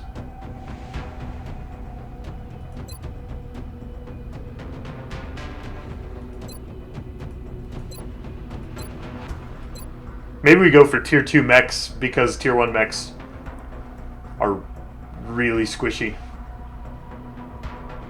The problem with pulse lasers is the only thing I'm getting from 2 researches is the supercapacitor upgrade. And it feels rough. I mean, maybe we'll build some actual pulse lasers. It's hard to say.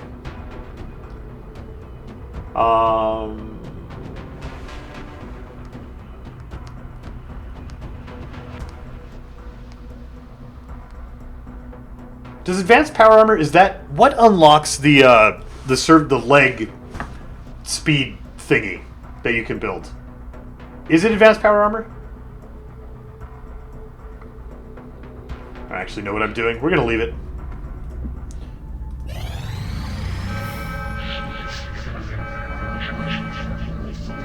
Commander, we've picked up multiple requests for assistance. Abductions in progress are marked on the hologlobe.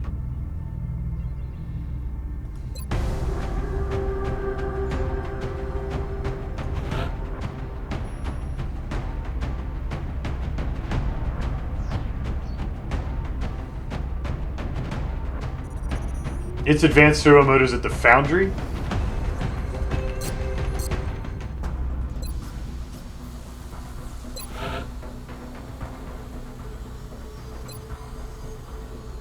No! I need so much money.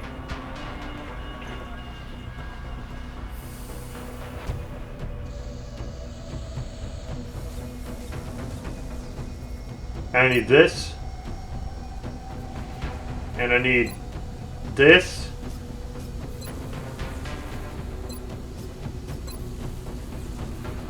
I need all of the things.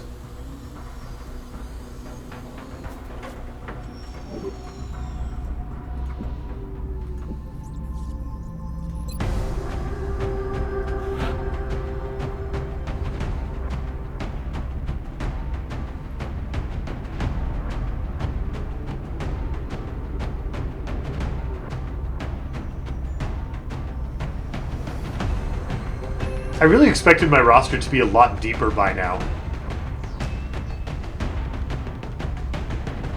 Interesting. Well, we're gonna go double engineers here. Unmove. Can snipe. Crazy gnome. Gunners. Assaults. Rocketeers.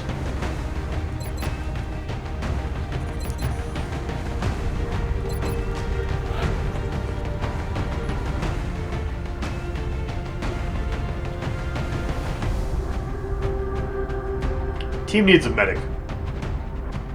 One of these yahoos needs to be a medic.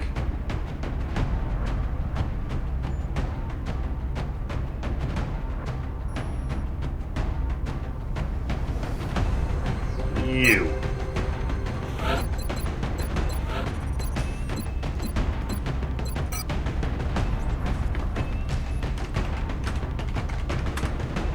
What's your name, medic?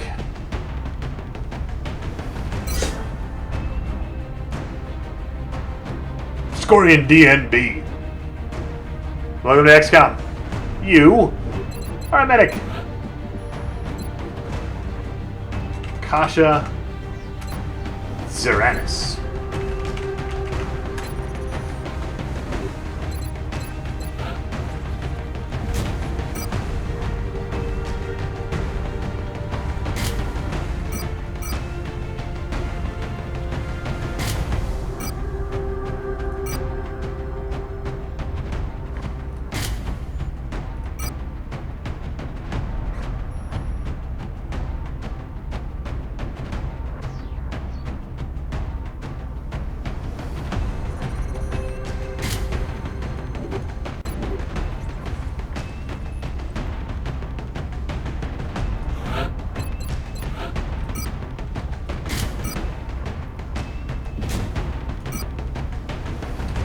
Seems like a lot of flashbangs.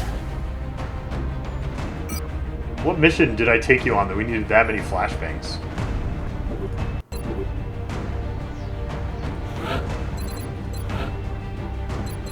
Was Brig getting in the zone? I can't remember.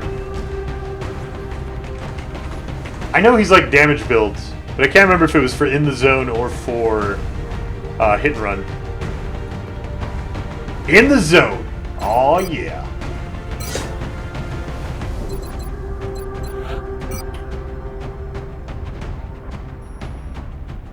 Do we go allo cannon in the zone, or do we just go Gauss rifle?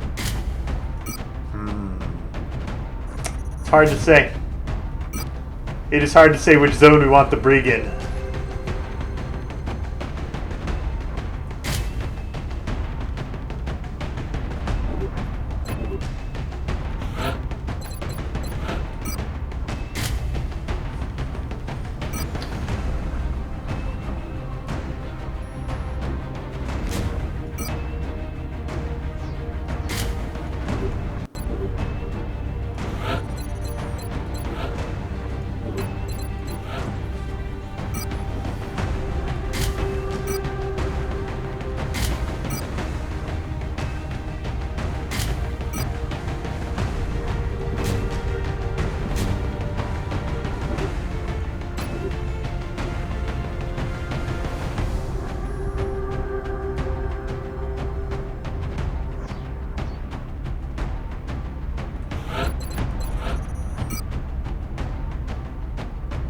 Long rifle.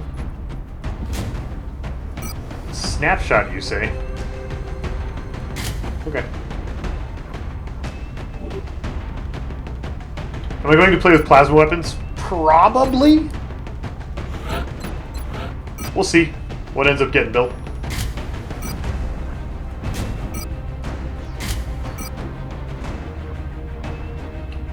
It's time for Will to Survive Steadfast to be how we do. Wilfred Brimley.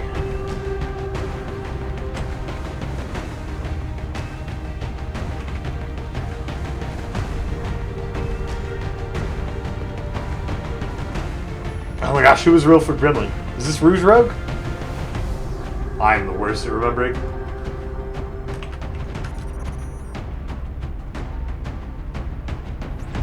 Alright, Peter. See you around, man.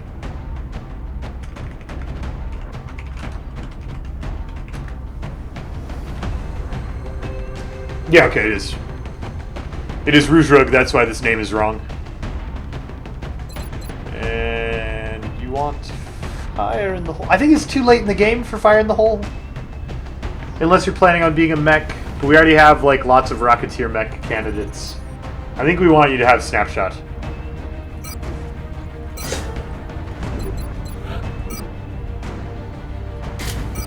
I think.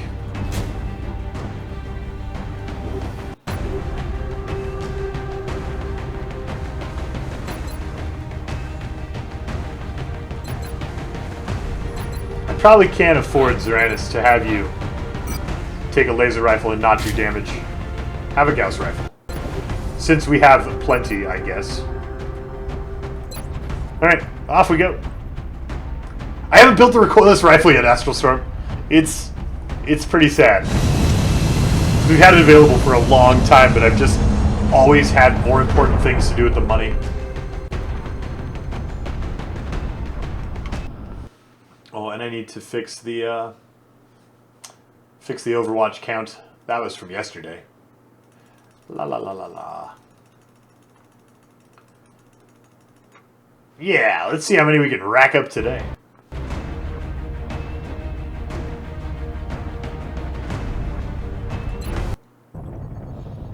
Brazilian authorities have requested our help, so that's where we're going next. Current updates from the ground indicate the aliens are moving within the city limits. We should get down there and secure the area as quickly as we can. I don't think I brought enough explosives for a graveyard. How will we disrespect our ancestors' memories appropriately without more explosives? Yeah, this campaign still hasn't had the Van Dorn mission. That's... Central, this This is Big Sky. Strike team is touching down now. That is a true thing. Orders. Roger, Big Sky. Reading you 5 by 5. Strike 1 has the green light for deployment. Oh, I'm an idiot. I didn't bring a motion detector. Moving out. Which means it's time for the old school vanilla XCOM conga line. Heading there now.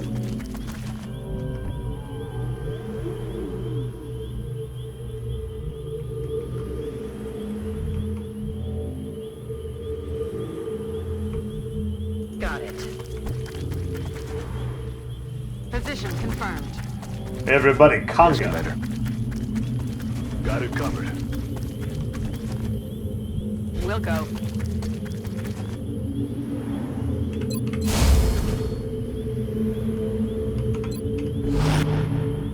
Overwatch. Aye, aye. Eyes peeled, Commander.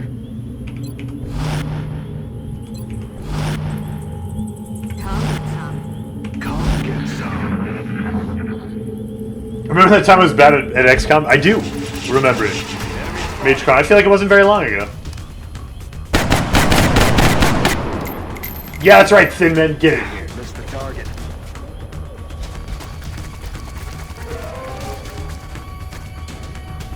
They're repositioning on us.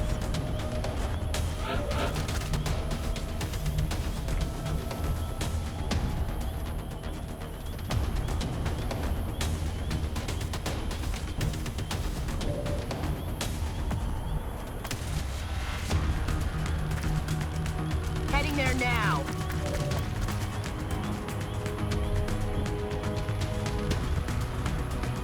Roger that. Visual on the goods.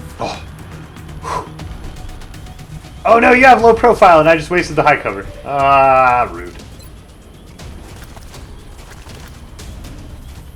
No cover for thin men. Batter up.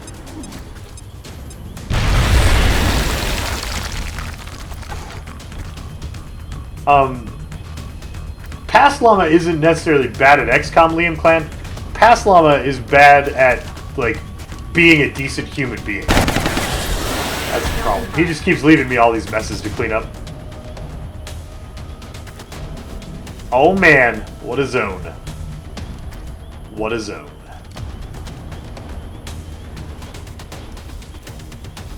Aye, aye, Commander.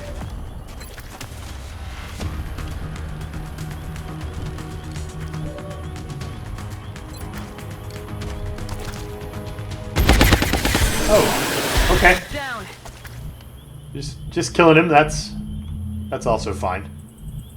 I suppose. Solid copy.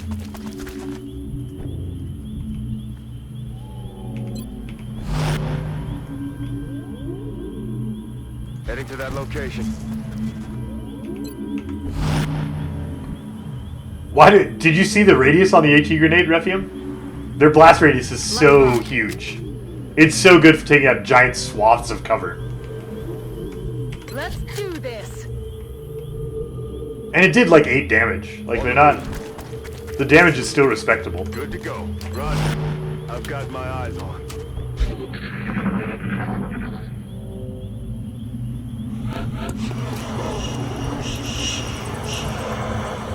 Heading there now. Contact. Oh, roof nectoid. Don't worry, everyone. It's just a roof nectoid. It's going to be fine. We have a Gauss long rifle. I mean, this guy doesn't have all the damage perks because we have snapshot instead. But this still hurts. It still hurts.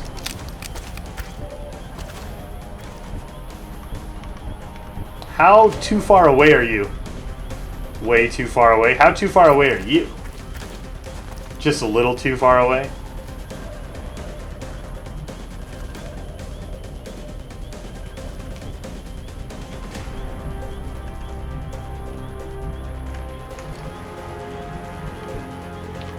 Well, in a world where you have to run an Overwatch, run it through a dense smoke grenade.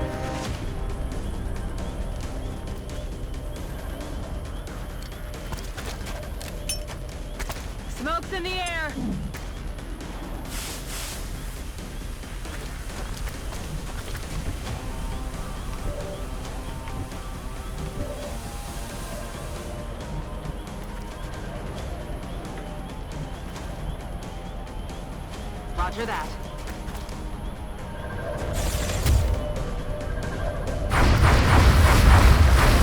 Good. Could you destroy the building with it on top? I don't know if you can, Raged. That is an excellent question.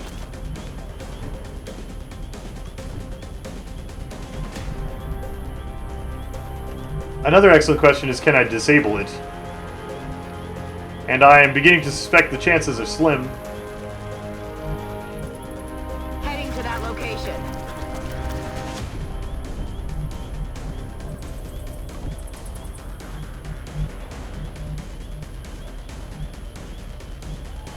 Roger that.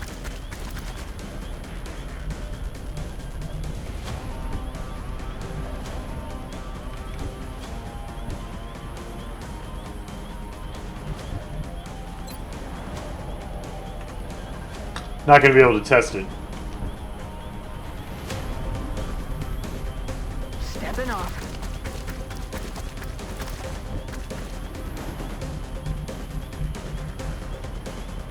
On the move.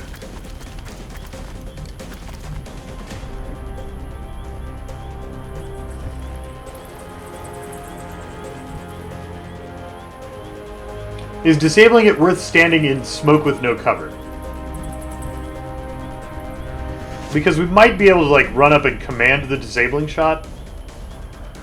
Then we have to suffer 3 sectoid shots. I think it's worth it.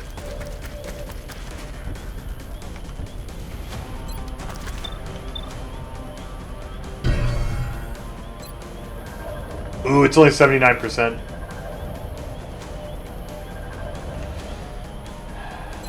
Is 79% worth standing without cover?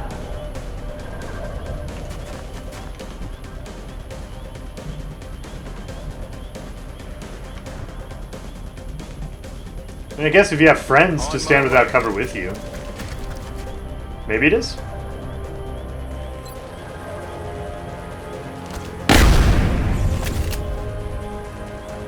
Missed.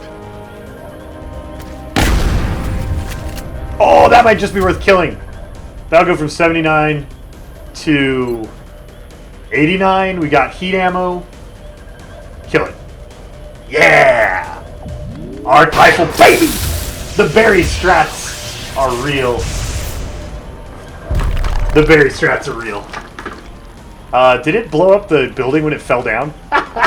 Adorable. Roger that. Scanning.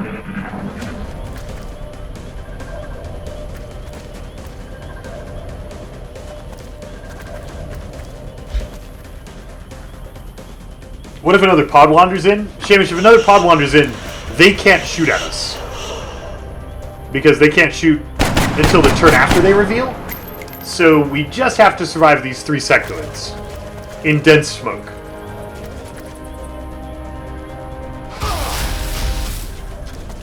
Or maybe not in smoke? That shouldn't have crit. Rude. Okay. Got a lot of heat on me.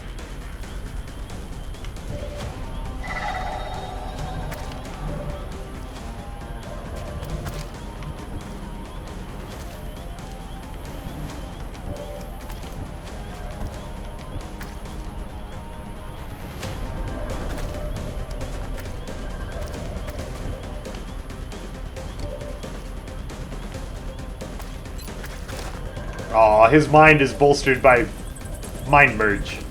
Rude.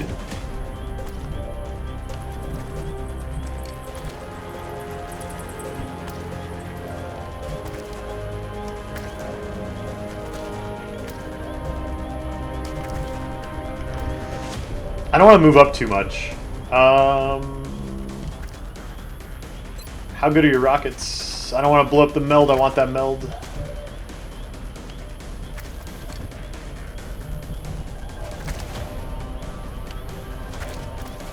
Headed there now.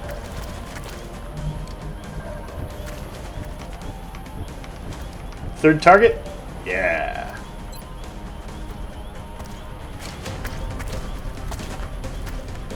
Taken care of. Out of ammo here.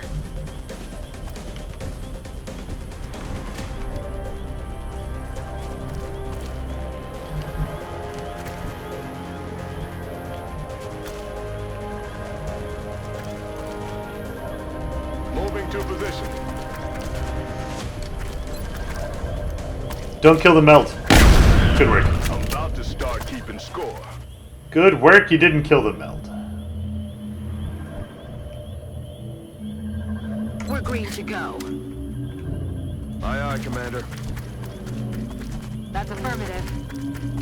I brought a med kit, right? I brought like a whole medic. Let's rock. Where's my medic? Moving out. Didn't we make a medic for this? Did I not give that medic a med kit? That's affirmative. Oh, there we go. There we go. You're gonna med kit live next turn. Overwatch, aye aye.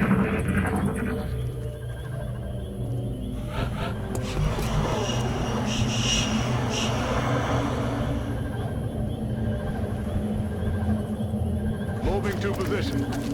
Go hot, go hot. Oh. That's a big thin man. That thin man's not kidding around. It was a trap. Tokens of hope. Recovered from the encroaching dark. Oh, really? You guys are gonna give me these hit and runs? I can't not take them. Draining ammo fast.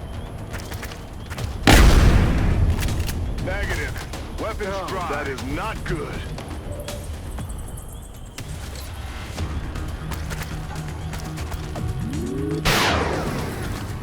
Sad. Target still up. I'm rolling.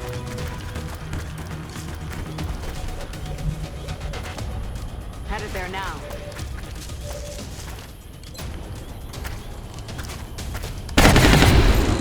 He's down.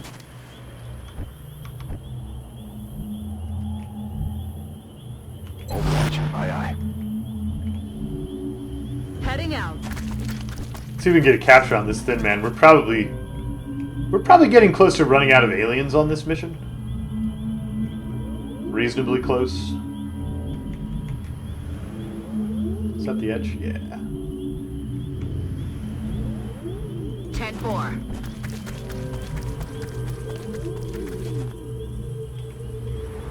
Stepping off. On Overwatch. Got it. Locked and loaded. Eyes on the prize.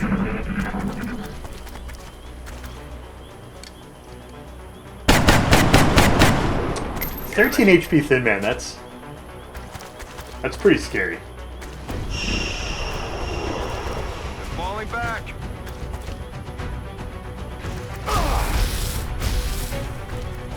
Ow!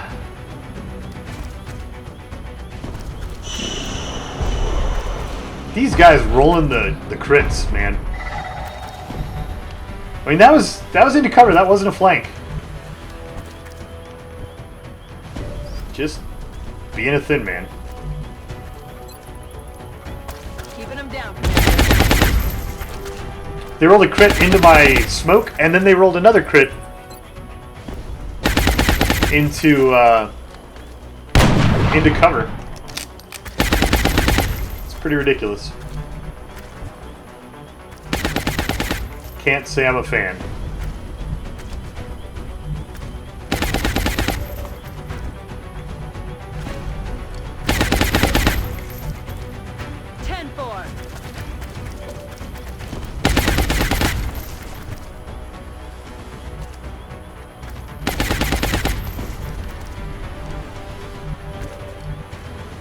I'm on it, Commander.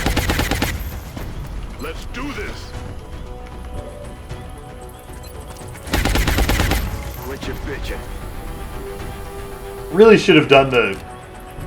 If I had done the medkit last turn like I planned to, that wouldn't have been as big an issue as it was. Position confirmed. I'm on the move. Oh. No line of sight? I really thought that you would disable him. Okay. We're green to go.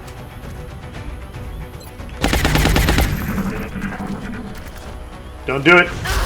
Tin Man, you're a jerk. You're a jerk.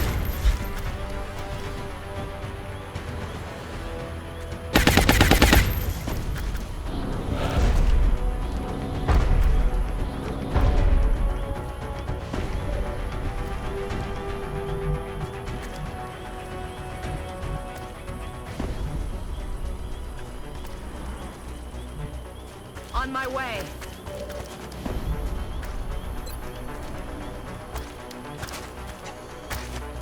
Hi, Dana.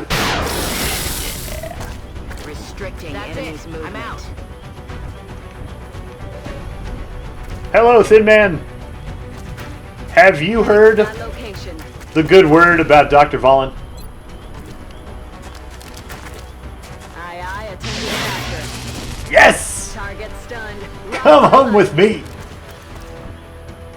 Welcome to the XCOM base, son. Give me your carbine. Aye, aye, Commander.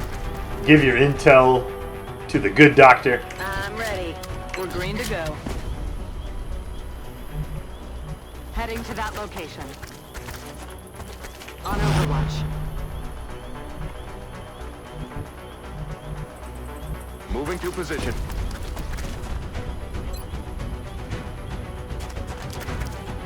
Quit your bitching.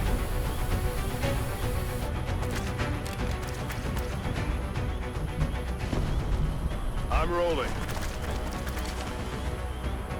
Come get some. On the move. Hustle. Alright, something's stomping. Something's stomping. Maybe we get to grab more delicious sectoids with this stomper. Moving to position. That's what we're looking for. Maybe. Heading there now.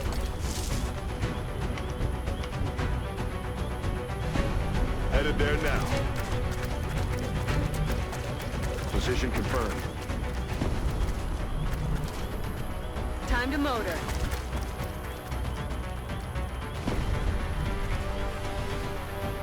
On the move.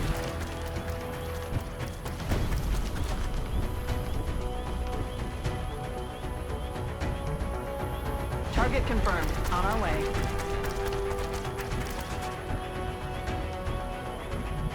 Already there. Now, we don't want to push too hard on that meld. Locked and loaded. We want to push a little hard on that meld, but we don't want to push too hard on that meld. Back in. So we got people who need reloading and stuff. There's something out there.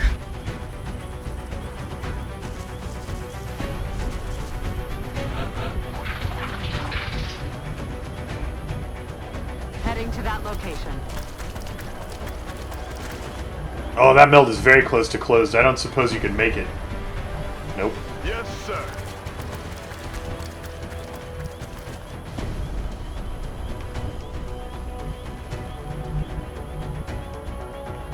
Headed there now.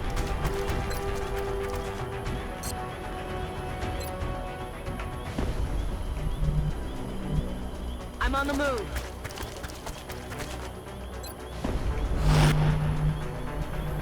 Good to go. Moving to position. Got it. Moving. Overwatch. Aye, aye.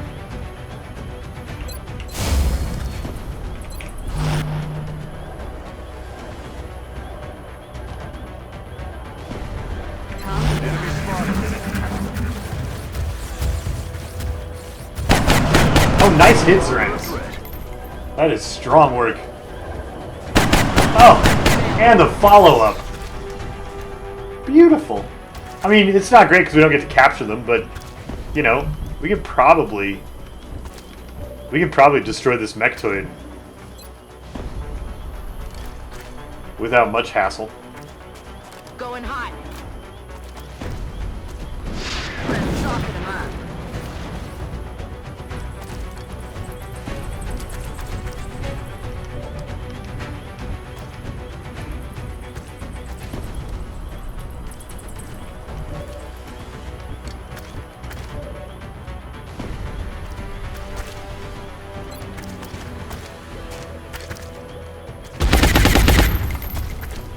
Should have suppressed. Damn it, missed the target.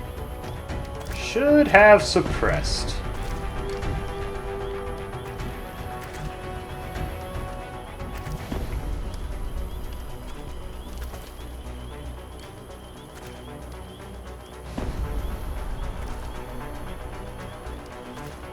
Affirmative.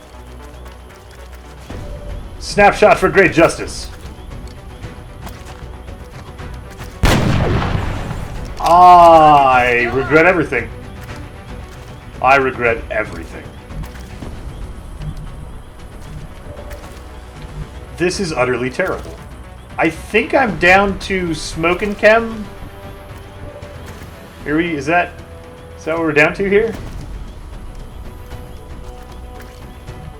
I'm on the move.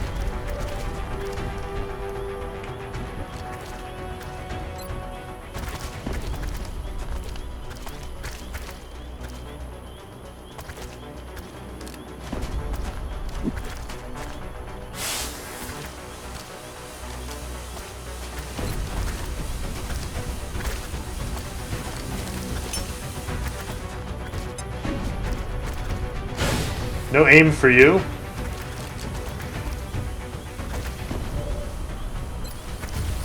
Oh, 52% mind fray? That is terrible.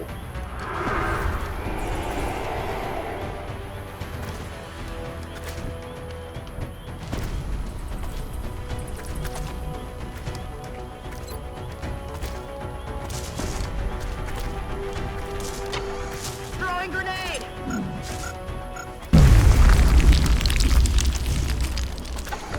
That's pretty strong.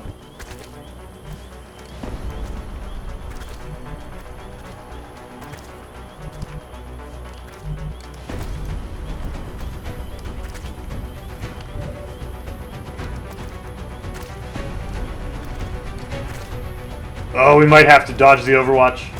Seal, you've already taken 2 shots. On my way. What's a third? What's a third? Come on, chemicals. Save me. Good deal.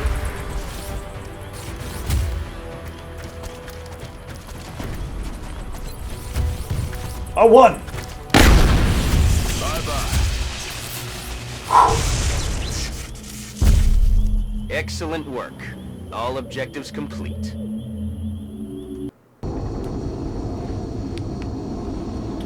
Mr. Jimward, the point of the acid is both to lower aim, but also to remove the DR, the damage reduction from the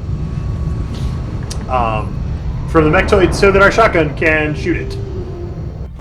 Shotguns suffer from increased damage reduction. Goodness. Okay. Well, that. Remember, we will be watching. All these repairs are because I didn't use the medkit, because I'm bad at XCOM. So that's on me. What else do we need to build? What did I want money for? Foundry projects, right? Oh yeah. He was still alive till we brought him home. Gave him to Dr. Vaughn.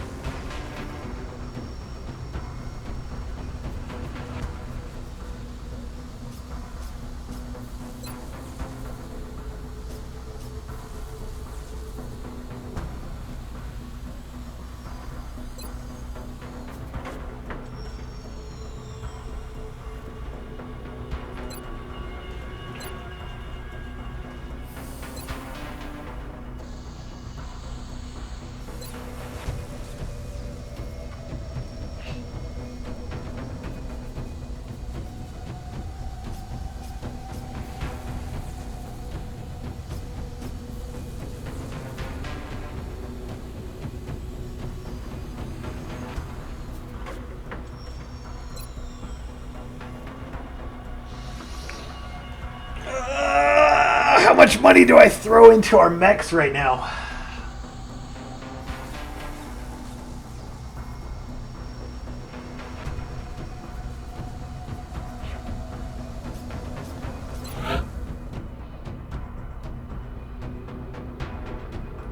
How do I have so few engineers? We have 6.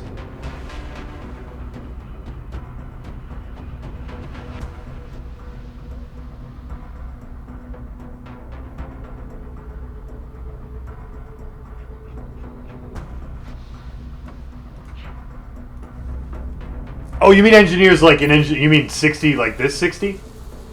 Because I'm stingy and I'm not giving the council requests for engineers. I wonder if I need... We don't need this for a long time, right?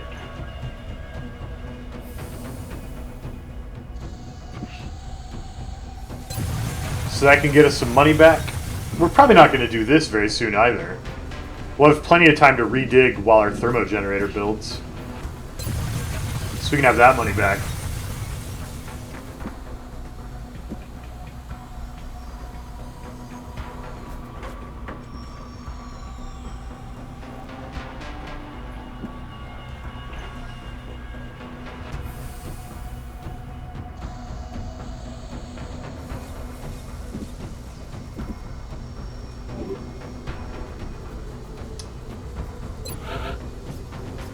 I want to do so many of these things. Like that one, especially. That one's good.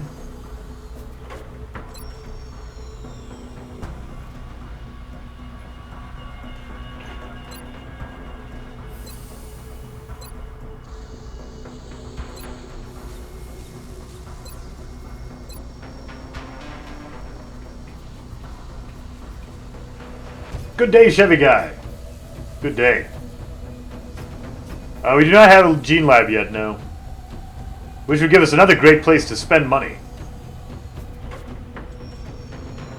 But I have plenty of places to spend money. Do we go scrounge up $71 and start advanced servo motors? Or shaped armor?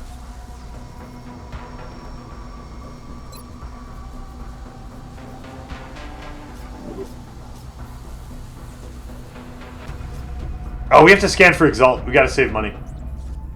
We have to scan for Exalt in like 2 days. Contact detected. Get him.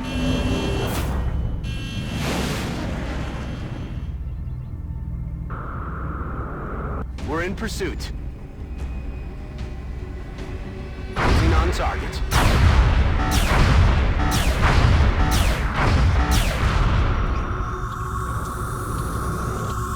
There's a little money.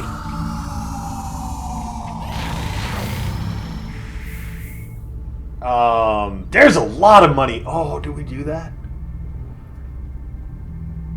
How much am I about to run out of all of this meld? Stupid Canada. Tempting me with your offers. That is a lot of foundry projects. I mean, $300. Sweet merciful mercy. I gotta do it. I can't not do that. It's so good. We're doing it. 40 meld, $300. Thanks, Canada.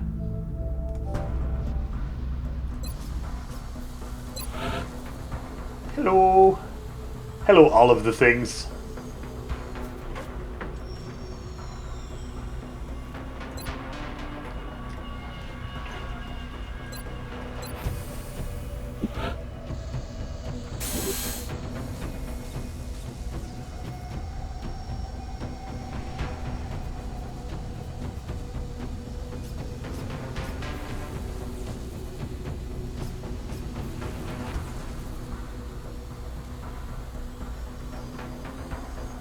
I do feel quite filled with determination from the dollars.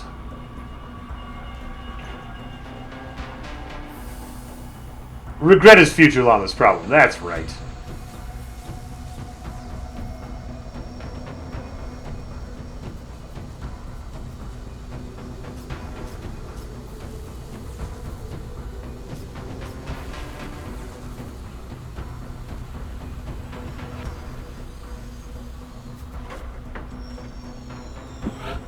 Wait. You're certainly keeping the boys down in the foundry busy. I'll let them know you've got another project ready for production. We need $50 for our Exalt scan. Very soon.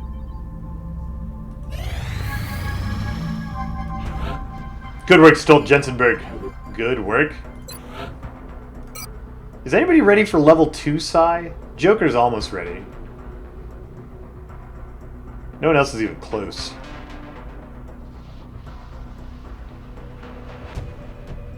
Oh, Brig and Sinon are both close. How many scions do we have? 1, 2, 3, 4, 5, 6, 7, 8, 9, 10, 11, 12 out of 50. So we just need to check the roster. We just need to see what people want.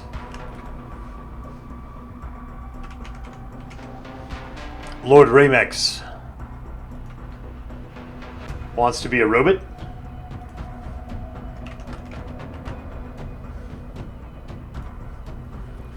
The defensive gear over the shaped armor burn the mage. Yeah. How do you unlock the defensive gear? Because I didn't see it. I didn't see it available for purchase.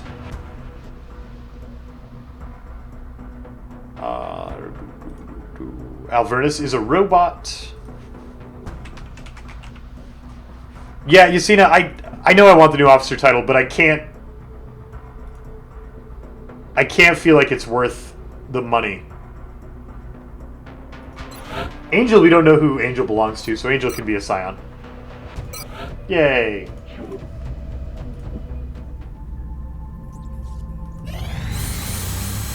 Neat.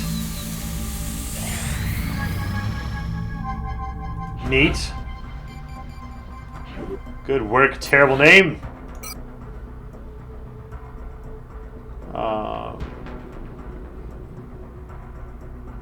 Was Moose? I can't remember if Moose was a scion or not. What about Dr. Phil?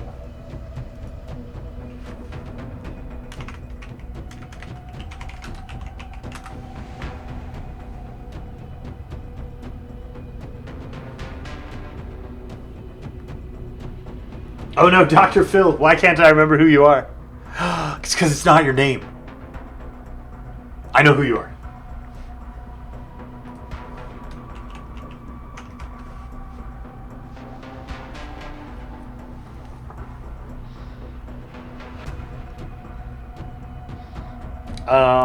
Medic, Scion, Go Mind Fray. Good. Is it hidden behind mechanized unit defenses? Oh yeah, yeah, that's it.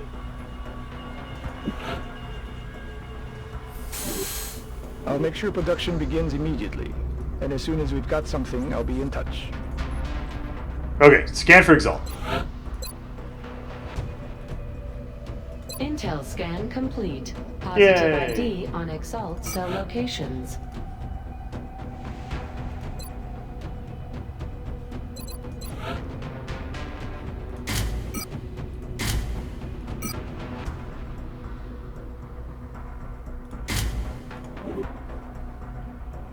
Good luck, Alvernus. Deployed to disrupt Exalt cell in Argentina. We don't have to do very many more of those.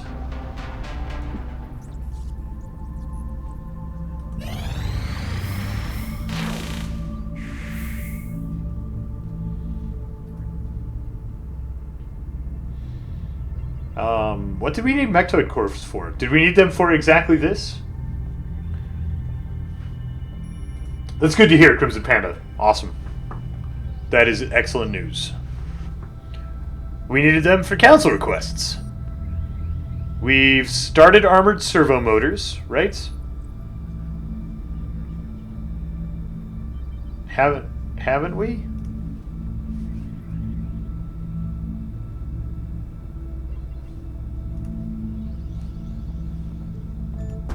Do we have servo motors?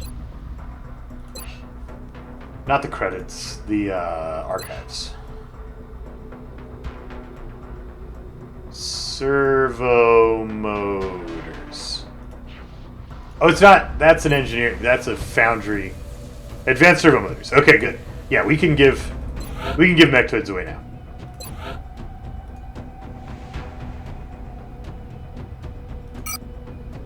Yay!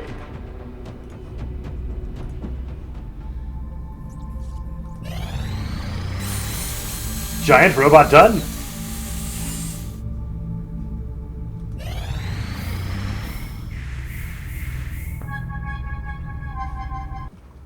Robo-pilot. Done.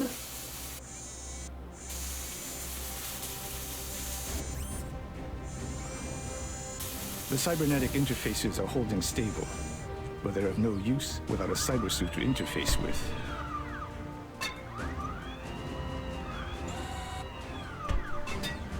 I suggest we manufacture one immediately.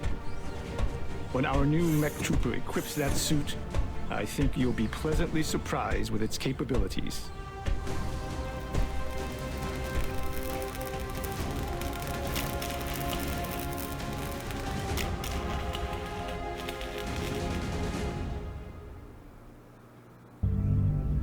What do they do with the spare body parts on recoil? Nachos. I hear people taste a lot like pork, so it'd probably be good on nachos. Hey, Silvero's a Scion. We've had a lot of Psi successes. Is anyone else going in?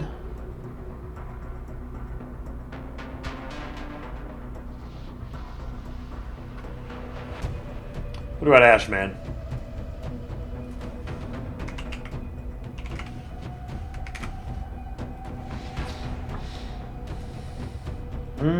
I feel like with 39 Willets, Sergeant Ashman really wants to be a robot, and he hasn't chosen anything.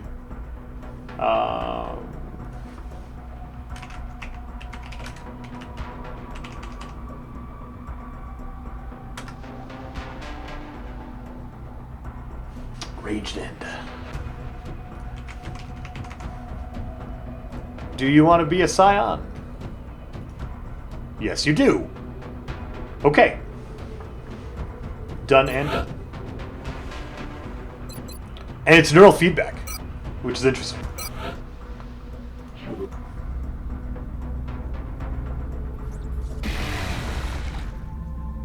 Oh, yeah.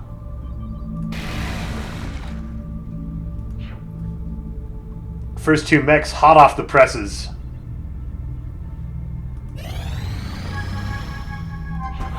Oh my gosh, the success. It's always success. Keep psioning them. Keep it up. Is there anyone else? Sammy No Pants.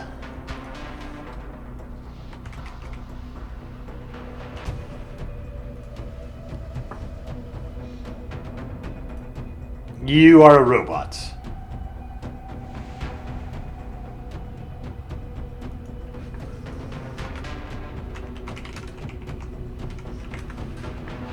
Soldier poorly.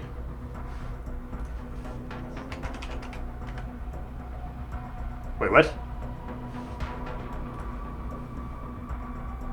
Poorly lit bald man says is waiting, but definitely exists here. Not sure what's going on with that.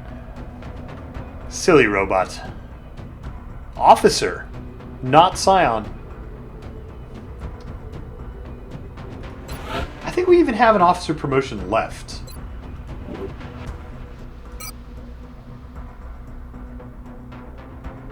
Are we finally done?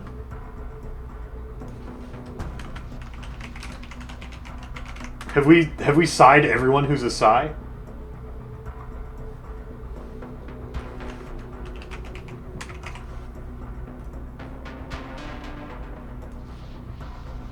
Yep.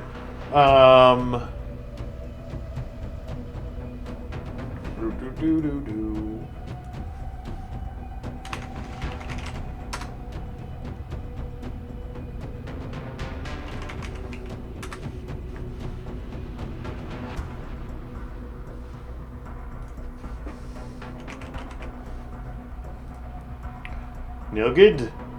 Are you a Scion? No, officer.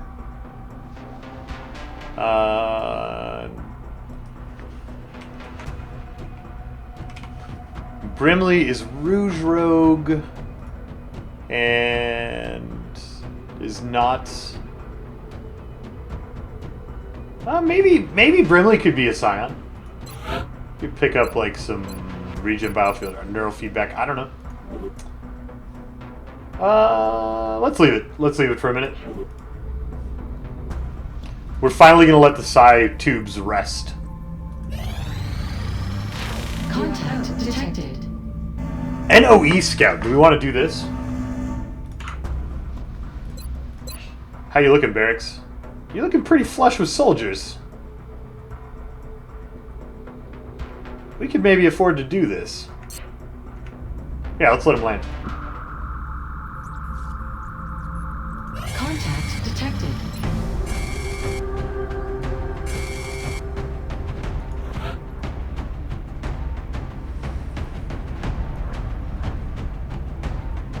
Should we take our brand new Marauder out for a spin?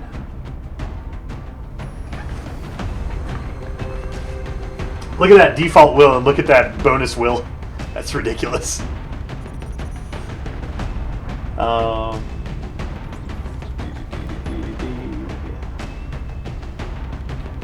Let's take our Marauder out for a spin.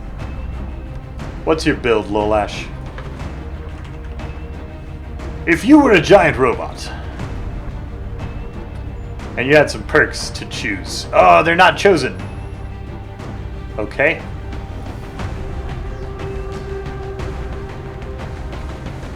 So,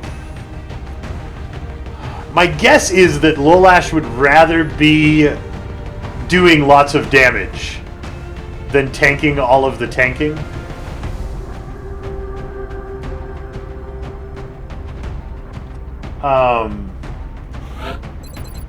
So, I think we're going to go.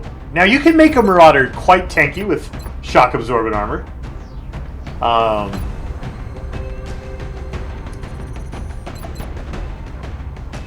And then, oh, maybe I was... So I have two builds. One of the builds picks up aggression.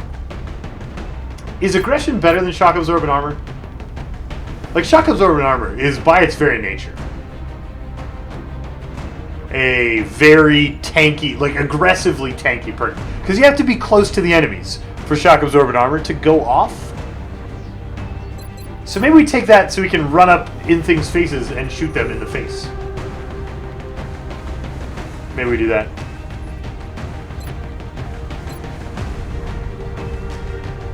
So we get this and then this. We get damage control.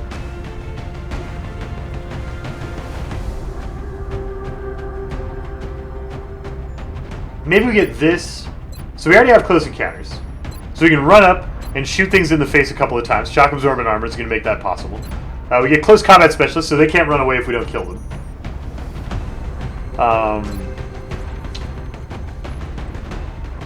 We get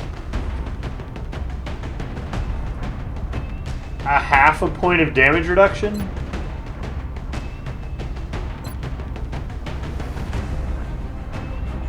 It's better than Ranger, right? We get repair servos for when we inevitably get beat up. Because none of these do damage. Yeah, we're not going to be overwatching. We're going to be actively shooting. And we get VPT for the damage.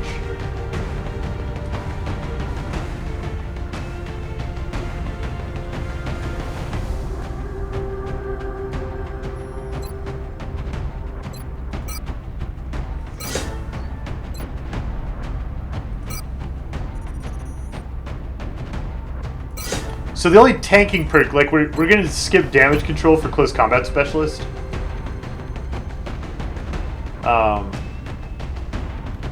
To go more aggressive. And it's really the only tanking perk we're going to skip.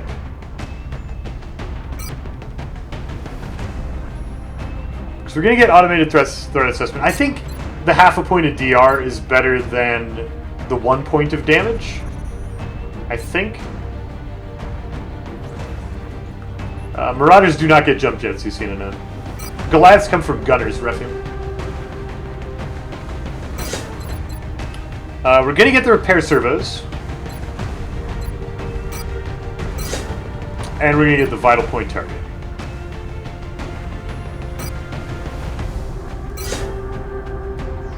And I think in the last rank, we probably get absorption fields. Rapid fire is a consideration to make. It is. Oh, my gun's not done. Oh. Oh, none of my small items are done. Oh. Lame.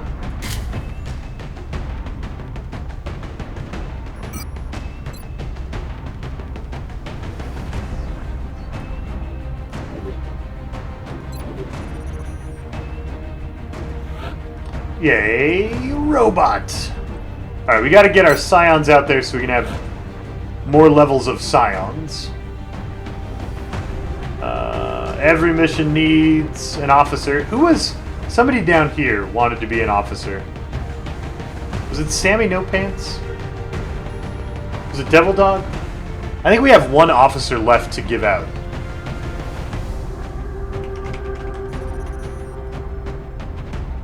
It was Devil Dog, whose nickname is still wrong. Yeah.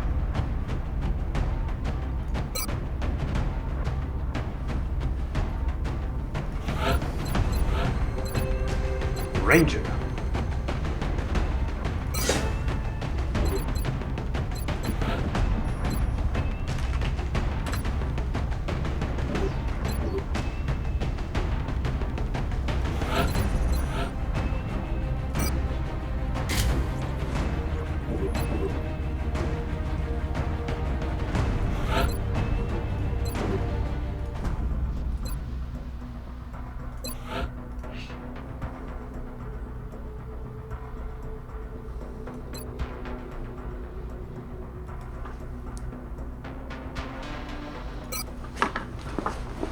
I didn't go Ranger over Deadeye Requiem. Ice Maverick did. That's his build.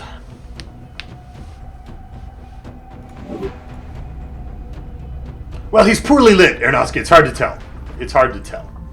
Contact detected. He is very poorly lit.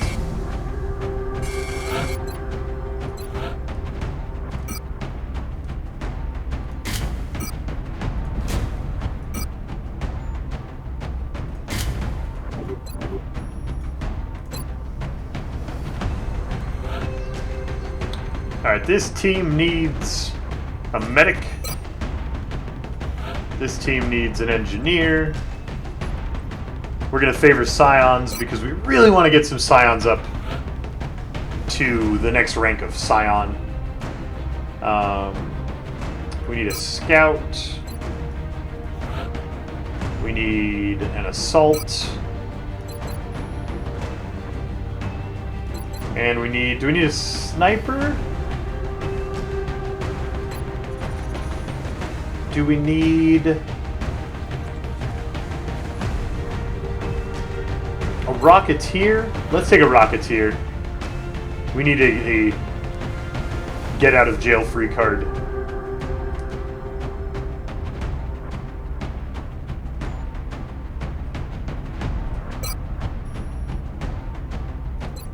See you around, Yusina.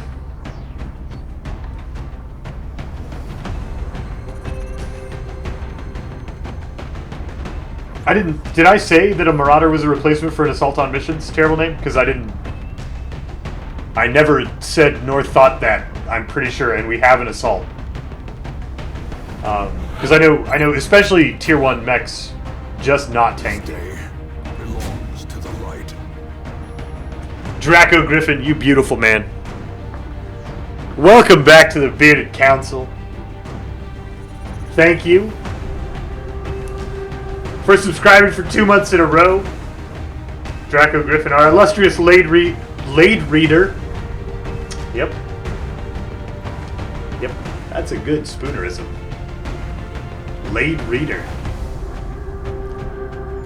I'm just gonna hold you here and let you think about what I've done.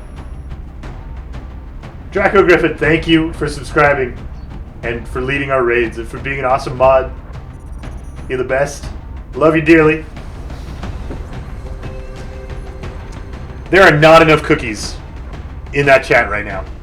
Load it up. Show Draco Griffin the love. A wall. I want a wall of cookies. Just all of the cookies for our Laid Reader.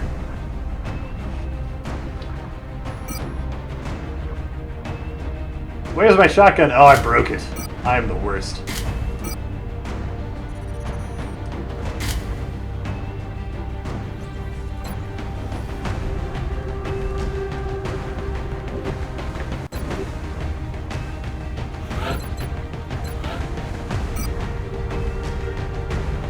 Ranger repair mayhem.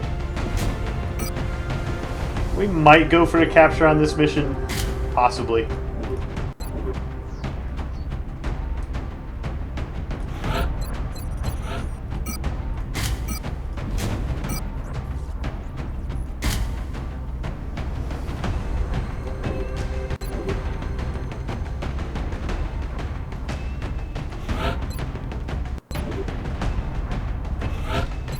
My weapons aren't done for my mech, but we're taking them out anyway.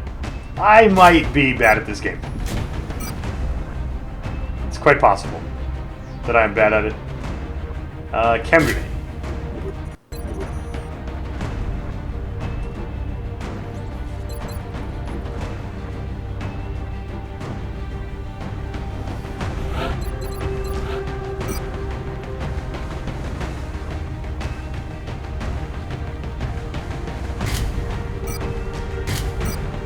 Hey, look, I remembered emotion tracking. I am not terrible. Well, I'm not the terriblest. I'm pretty terrible still. 11 moves feels a little bit light on move.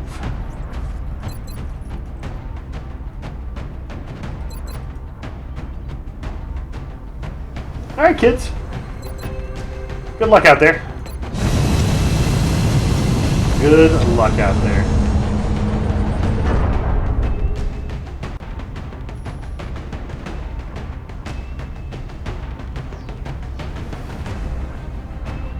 We have visual on the mission site. Setting down.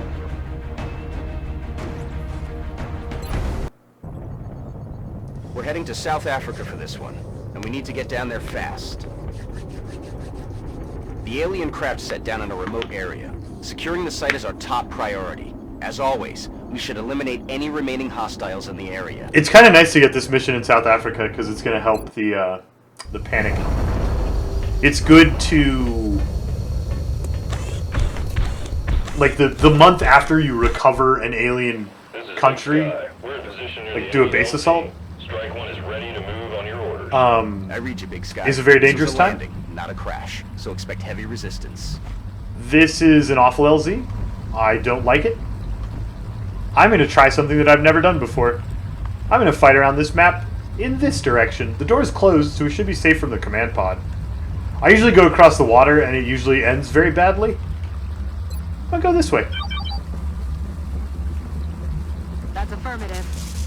That's what we're looking for. And the game's going to reward me with delicious, easy cheese. Please, cheese be easy. Oh. We got a command pod in the ship. Unsurprisingly.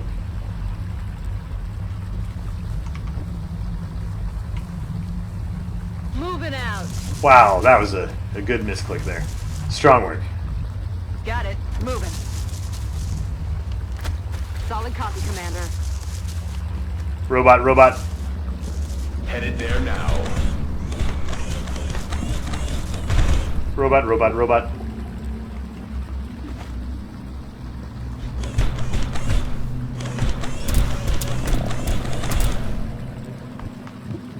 Oh, it's easy cheese. Even ask the... Terrors may indeed stalk these shadows, but yonder, a glint of gold. See, he didn't even say it was a trap. Sometimes he says it's a trap. Double time.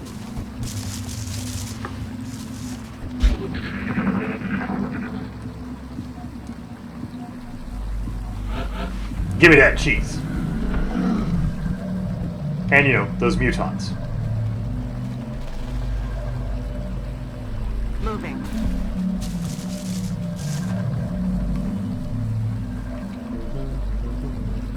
Moving. That is so... 20 HP is so scary. Those HPs on those early mechs, man, they're not huge. Aye, aye, Commander. Oh, man. I'm on it, Commander. I'm rolling. Roger that. I think... oh, no, that's still 5 fewer HP. Okay. Roger, Dodger. Mechs cannot use cover, beyond recoil. Which, On Overwatch. makes them interesting from a line of sight perspective because they can hide behind trees and stuff in a way soldiers who take cover cannot. But yeah, they can't take cover. What? You hear that? Ha! Oh, that's not my favorite. You hear that?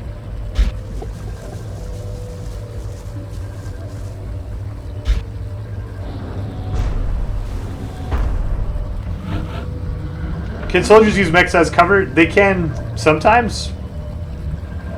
Roger that. It's been secured. La la la la la la la la la. What's back here patrolling up through my landing zone? Eyes in the sky. Nothing. That was a terrible battle scanner, and I am terrible, and I should feel terrible. Okay. Go look. That's affirmative. Fair enough. Go Heading look. out. Turn around. Moving to Go. position. That's affirmative. Go. Affirmative, Commander.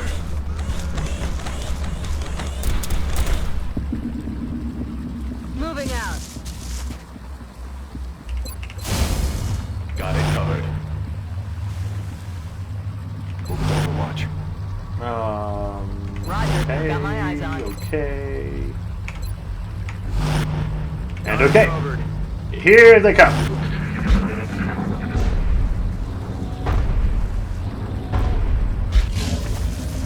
Enemies inside. Look at that!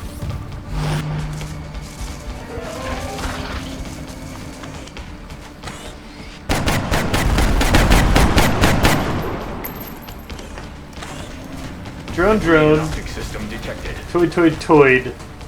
Big toy.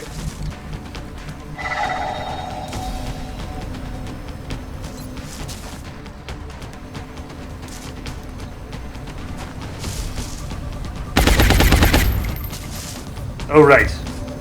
Right, you don't have shredder ammo. Overwatch, aye aye. So we will want to send a shredder rocket. Well, shredder rockets.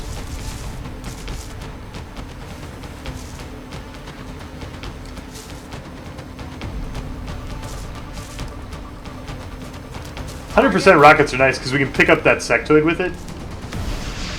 Kind of for free.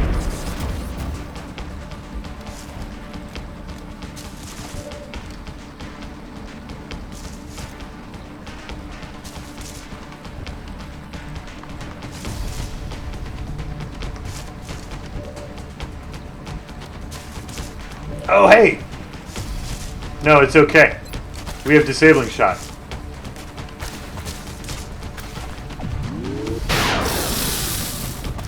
Where do you think you're going? Nowhere. I'm on it, Commander.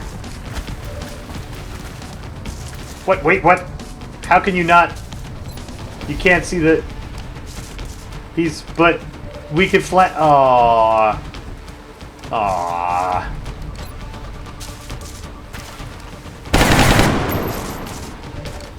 Damn it! Enemy is still alive.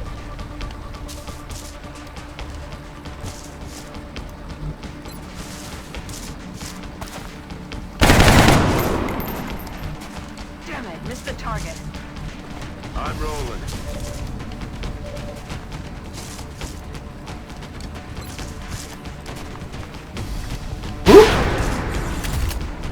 Okay. Missed the target. I'm on the move.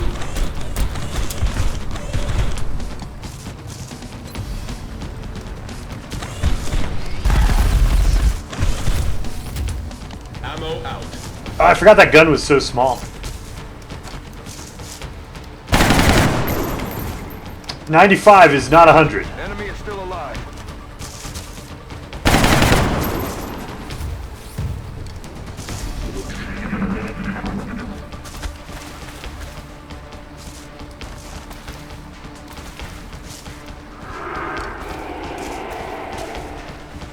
$95, not 100.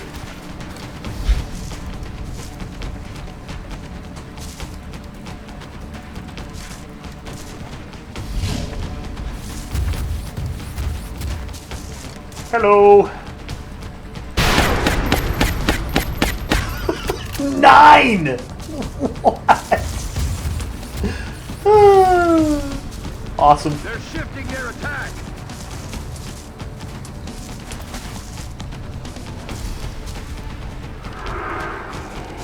Not in the brain.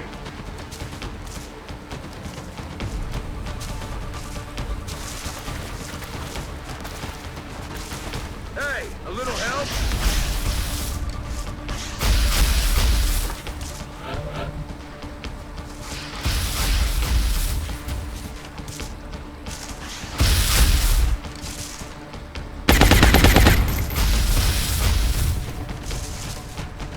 Roger that. Scanning.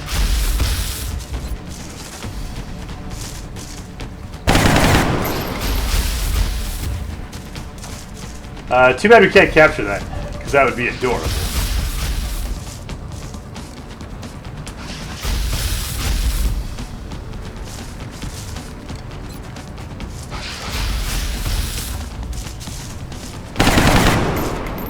I'm all out. Oh, shot wide.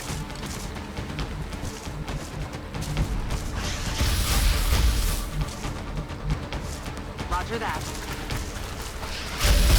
We can put it in the Eversor zone though. In the zone.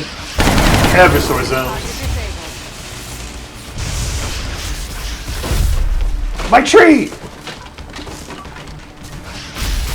My tree! In the zone. Eversor zone. Target disabled. 46, 55, go 55. Nope. Guns dry. Adjusting sight.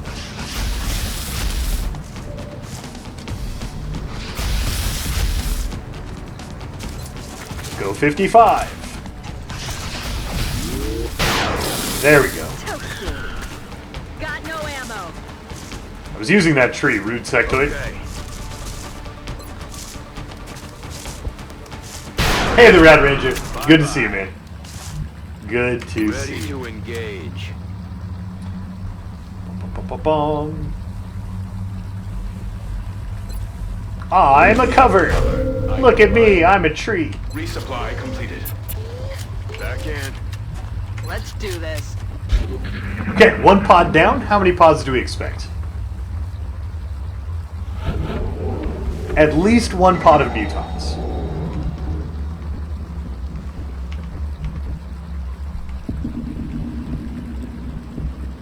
Position confirmed.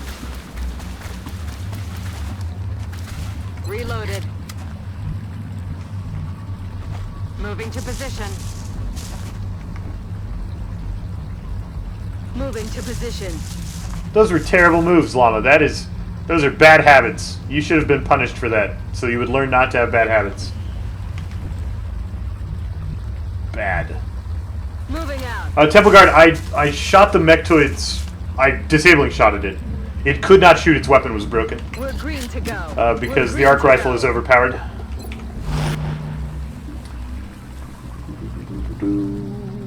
Dashing!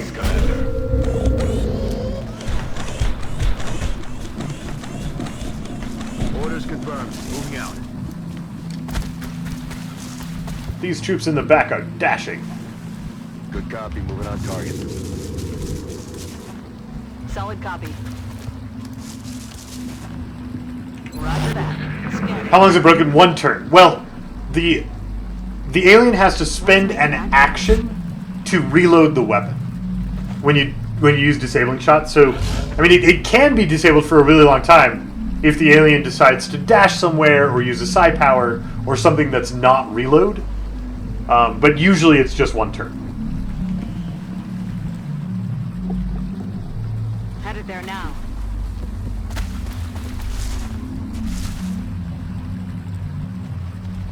Does the become cover power end if you move or shoot? It does. I mean, it didn't spend anything. The one for all doesn't spend an action. It's just a good habit to do because it does give the mech a little extra damage reduction. I'm on my way. in those cases where they take fire. Moving out. But yeah, I mean, it wasn't really good or bad in that instance where I used it. It was kind of a useless thing to do. We're green to go.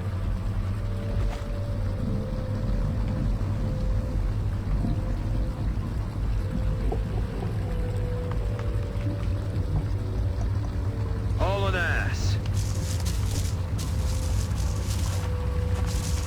Running. All right, a little worried Hauling ass. about how close Eversor is to the command pod there. I don't want to send anyone else up that direction. I'm on the move. Roger that. I don't want to go past that door too closely. Roger. We've got my eyes on. Affirmative. Covering now.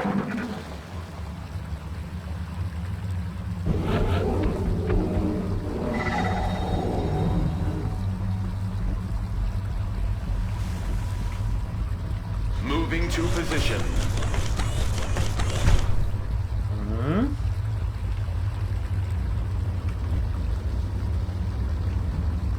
Let's do this. Got it covered.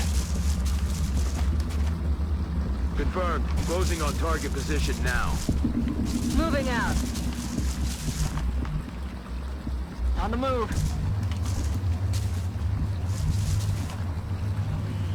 Roger that.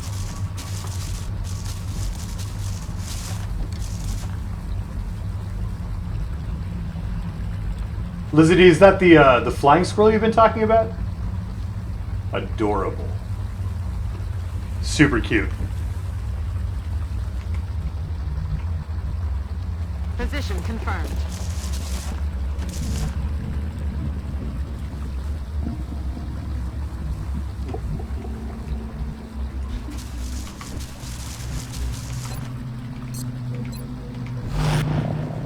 Overwatch. Got it covered. Okay. Do that. Command pod's still closer than Mutons. That's good.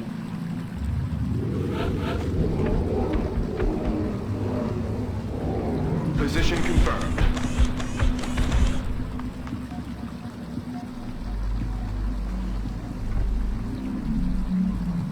Roger Dodger.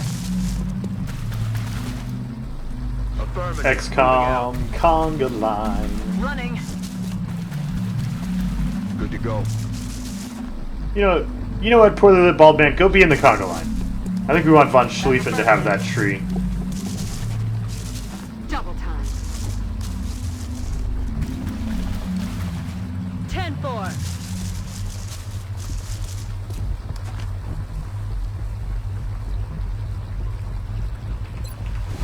That is super cute, Lizzie. She sleeps in a fleece bag down your shirt. That is adorable. That's ridiculous. Providing cover at my line ahead.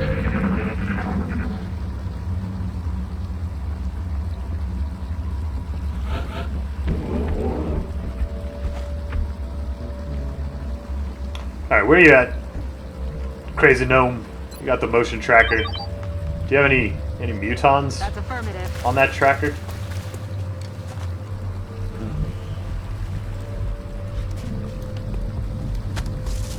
Nope. This is the back of the map, right? Yeah. Okay. Moving to designated position.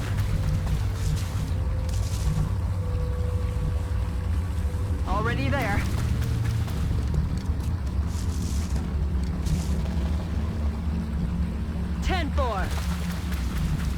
Moving on target location. Hauling ass. Understood. Moving out. On my way.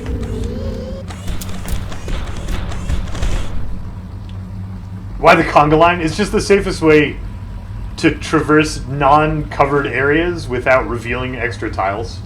Got it covered. Jetix. Before the advent of the motion tracker, the conga line was a common staple of every map before you find contact. Everybody goes in a straight line, single file, so that you don't accidentally reveal an enemy you're not ready for. That's affirmative.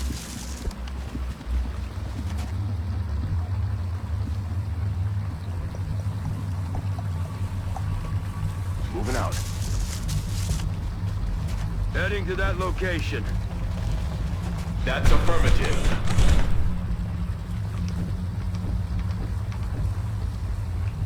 Heading to that location. Map looks so different from this side. Rolling out. Location confirmed. Moving to Overwatch. On the move. Overwatch. Overwatch. Aye, aye. Eyes on the prize. Overwatch. Aye, aye.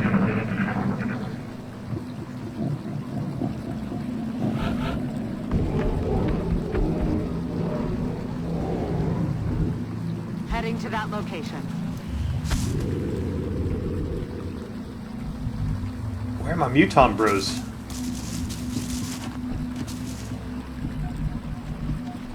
Time to motor. Roger that. Time to motor. Affirmative, Commander. Giant robot soldier.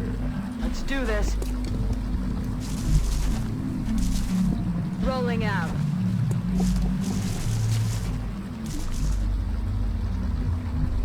Target confirmed. On our way. I'm on it.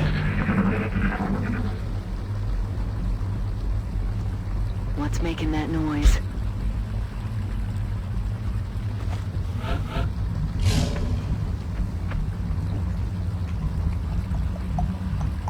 I'm on it, Commander. Mutons? This can't be a one-pod map. This thing landed. Come on. Moving on target location. You make me so nervous when I don't find any aliens.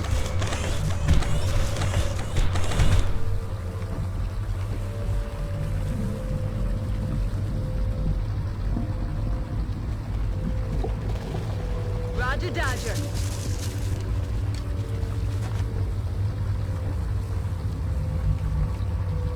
That's affirmative. This map would be better if there was an LZ on top of the UFO.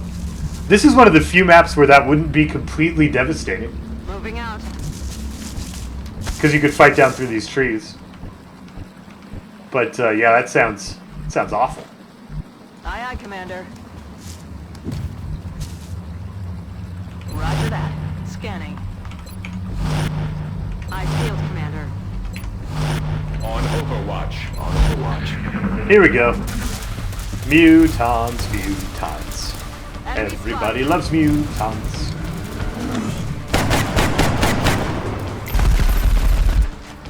Five mutons? Missed.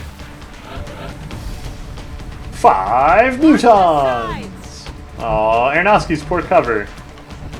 Terrible.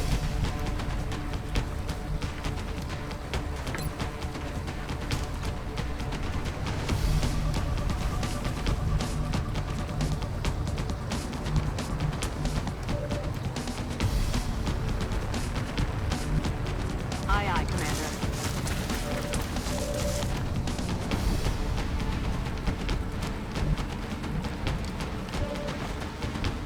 What are the chances I can get a grenade to go...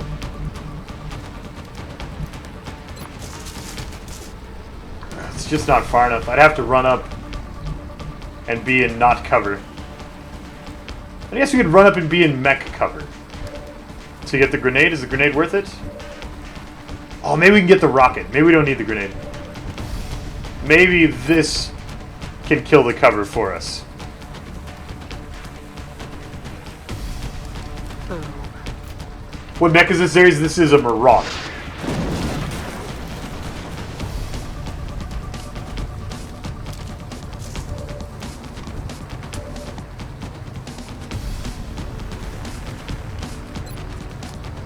Brig zone? Aww, not the Brig zone.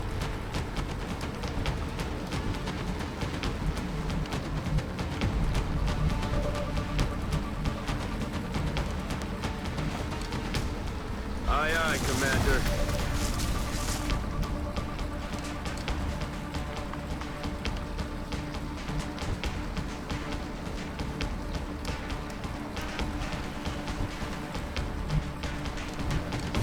I'm rolling.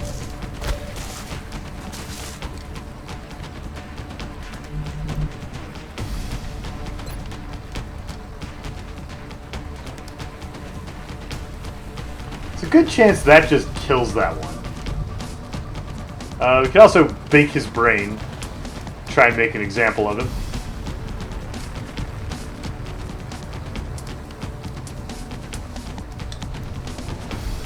I'm worried Winchester takes too much fire.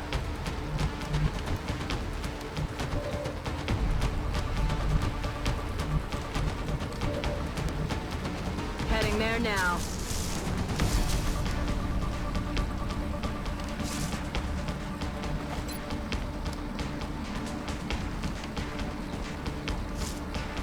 Maybe it's okay to take some fire in the smoke. Smoke's up!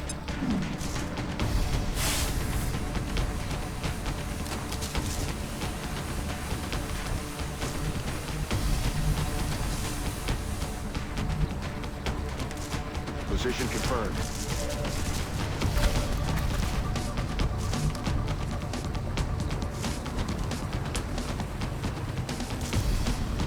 Headed there now. Go get in the smoke.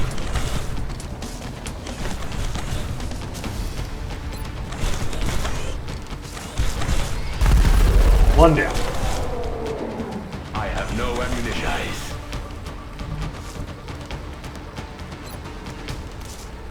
Dane Bramage. Voices in your head.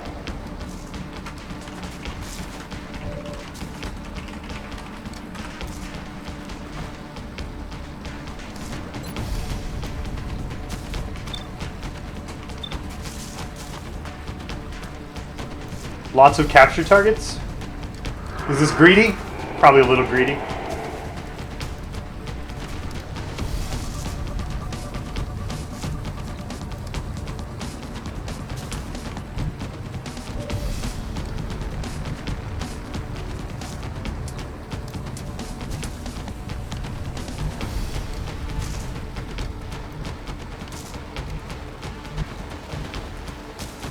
Aye, aye, Commander.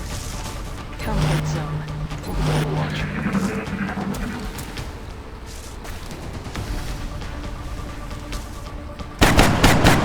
Good hit.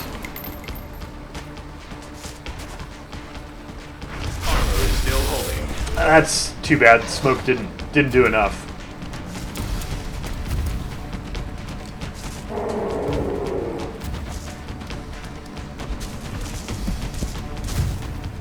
What's the plan, Dane Bramage? That's a good plan.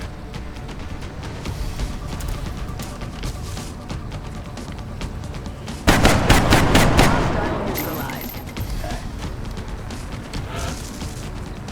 Good.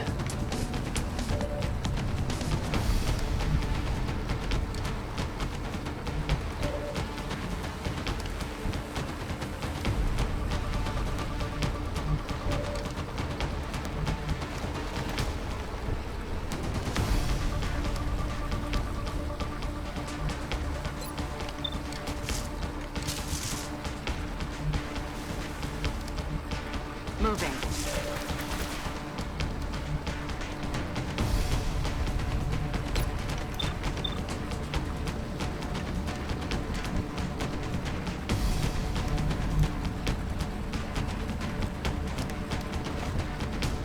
I don't really want to run up on them. I do really want to blow up that rock, That's though. affirmative.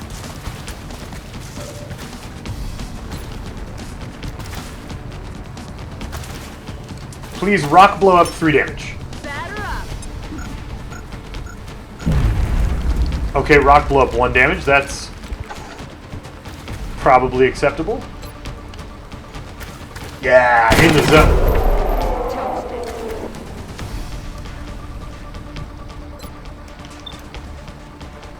52% to brain him. Yes!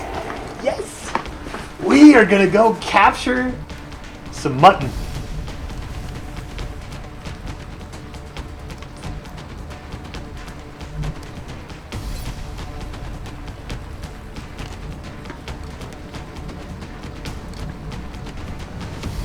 Headed there now.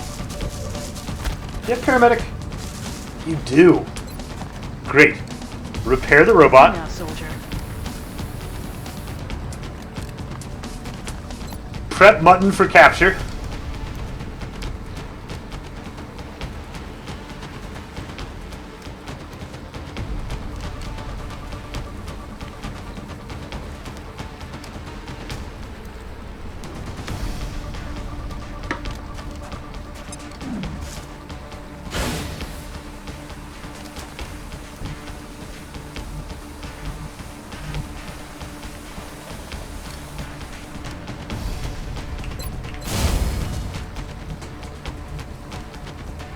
Copy that.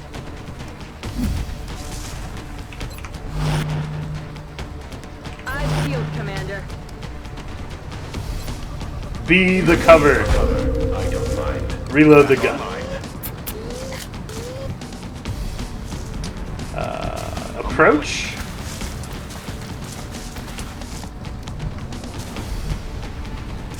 Got it covered. Don't try anything, Muton. You're scared. You don't want to die. Falling back. Don't try anything. Oh, Muton. Adjusting aim. The damage is superficial. Yay, superficial.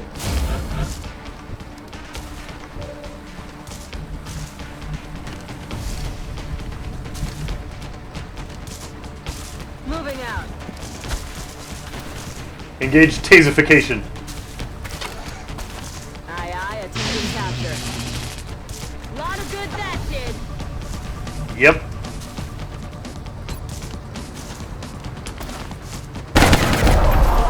Toast. Out of ammo here. Remove risky Muton. Heading to that location. Go make this Muton super scared, I suppose. Eyes peeled, Commander. Orders confirmed. On the move. Headed there now. Medkits fix everything. Calm down.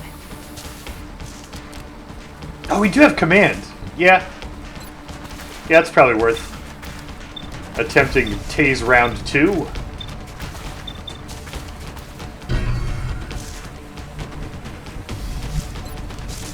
Go. Say goodnight. Yeah! Got him. Target stunned. Ride the lightning. Got him. Solid copy, Commander. Ready to engage. I'm on it.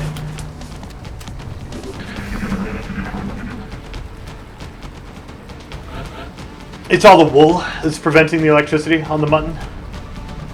How sure are we that this map is empty? I guess pretty reasonably sure. Roger that.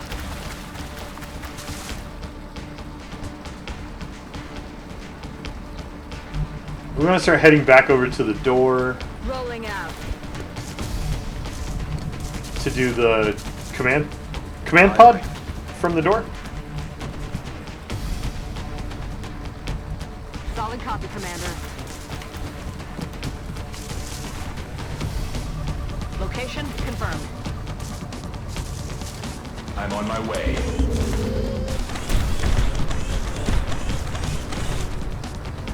Time to load her. 10-4.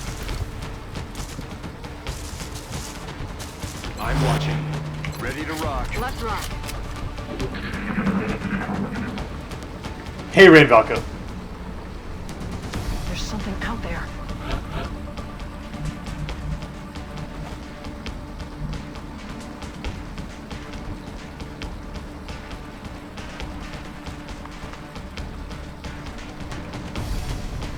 Moving. Robo Boogie. Doodly doo, doodly doo.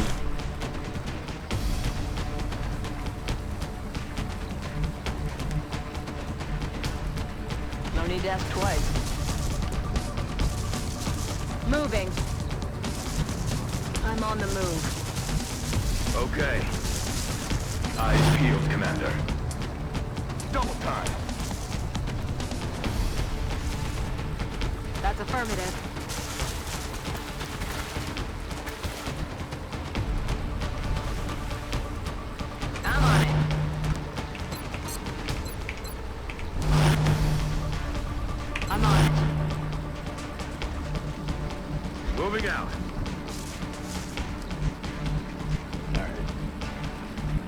Understood. Moving out.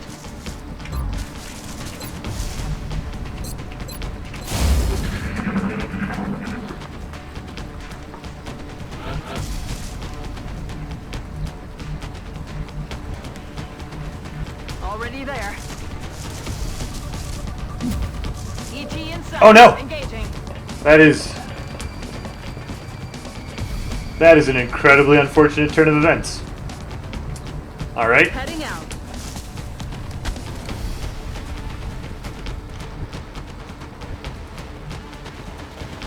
Okay. I guess we'll fight them from here. Affirmative.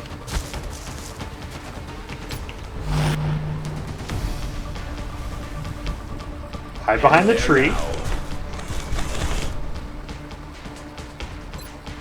Providing cover at my location. Scanning. I'm rolling. Roger that. Scanning.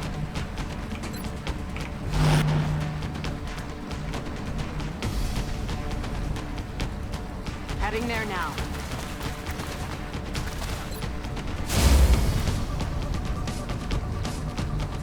I'm on the move. Got it covered. Whoops. What was that?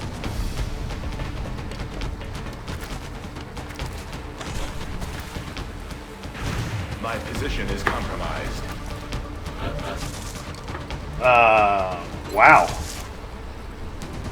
86, I think we just take. Affirmative. Covering now.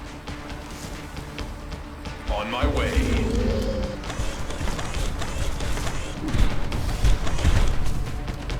Maraud.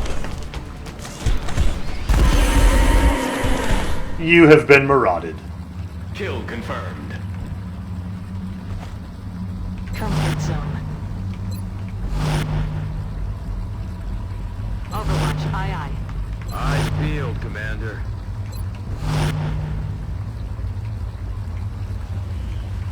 Demarad. On my way. On Overwatch.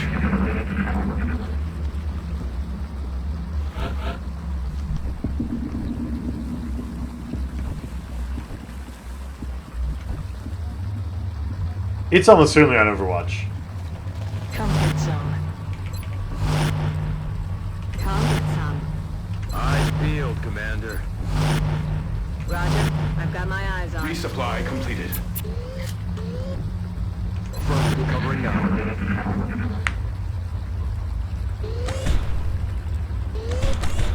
Sound detected.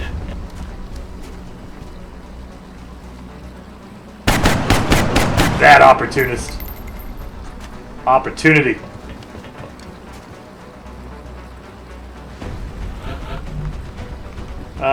Okay. It is almost certainly on Overwatch.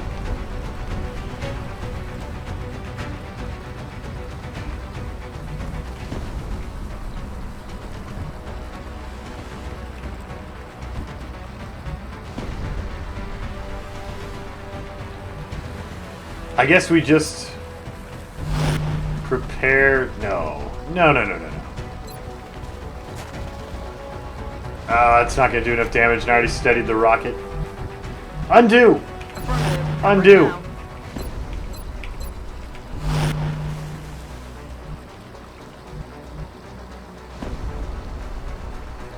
I'm on it. Got it covered.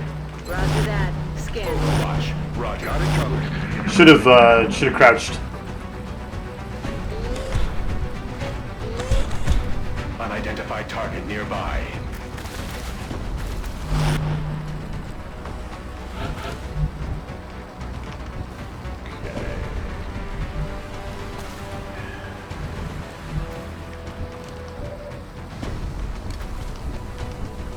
Tell me about a rocket. Tell me a little story about firing a rocket.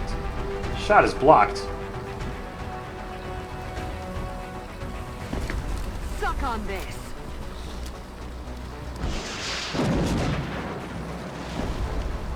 That rocket was delicious. That was such a high quality explosive.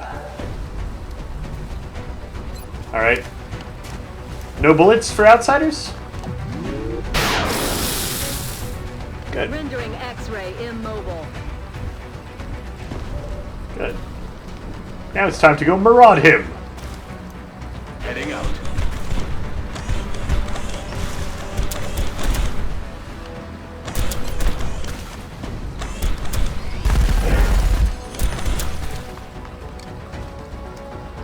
Maraud him harder. No We nailed it, Commander. Mission accomplished. It's probably a little overly aggressive.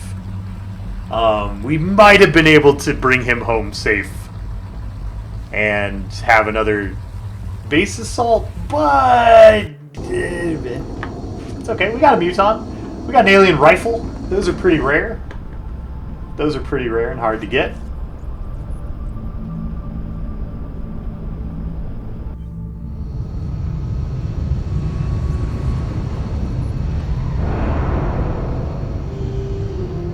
Another successful mission. Excellent work, Commander. Thanks, Dr. Valen. Thanks. Yeah. Alien rifle, that's good stuff.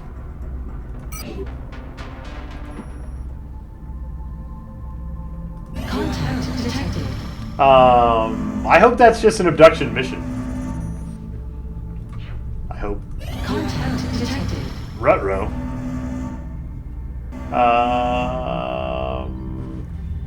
Hold, please. Commander needs to evaluate the barracks situation.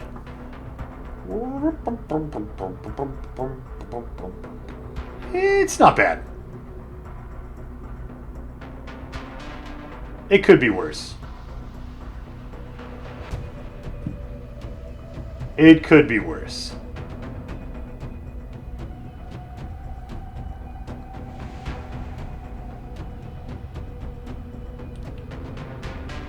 I think we let it land.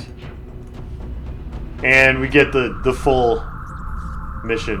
Commander, the Council isn't going to be happy about this. We need to protect our satellites, or we're going to lose coverage. The Council's gonna like it fine.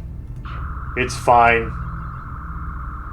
Commander, we're tracking several reported abductions via the hologlobe. I've got the coordinates locked in. That's an awful lot of... That is an awful lot of abduction for a country with 2 points of panic. Swarming? Swarming in a large structure? It might be time to break out the Lord of the Strats.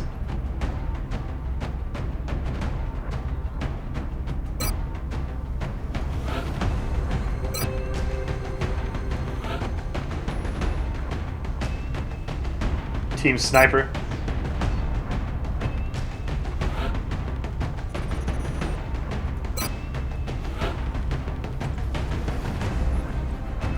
Need a few people to clear the way for Team Sniper.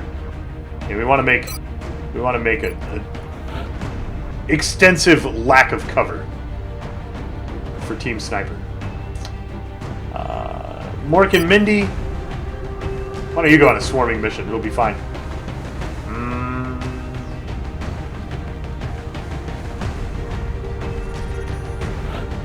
I don't have any scouts with stealth.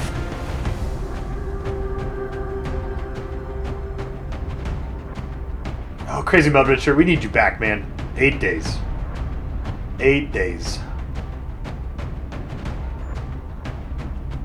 Okay, what's this team missing?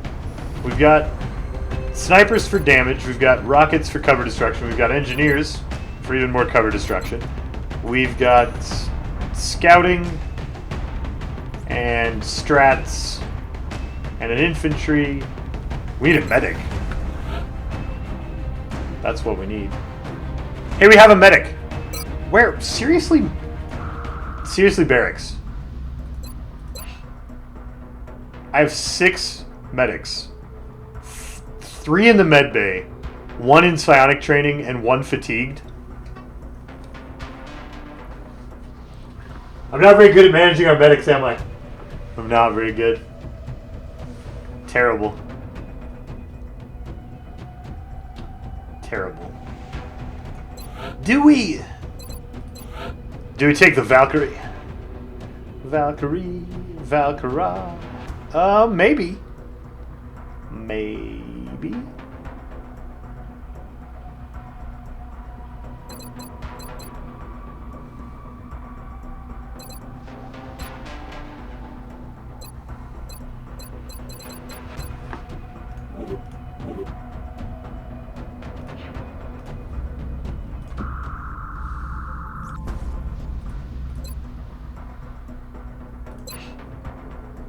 If we take Chevy Guy, we leave Smelly Hug home, and we have a different source of light 'em up.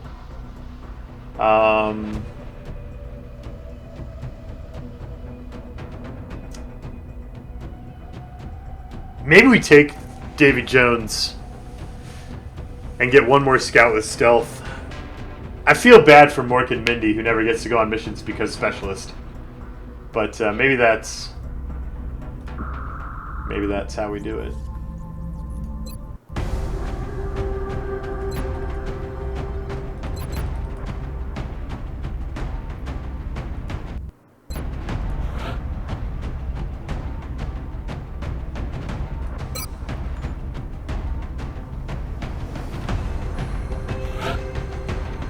Suppression.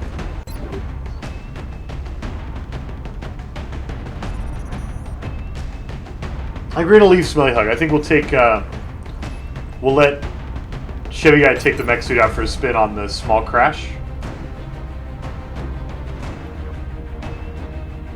Oh, it's not a training mission, Aronofsky. They're going to land. That is not a training mission.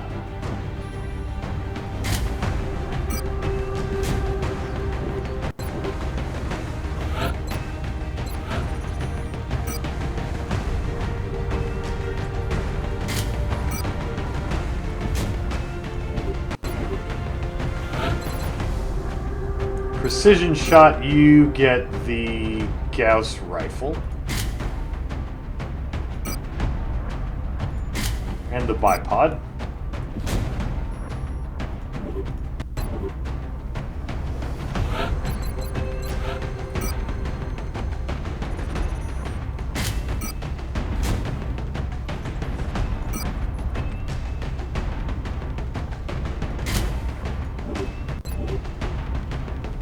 I don't have a...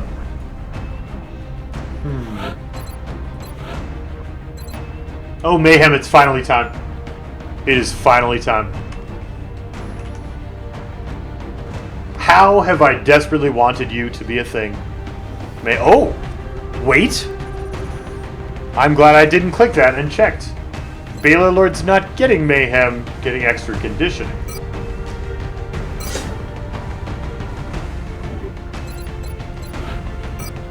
I'm glad I checked. That is a lot of HP.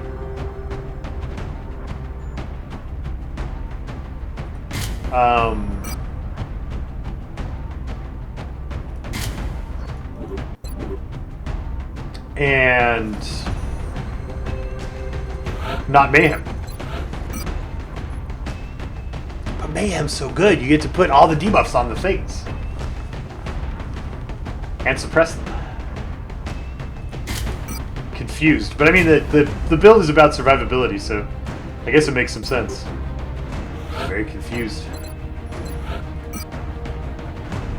Oh, you have precision shot also, and VPT. Well, maybe you can make a laser sniper rifle do some damage.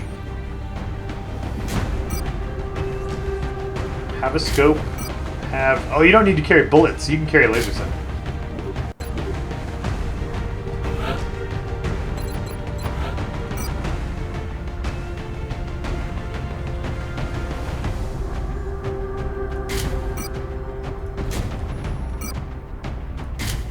Do you have the battle scanner perk?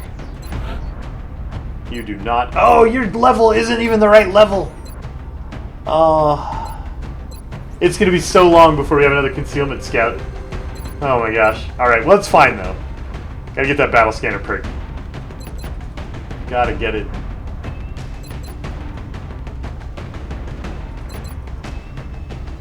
All right, let's get in there.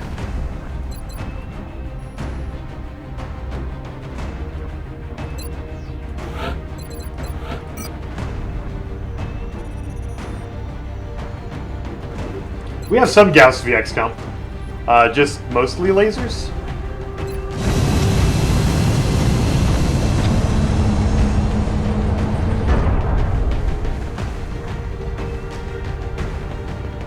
We have visual on the mission site. Setting down.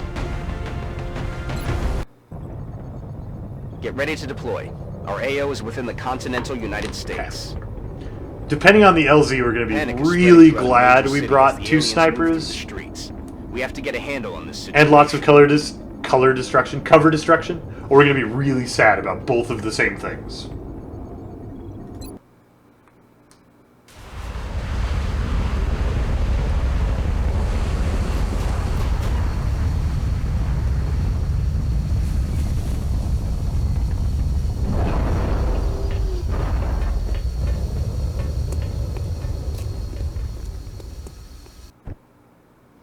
This is Big Sky. Strike team has reached the AO. Requesting authorization to deploy. Solid copy, Big Sky. Strike 1 is cleared to engage. Okay, this can go really well, and it can go really poorly.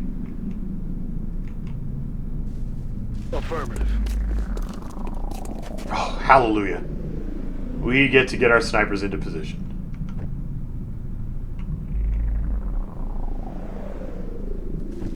You got nothing. Already there. Moving.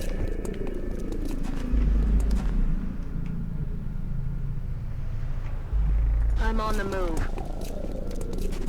Solid copy. Heading out. Do you have Lone Wolf? You do. Do you have Lone Wolf? No. Okay, so you're gonna go stay up close with the squad. Commander.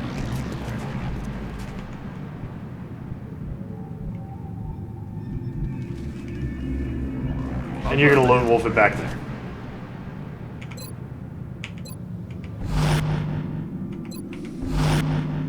Got it covered. Come get some. I feel come get some. Alright, let's see. Swarming. There's gonna be a few aliens.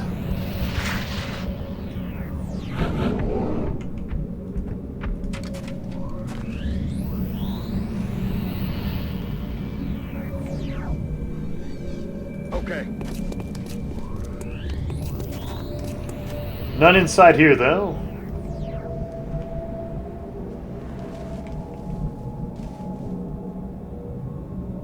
Okay.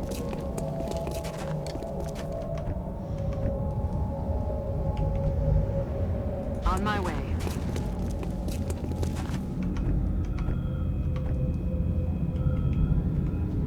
Position confirmed. On it. On the move. Rolling out.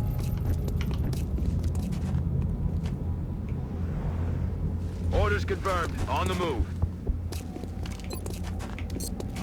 Good night, Aronofsky. Got it covered. Come get some. Come get some. Got it covered.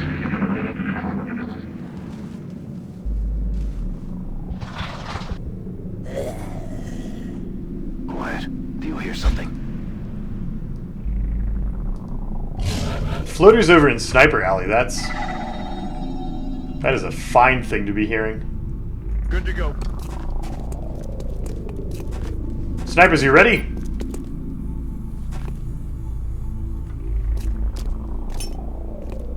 Sweeping.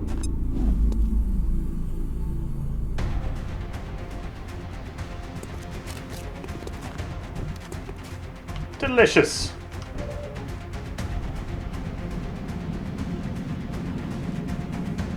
Wait, you're a scary floater. You. Die for me, please? Oh. Enemies in sight. Not enough damage.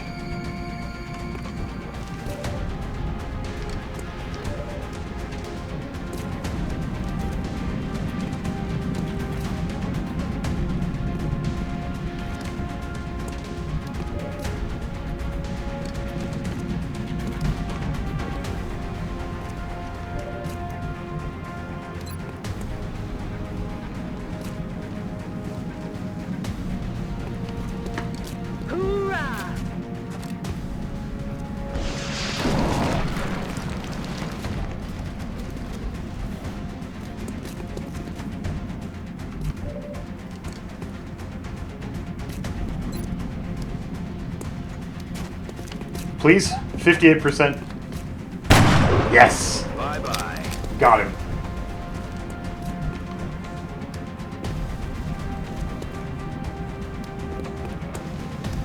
On it.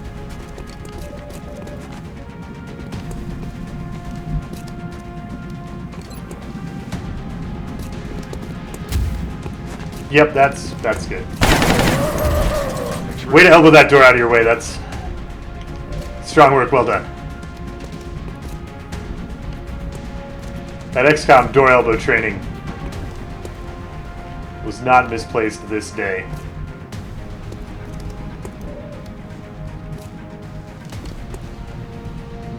Headed there now.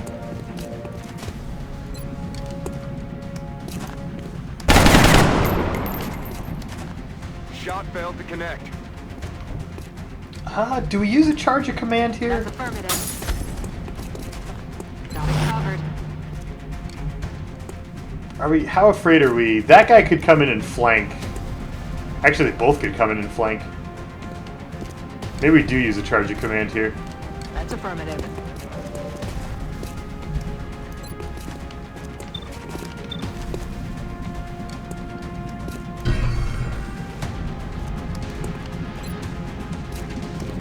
Finish him. No longer a threat. Now you're scared. Been falling back. You're scared. Too scared to flank anyone. Yay! No! All the way out of line of sight.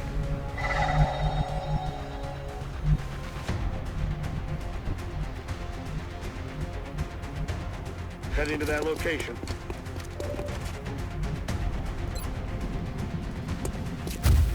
See, that's how you open a door with your gun butt. Just like that. Oh. Oh, right, lasers don't do real damage. They are not real weapons. Good to go. Hey, little nug. Dead and gone.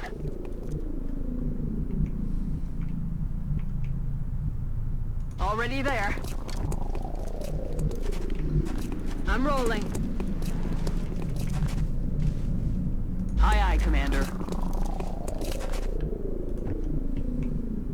Solid copy. Moving to position. Ready to rock. Good night, Ceres. Whoops, I'm fell on it, asleep. Commander. Ready to rock. Eyes on the prize. Ready to rock.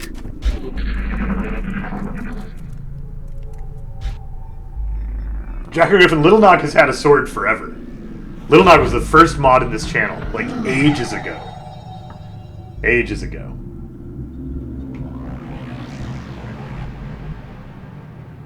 Okay.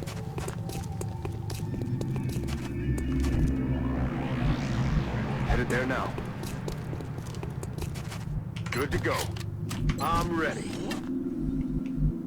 Aye, aye.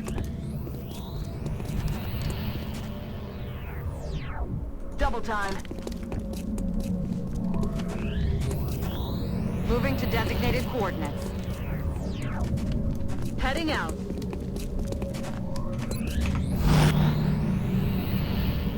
On my way. Overwatch. Aye, aye.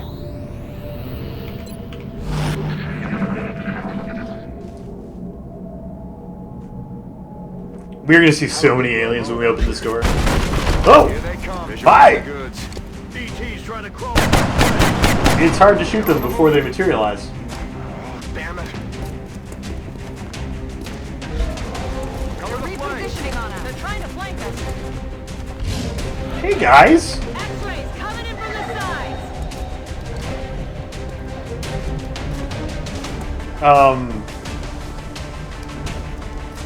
Welcome to pain?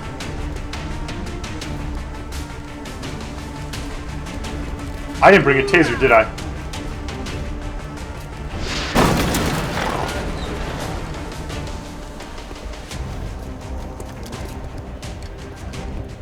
I did not bring a taser. Disaster.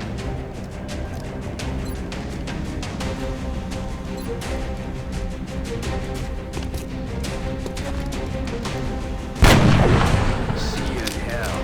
One down. Destroyed. I have a 91 on that guy right there. Feels pretty good. Kill.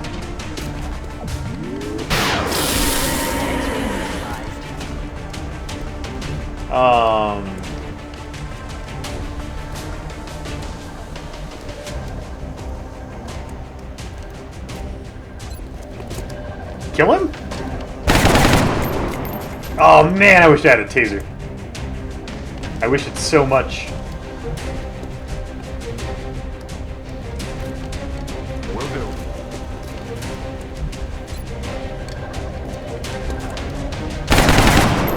Oh. Target's still up. Aye, aye, Commander. Wow, 66%. What's this guy's deal? Mistakes were made. Mistakes involving hollow targeting mostly. And, you know, the choice not to use it. He's down. You sit. We will deal with you next turn. No killing my team. They were busy mowing through 60 hit points of other outsiders.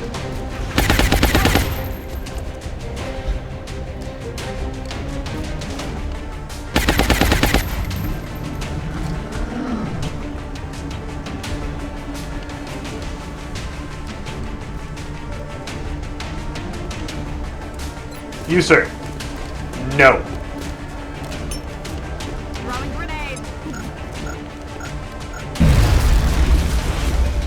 No.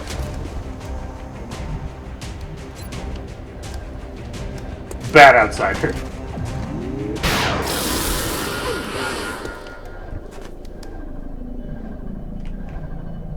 Moving out. I'm ready. Rock and roll. Copy that.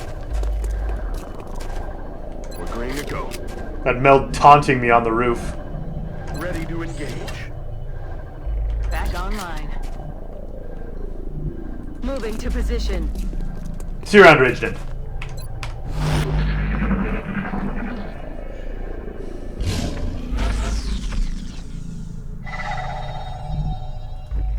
I weep for the cheese and its lost deliciousness potential. Will do.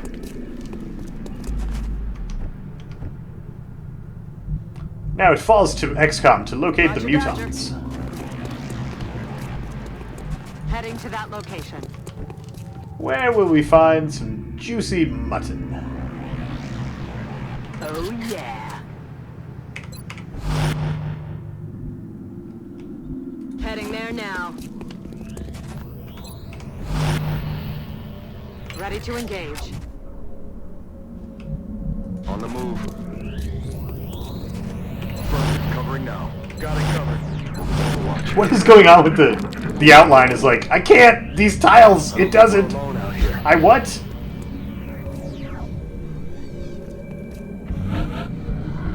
Look at it. I don't know where you can stand and cannot stand. I am confused. Do you want to go see some mutants? Got it covered. Yeah. Okay. Roger, tracking.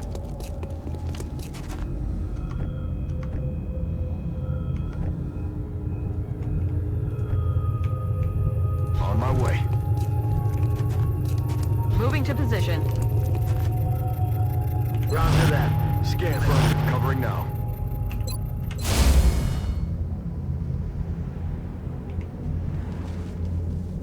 Good copy. Moving on target.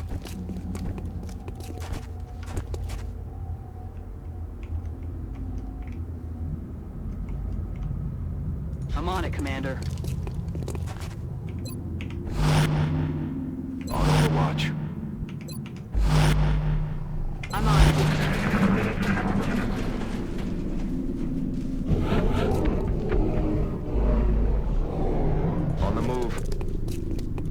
Muton! Oh. Mutons! Mutons? Mutons? That's affirmative.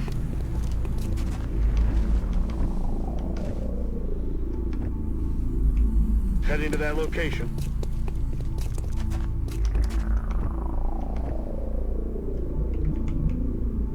I'm on the move. Door!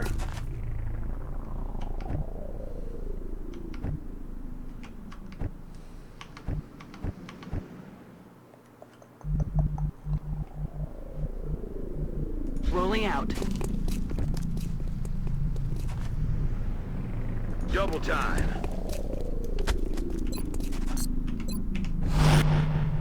Roger, got my eyes Watch. on. Eyes peeled, Commander. Got it covered. Roger, got my Mutons, eyes where are you? I have a feeling I'm gonna have to. Oh. Shut up. Listen. Oh, they have floaters too. Aye, aye.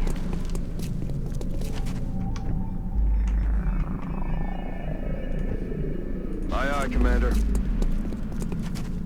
Okay. Got it. Moving. Got something over Oh. here. Oh no. I have moved too many people. 1, 2, 2, 3 stuff, guys and things. You can't stay there, that's too flankable. Can you get a line of sight maker over to that wall? You cannot. That's not good.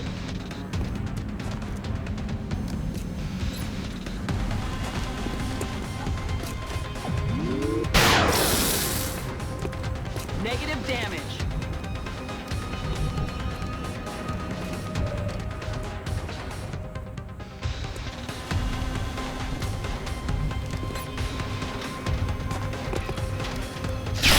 I would really like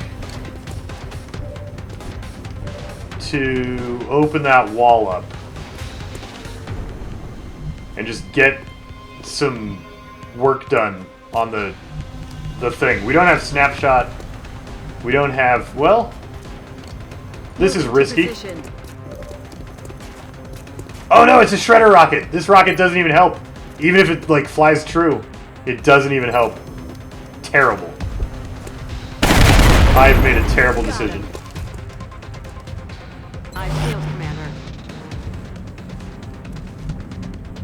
Got it covered. I'm on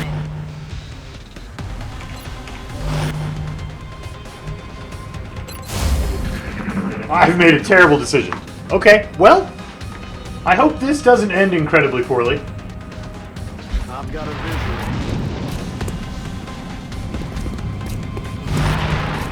Muton Floater Seeker. Watch the flanks. Laying down some shredder.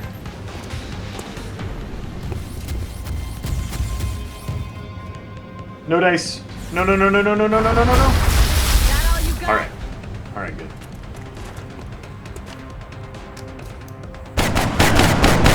Good. Damn it. Enemy is still alive. Good.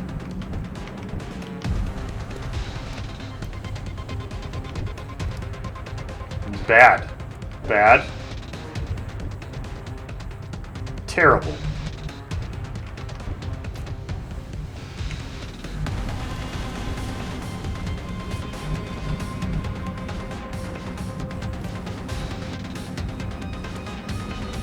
Heading to that location.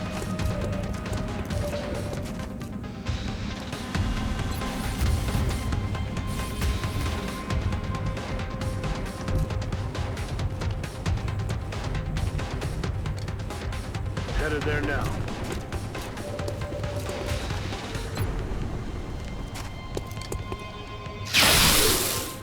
Muton, that was not enough damage. When did that floater get right there? They're on the move. Okay. Okay. I'm rolling.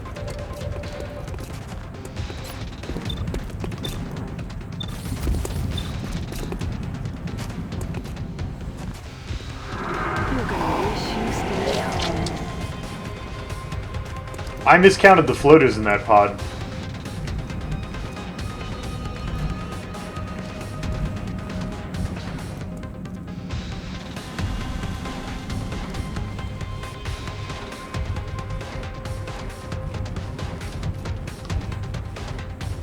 And I very, very badly misplaced my snipers.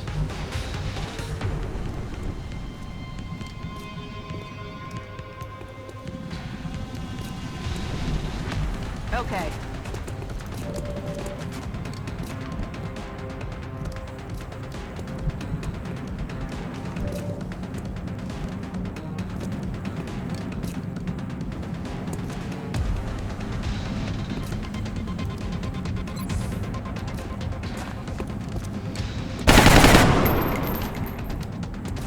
Adjusting aim.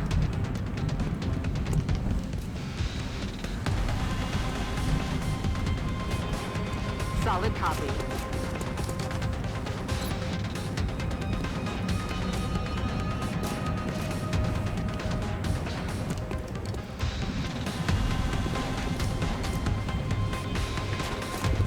Nobody died yet, Archie White, but we are seriously in trouble right now.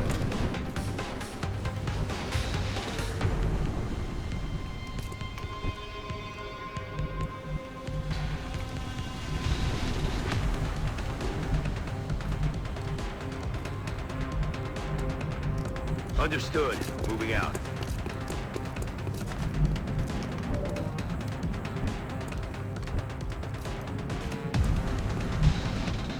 I'm on the move.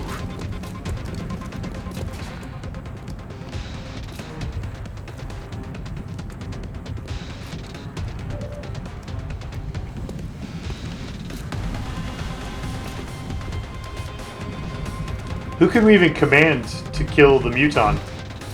Nobody. I mean, we can hope. We can hope for a big crit. Yes! Oh, Davey. Rolling that 58%. I'm out of firepower. That is incredibly helpful. I'm on it.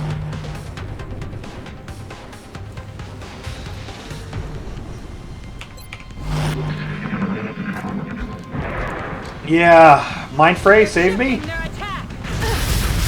Okay.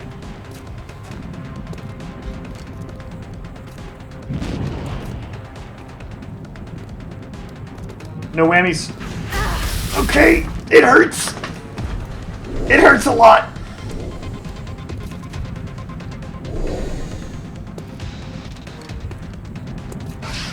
I'm pinned down here. Mechtoid is scary.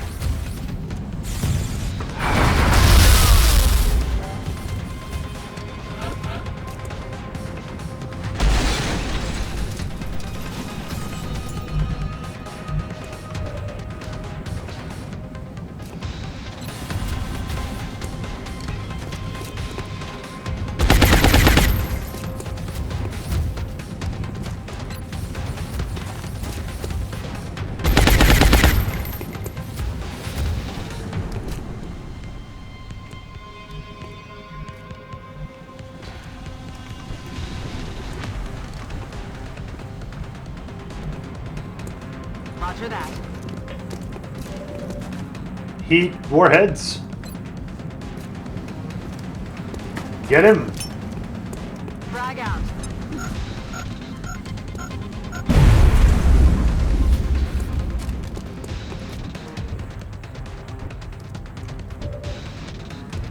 That 1 HP. That one right there, that's the one that matters.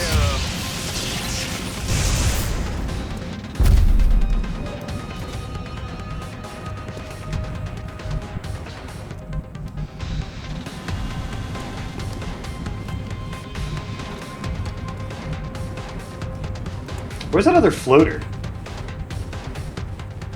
Stepping off. Yeah, right there, right above everybody's face.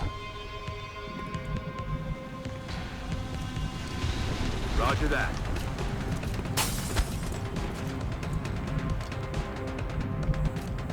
I guess he is still Mind Frayed, which could be worse.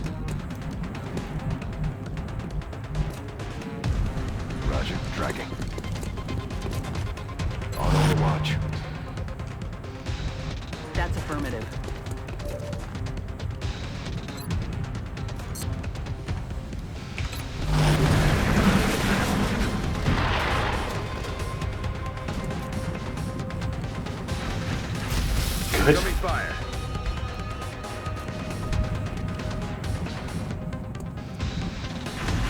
Good. Got a lot of heat on me.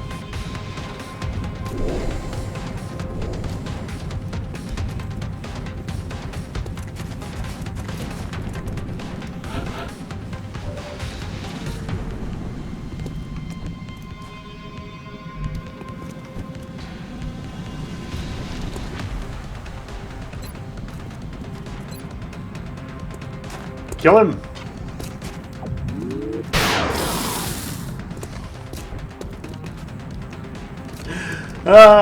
You got all the wrong hit points. That last one, that was the one we needed.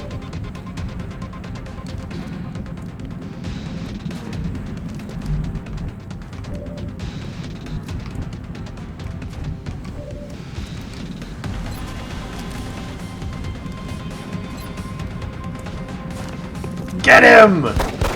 No! Terrible. Shot wide.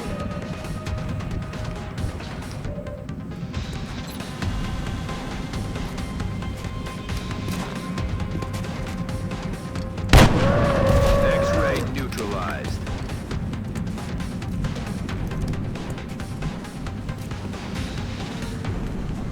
Heading to that location. Right? Yep, that's a thing. That is a thing. A thing that good players remember. And I don't. Yes, Commander.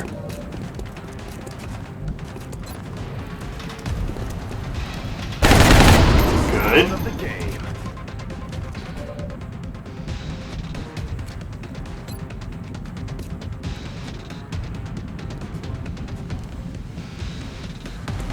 No?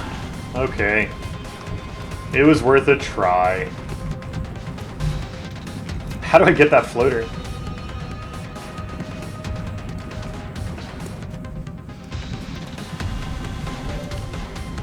I guess I just don't. Hi, Commander. Roger, got my eyes on.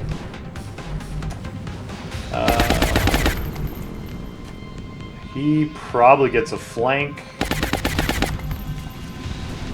Can I do anything about it? On the move.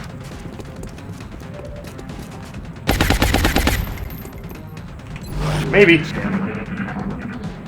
Oh, good. He didn't go for it.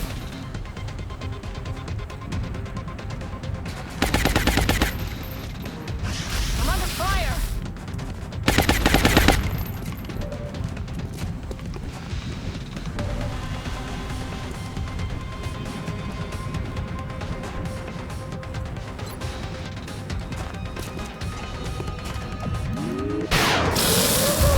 Hey, Brewdog. I'm out of firepower over here.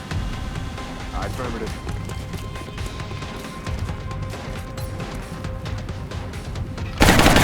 Oh man, I feel badly for Silvero. Good work, Commander. Mistakes were made. Mistakes were made. And then those mistakes like snowballed into disasters. Oh my gosh. Gotta have more respect. More respect for the swarming missions.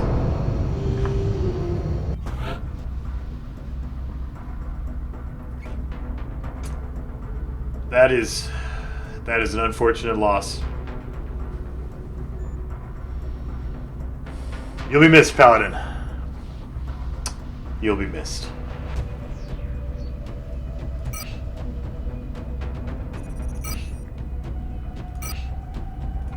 We will be in touch, Commander.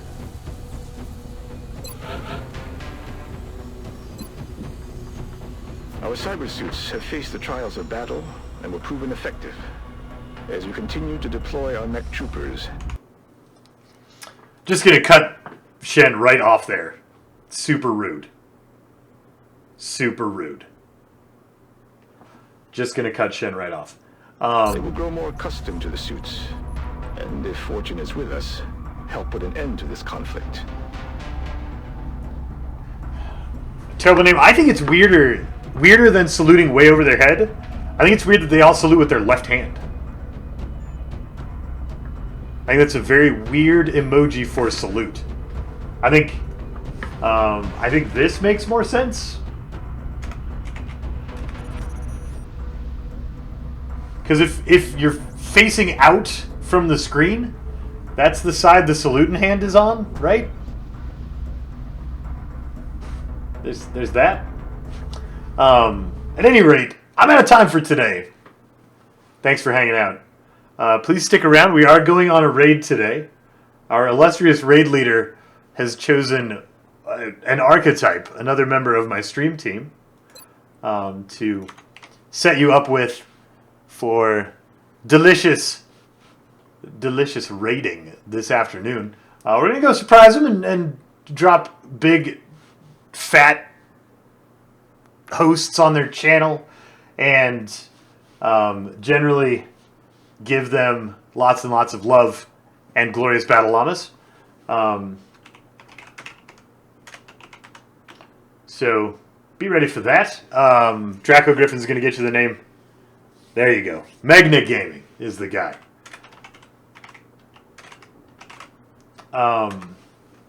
Get you that name. You can go hang out in Magna's channel stealthily, sneakily, like a ninja. And I will give you the raid call in just a moment. After I say goodbye to a couple of people. Thanks for watching, Terrible Name. Have a good night, Roram. Thanks for watching, Elfminster. Good night, Kalmari. Bye, Vista.